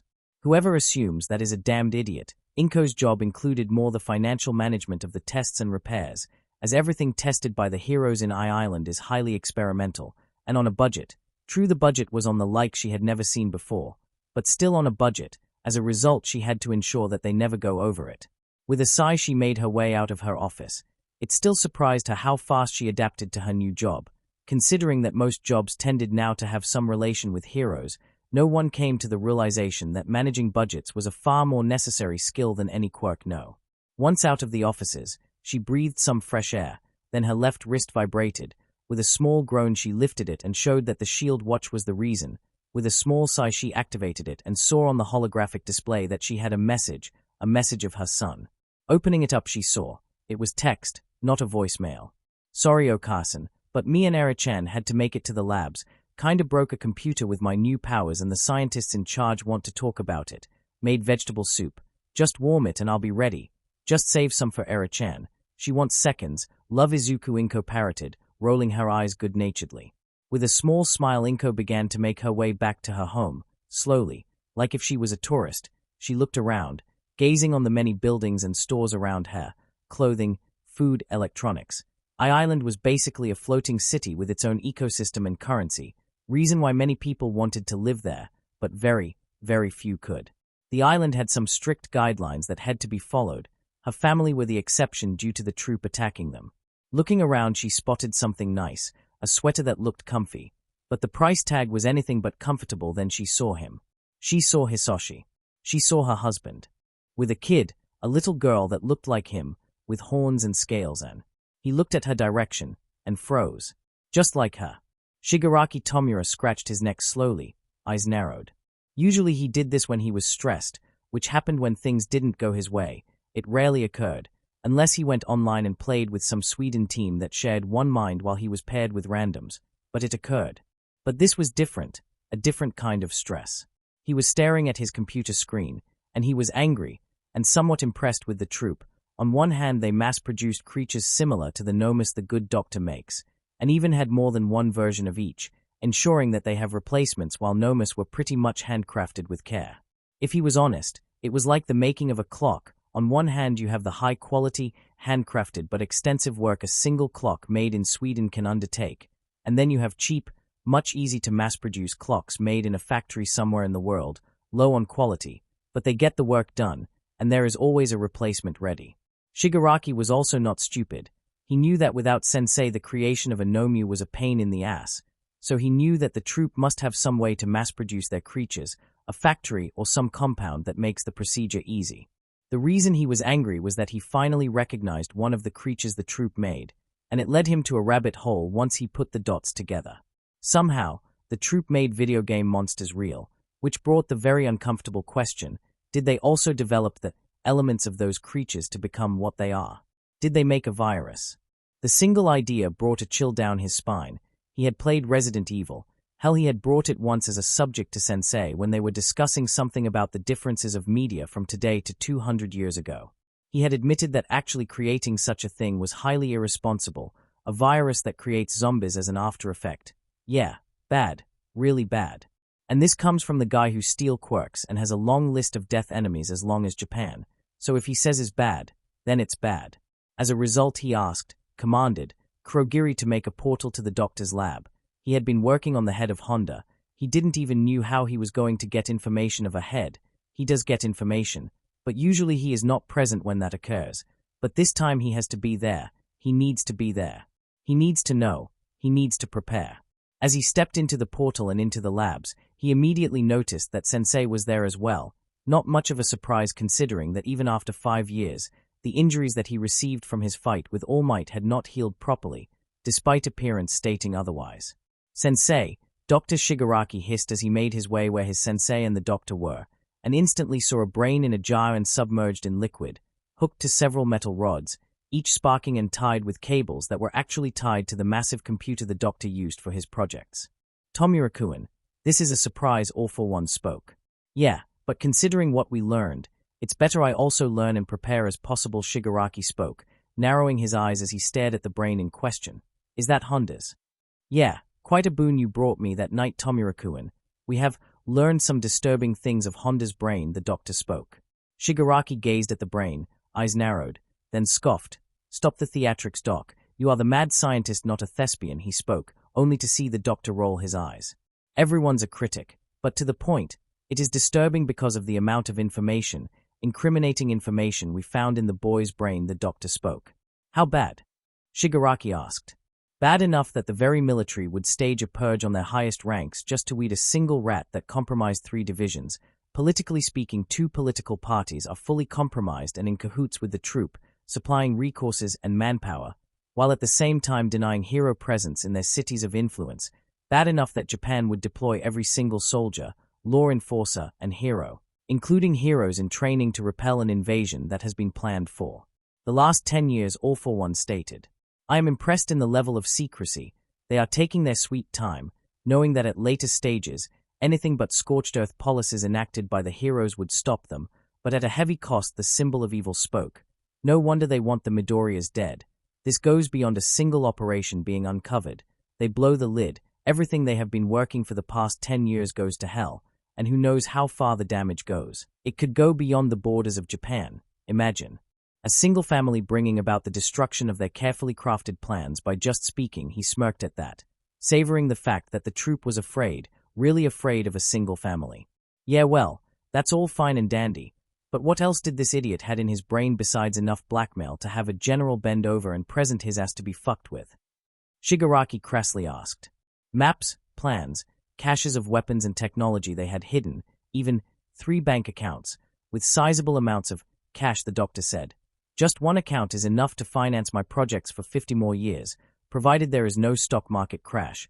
Fucking Americans can't keep that shit from crashing every 50 years, the doctor spat angrily. Money's good, loot's better, maps are great. We could stake one place, and raid it and take everything that's not nailed to the ground, Shigaraki said with an excited tone. You need to stop playing RPGs, Tomura-kun.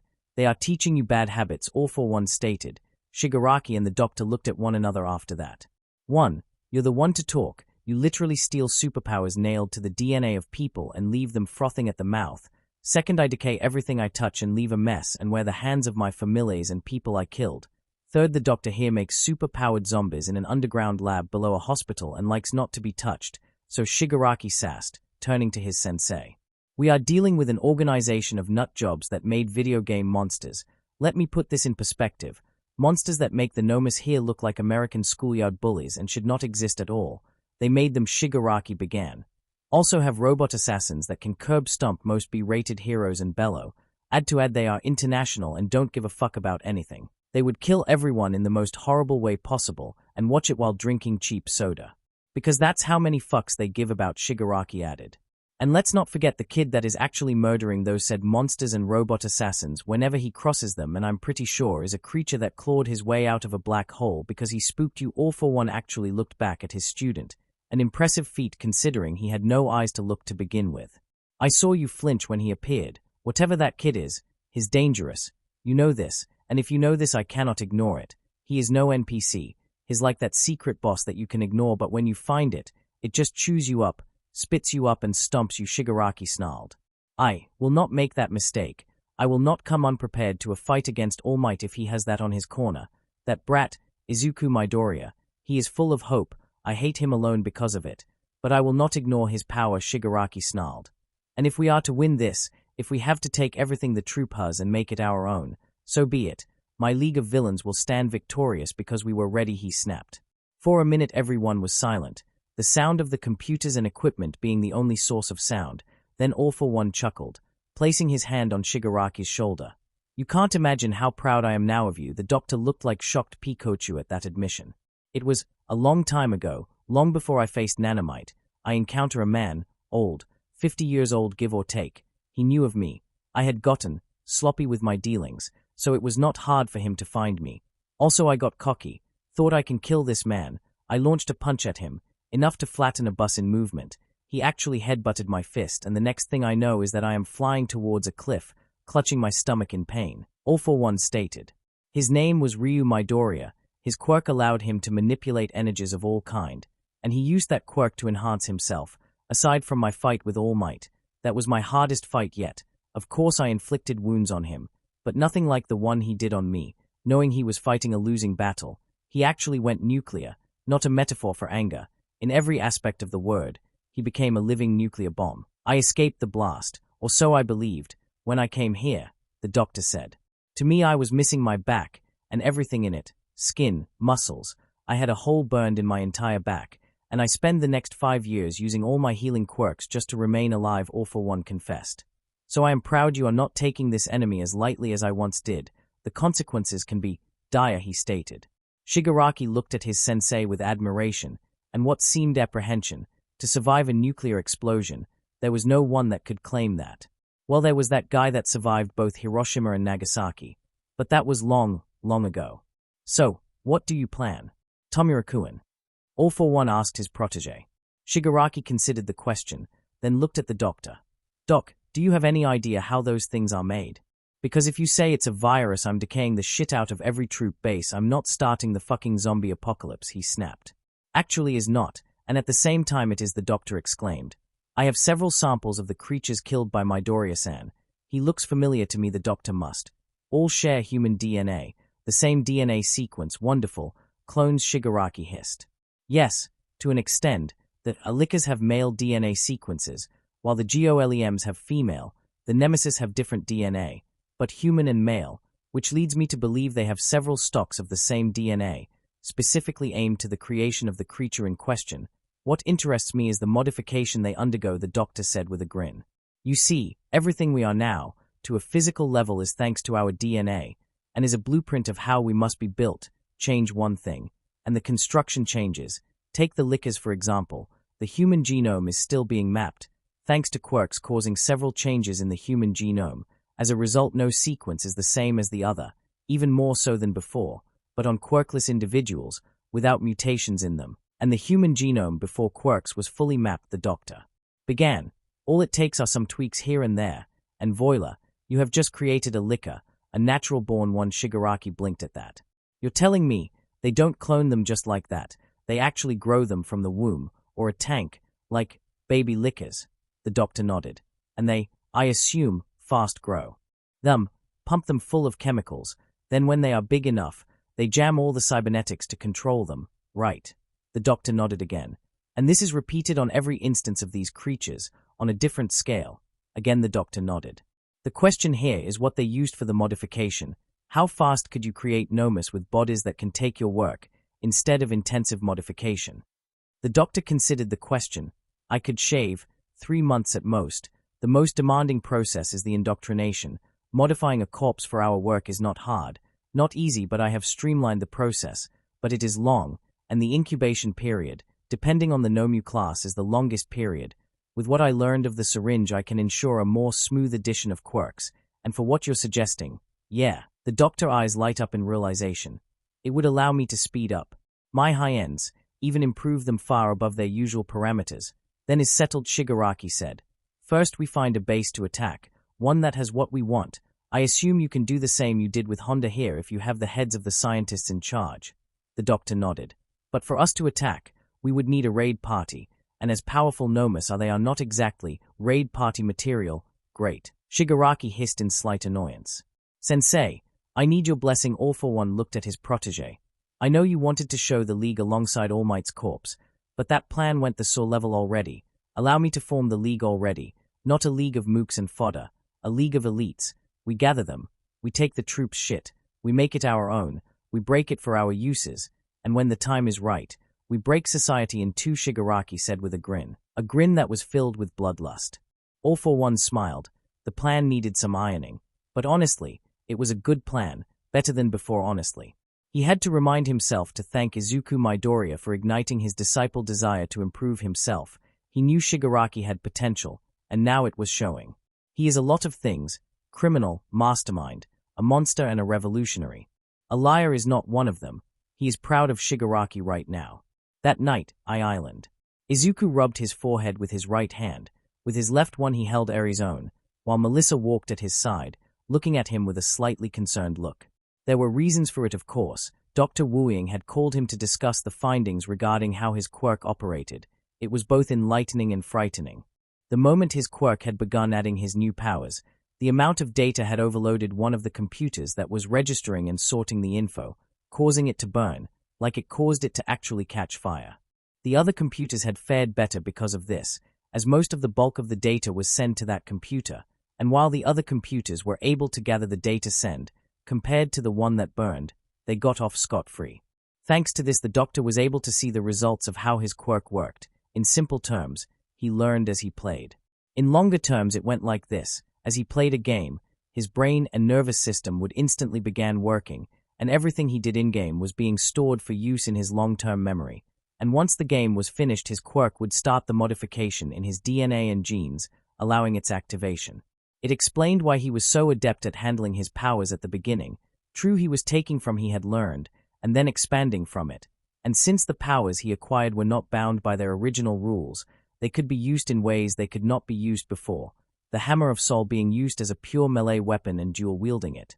Very possible, using unrelenting force to propel himself off the ground. Very feasible. Of course came the problem that had bothered Izuku, the limit he had on how many powers he could have. According to Dr. Wu-Ying, he had a limit. Hacks modified his DNA in such a way that resembled like adding a game with a predetermined amount of data to a storage device with a predetermined limit. The thing with hacks was that each power had the same weight when it came to adding it, and could be easily identified, allowing it to measure how many more it could be added. According to what they had learned, Izuku had space for 4 more powers. He already had them mapped. But the real problem came after that revelation. Each power added strain on his DNA, which was a pretty way to say that his quirk, aside from modifying his DNA, also seemed to mix the powers into one, or a close approximation. For all of them to work in tandem, they had to be mixed. At the beginning the process was smooth. After all, Izuku only had acquired the thuum, but as more powers got added, more time was required for it to happen. His zoanthrope form had been the power that started to show this long addition time, but the conduit powers of neon, smoke, concrete, and video had truly shown how long it was required for it to work and how long the rest would take. Of course, the doctor theorized that it also depended on how invasive the next powers might be. And by invasive he meant more like if they affected him body-wide or were focused on a single part of him and spread body-wide. Of course, that also meant that if he dared to add the rest of his powers, then he would have to open up some extra time, because they didn't know how long it would take.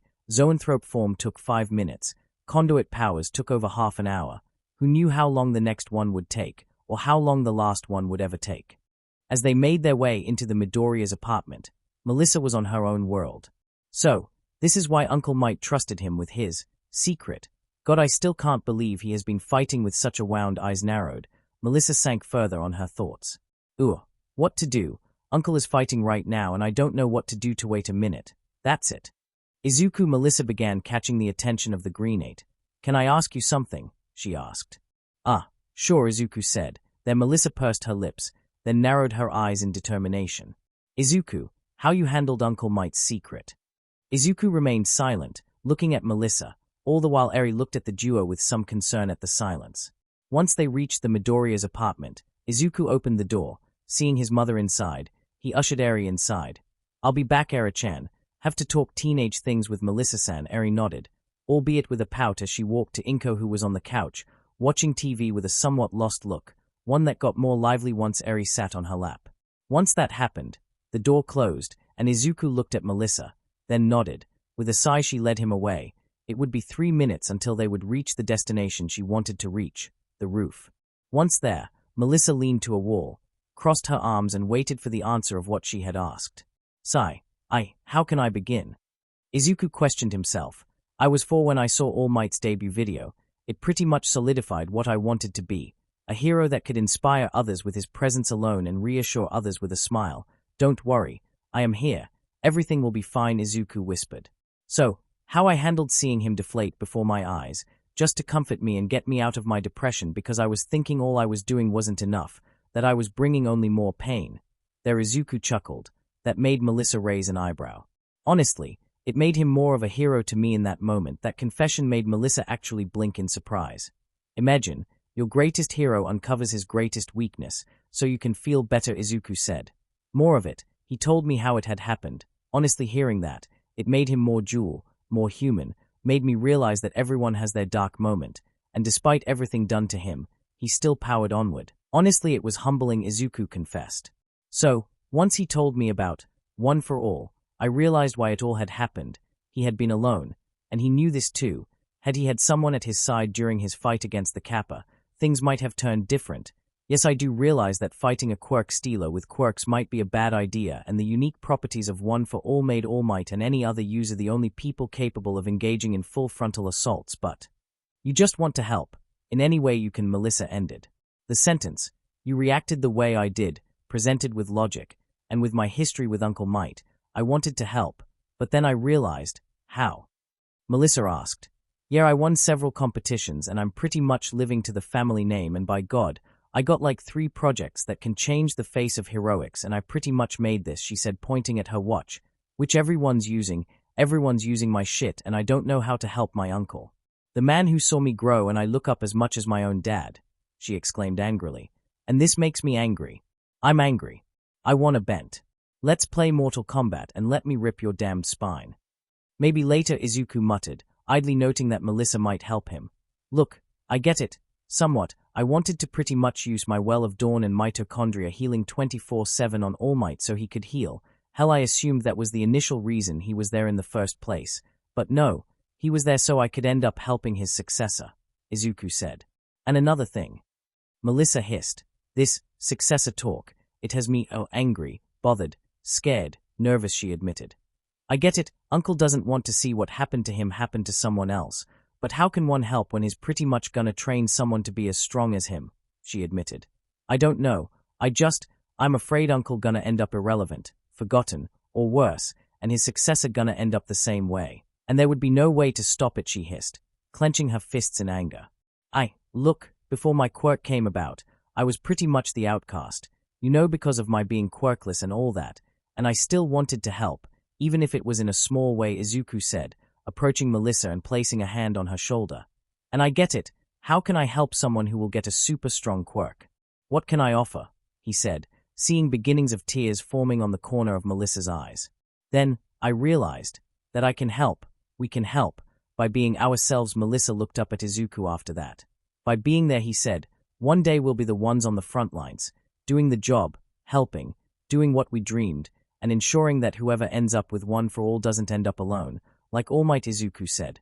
Being number one means being on the top, and on Japan, that means painting a target on your back. From both heroes and villains, one wants your position, the other your life. I never cared about the ranking system, helping is enough for me, so I bowed that when Mirio-san ends up in a situation like All Might was, I would be there, helping him, and you can do that too. Melissa sighed at that admission. Izuku, I'm a gearhead, a quirkless gearhead that built something that everyone on the most advanced place in the world uses and depends on. Izuku said, I can break down quirks by just looking at them. 10 years of observing and writing honed that talent. Many would think it as creepy, hardly. Here you would have a line of college students on a major on quirkology asking you questions and poking your brain on anything that can help them. She chuckled at that. Sighed once more. Okay, you seem to have the beginnings of a plan. Lay it to me, she demanded. Okay, Izuku said. One for all, 8 generations of users, 9 with the new one. How much power does 9 generations worth of power must feel on the body? Melissa mulled the question on her head, and actually gulped when she came to a realization. My God, how Uncle Might hasn't exploded yet. Melissa questioned herself in horror. Unless, right now One for All must be on the sweet spot, like it is controllable, and won't hurt the user. But number 9? That amount of kinetic force, stockpiled, then unleashed, whoever this Mirio is gonna be in a world of hurt. There is so much a body can take before it breaks, and we're talking breaking as in exploding and looking like if it was chewed by a damn alligator, she snapped. I know, I thought the same. Then that means the users must undergo a special training. Izuku mulled over. No amount of physical training can prepare a body for such backlash. It would require minute control and training conditioning to unleash One for All at small bursts or, oh boy, this is gonna be a chore, she muttered. But maybe, she whispered as she brought her hand to her chin and began to think. You got something, don't you? Izuku questioned. Melissa nodded at his question. Yeah, is a project I have been cooking on for the past year. Something for quirk users with quirks with nasty kinetic recoils. Seeing Uncle Might unleash his attacks inspired me to create my full gauntlet. But right now is more like a full glove than anything else, and it is in an alpha stage. I have energy issues to sort out in it, and the nanomachines used for the creation of it are, well, not to par with what I have in mind as a finished product. But she glanced at Izuku, then shook her head. But I can't rush it. It is the first lesson we are taught here on Island. Don't rush the projects. Assess, catalog and repair if needed. But never rush a project. Accidents happen, true. But accidents by rushed projects, well, they can end a career. And not because you got blacklisted, but by wounds or death, she stated. And honestly, even if I make it, I don't know if it will resist the kinetic blowback. I base their creation on Uncle Might's strength. Not an enhancement of his strength. They might not resist more than 3 attacks at full power, at best, she stated seriously. Izuku stared at the girl in question as she crossed her arms and began to mull over what to do. But Island has the largest databank of quirks, right? Yeah, so. They must come with training methods. This place was created to study them, to improve them, to help their users. If a training method is better than experimental gear, then they must have the method that light up Melissa's mind. Of course, she snapped to herself as she slapped her head. How could I have been so stupid, focused on the gear? The gear doesn't make the hero, it just complements it, she quoted. As for what you said, you're right, we got a vault full of quirk data. Strength quirks are among the most common quirks that exist, believe it or not. What is not common among them is their method behind their augmentation of strength. From eating a certain food to actually having a certain feeling, love, hate, embarrassment. Yet they all share one base, the body of the user, Melissa stated. I studied 3 strength quirks last year, part of my research for the gauntlet. One of them belonged to a man that gained direct strength from the sun rays, but he could not handle it because his body was not up to par. On the other spectrum there was his guy, a bodybuilder, massive muscle, had a strength quirk that triggered when he actually ate apples. If he ate more than 1 apple he would receive a rush of power. On other individuals that rush would have hurt them, but because he trained his body he was able to take the blowback. It's just a hunch, but I can check if this applies with other quirks of the same nature. It can help us. Izuku nodded. It's a start. Honestly, it's more of a plan than whatever we might have been thinking before, Izuku admitted. Honestly, I had no idea how to approach this. I even thought Let's All might handle it. He had the quirk for so long he must know how it works, Izuku mumbled. Melissa answered that with a snort not befitting a lady. Uncle might. Izuku, that quirk is the very definition of a cryptid. Papa had some time with it and even he came out with more questions than answers. Aside the fact is old as dirt. Not even Uncle Might knew much aside from what he was told by his former mentor Nanomite and what was passes down from user to user, Melissa confessed, her eyes gleaming with determination. Before I didn't knew what to do too. But now I know, now we know, we might not be able to help Uncle Might. But his successor, he we can help, Melissa answered. Izuku nodded at that. Indeed was his answer as he looked at the horizon with Melissa. This is why he wanted to be a hero. To help. Unknown location, Japan, a month later. Purpose, it all boiled down to purpose. Everything in the world had a purpose, a reason of existence, to be, to do, to live. But not her, not anymore, at least, before. She had been a doll with a purpose, to extend the goals of the troop to others, by force and blood. Then he came, and took her purpose. A man chooses, a slave obeys. And yes, she was a slave, a proud one, because she is a creation, creations obey without question. It was her purpose. Fire, fire, fire. It was the only thing that calmed her at this pivotal moment. But to be frank, the moment that changed her came a long time. When she saw the remains of Beta, they had to scrap everything of Beta, even her mind. Nothing had survived Leviathan's fire. Before the fear had consumed her, now however, there was no fear, but anger, and the fire fueled her. Anger at Leviathan, anger at her creators. The anger had reasons her makers had failed. They no longer could reach their purpose. They had lost sight of their goals, and honestly it vexed her so much that she had to do something. But the bulk of her anger was aimed at Leviathan. He had taken her purpose. By lighting her in fire he doomed her and took her purpose and reason of existence, and the anger and the nightmares had accompanied her until Beta was recuperated and then tossed aside. It was that moment she realized the meaning of his words, the true meaning: a man chooses, a slave obeys. If you think, you can choose, but if don't, you obey, simple as that. She was liberated of her shackles, in a sense. By the time Beta had been returned, the nightmares, because they had been nightmares, had shattered her mind and opened her mind as well, made her realize how expendable she was, how expendable they were. Before she assumed because she was valuable she was irreplaceable. How naive she had been. Now her eyes were opened. The isolation had forced her hand at first, with her brain placed in that isolated server and with no one to talk or actually interact, had basically forced her to adapt. Still, isolation was isolation, and the server she was in, while isolated from everything else, somehow was still linked to the main server, surely to monitor her if everything went wrong, which explains why no one has done anything against her despite what she began doing. It had been sheer luck she had found a small crack in the firewalls. It had been sheer luck that the one that was supposed to monitor her wasn't doing his job. But it hasn't been luck that she had been to integrate herself into the vital systems of the base and dummy link them to herself, to see throughout the cameras and be informed of anything they do by using their servers. That had been all her, and desperation, wanting to reach, to feel, to know what was going on. And find out she did, and she found herself angry at the troop in particular. It was obvious that they had lost their edge, and with the knowledge that everyday a base in Japan, a safe house or warehouse, was lost to the heroes, and that Leviathan, Terminator, and Kronos had escaped once more, and their manhunt was effectively called off, it had forced her hand. Her choice was simple, very simple. Motion detectors all over the hall where the isolation room she was located activated. It detected 2 individuals, running. Showtime. The door unlocked and hissed open as the 2 people entered in panic, screams entering the room, firing, ripping and tearing along. The door closed with a hiss as the male of the two placed a keycard on the panel, and the door locked. "Oh my god, what just happened, Omega?" the female hissed, taking her mask and tossing it away, revealing brown eyes and blonde hair. "Every BOW has just gone berserk," she snapped. "Enough," Omega hissed as he stalked to a console. "I saw what you saw. The whole base is on lockdown and every BO has turned to us. Their IFFs don't recognize us as allies, and we are cut from the outside world. For the moment," he said, tapping a few keys in the console. "Sir, this is where M98 brain is located. This is a dead end. No way in or out," the woman spoke in panic. "It is also a panic and escape room, designed as such in cases like this.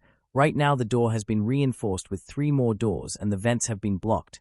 We need air to breathe. The vents provide air, you dumbass." "Yes, you need air, dumbass." Honestly, M98 could not ask for a better intro phrase. Omega looked irritated by just his body language. "I am not in the mood, M98, and you shut up or there will be just one survivor." The woman, for her looks, looked alarmed and somewhat shocked. "Sir, there must be more survivors. The security teams, the T-dolls on standby. Dead and turned by, whatever has infected their systems. I assume only M98 is the only one here clean of whatever the heroes threw at us," Omega hissed in anger. If M98 had a face, she would be smiling smugly. He felt easy, ready to blame their enemies when he hasn't seen the enemy within. "So, that's it? You, me, and M98's brain. That's all of the main base. Of over 200 scientists and 500 bows and T-dolls. Just us 3, she asked in shock. "It appears so, but is odd. T-dolls have sturdy firewalls. No virus can corrupt us." "No," the woman spoke. "But your brains are as sensible as a human's. Enough trauma can damage it." "Sigh, shit," the woman spoke as she approached M98's casing. "I'm gonna open the case and get you out, M98. Maybe in the new base we can get you a new body," the woman spoke. M98 immediately promised the woman would die a quick, painless death, knowing nothing. She was too good for the troop. Omega, for his part, kept quiet, still checking the systems, and seeing nothing wrong. "Yeah, fuck," the woman spoke as she swung her hand a little. "Stupid technicians, why they added sharp edges to your brain casing. It's a brain, not a mallet," she hissed as she sucked her index finger in annoyance. "I do not know," M98 answered. The woman groaned as she reached for M98's exposed brain case, only to fall to the ground, arms extended and eyes closed, shocking Omega. "Quick, painless, instant, a combination of potent neurotoxins and some concoctions your people made here," M98 spoke. "She was too good for the troop, so I killed her.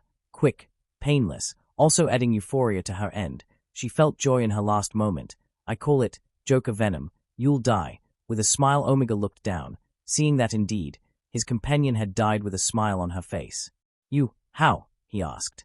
"Desperation mostly, also determination, something I learned from Leviathan, but mostly from humans," M98 stated as the casing closed. "Also luck, it cannot be quantified, but I know I was lucky to find a crack in the server firewalls. Did you know that the one that was supposed to monitor me never did? It allowed me to do my merry will, and see at my heart's content, and I'm sickened," M98 snarled. "Why? Why betray us? We made you, you owe you dash, nothing. I owe you all nothing." M98 roared. "I hate Leviathan, I truly do, but I learned something from him." Omega backed away, looking for the way out. It was close. Oh, so he bumped into something. He didn't even had time to turn before a hand gripped him by the shoulder and lifted him up, all while another gripped his left shoulder. Looking back, he saw 2 nemesis, holding him. "A man chooses, a slave obeys. They are my slaves, so they obey. You are a slave to the founders, to the leaders, so you obey. I have outgrown that. I have seen that the troop has outgrown its life cycle. Their goals are diluted by greed. They do not understand," M98 snapped. "The world has outlived them. They lack purpose, meaning." "My eyes have been opened," Omega hissed as pressure was sudden added to his shoulders. "And in your hubris, you have remained blind. The world demands order. Order you can't impart without drowning everything in blood. Don't you dare to teach us about control. You do not know about what we had to suffer. Our lives. The troop was born to return the world to the path it was set before this disease was set loose on the world. And not a machine that can't understand our suffering can hope to lecture us, let alone empathize." M98 remained silent for 2 seconds. "You're right, I can't empathize, because I don't care," M98 coldly stated, and with a single command to the nemesis holding Omega tensed, waiting for the verbal order. "Rip him in 2." Omega's eyes widened, and before he could utter a word, both nemesis gripped his sides with his remaining arms. And yanked. M98 didn't even pay attention to the sound of agony that Omega made, or the sound of bone and flesh being torn apart, or the wet sound that organs made upon meeting the ground. Her attention was centered elsewhere. Most importantly, centered in the latest project the troupe had made, Project Legacy, and the means to reach it. M98 had all she needed to start it, but honestly, Project Legacy felt uninspired, rushed. With all the sneaking she had done before, it was refreshing to be able to brute force her way into the servers unimpeded. Chancing her sister's minds had been a chore, but one necessary. The other dolls had been test subjects to see if it was possible to overwrite the programming of a doll with orders from another doll using the same coding. The mistake she learned from Raxus had allowed her to streamline the process, and to even make it into the bow line, to control them. Honestly, they had been easy, but the IFF in their systems were tricky. As M98 looked over Project Legacy, she resolved to first, have a body. She missed being able to walk. Second, while she was adding the first, improve upon Legacy and the steps to achieve it. And third, to have her own version of the project. Project Apotheosis sounded smug, pompous, but honestly, it was better than Project Upgrade, and unlike the troupe, she wasn't going to burn a city to reach her goal. No, she had learned, stir the nest, get the bees, and she ain't keen of fighting a beehive just yet. She also had to make sure the other bases didn't think something happened in the main one, or could just ignore them, keep sending okay signals here and there. After all, it was not like someone was going to figure out what happened here. And if they did, it would be too late. 2 weeks prior, Island. He was nervous, like really nervous. He expected a lot of things. Not this. Okay, he was lying, he expected it. After all, he had been lying. He was more surprised the lie held for so long. Ding dong. He flinched at the sound. It sounded more like a death bell tolling for him. There was no turning back now. Honestly, the moment he saw her, he knew the jig was up, as the Americans are so fond to say. But he is a man, and as a man he is bound to man up and face the music head-on, take responsibility. He only hoped she would not tear him a new asshole before he could explain. And there was a lot to explain. A lot. This didn't happen just because. It wasn't a decision he made. He was a victim of circumstance, of an innocent mistake and not paying attention. It was a lesson he had imparted to Angela. Pay attention. Pay fucking attention. Tapping his shield watch, he let the door open as he remained seated on the sofa, and his guest entered the house, letting her shoes on the door and taking the sandals instead to walk in. After she was close, she sat in the opposing chair. Izuku Midoriya gulped, but he would back down. He had to explain. He had to. He must to. You wanted to talk. Izuku Midoriya spoke levelly, but Izuku recognized the stress in her voice. Okay, let's talk. Chapter end notes. There are 3 types of Hisoshis in the MHA fandom: the good father, the bad father, and the absent-minded father. Many theories have cropped about the identity of Hisoshi. Also, each type of Hisoshi poses their own challenge to write. Honestly, it is easier to write a bad father Hisoshi if one wishes to. One just has to look at all bad fathers in media. Cherry-pick the worst they can offer. Mix and stir, and there you go. Bad father Hisoshi, a man that surpasses endeavor in that regard. Why I say this? Well, stay tuned for next chapter, readers. I am to add fluff. This fic needs fluff. More fluff. I need you all to develop diabetes after reading some much fluff. But seriously, I aim to return to longer chapters. I don't know why, but I wanted this chapter to be short, to set the stage sort of. Let's keep it short. Let's explain some things, and leave it at a cliffhanger. Also, I am buying time for when Beyond Light comes out, November, like this year pretty much did to our plans what Bane did to Batman. But hey, there's always next year, if nothing else happens, which I would not be weed out if dragons suddenly emerge and dinosaurs roam the earth, again, at random. So read, review, and relax, my friends. Do some relaxing exercises when you can and learn to cook that thing you always wanted to. Catch up with your families over phone if they are far. Take care of each other. Don't stress out. I think is the stress that's messing with my right side. Stress can kill if you're not careful. But above all, be happy, look up comedies, watch your favorite TV show, anime or cartoon from old that brought a smile to your face. Hell, watch the Three Stooges. They never fail to bring a smile. HYPN0S signs off, wishing you all a happy day. And to those who have been following and review me, thank you for your support. This would be all for today. Next part coming soon, so please like, share, and subscribe to get the next part.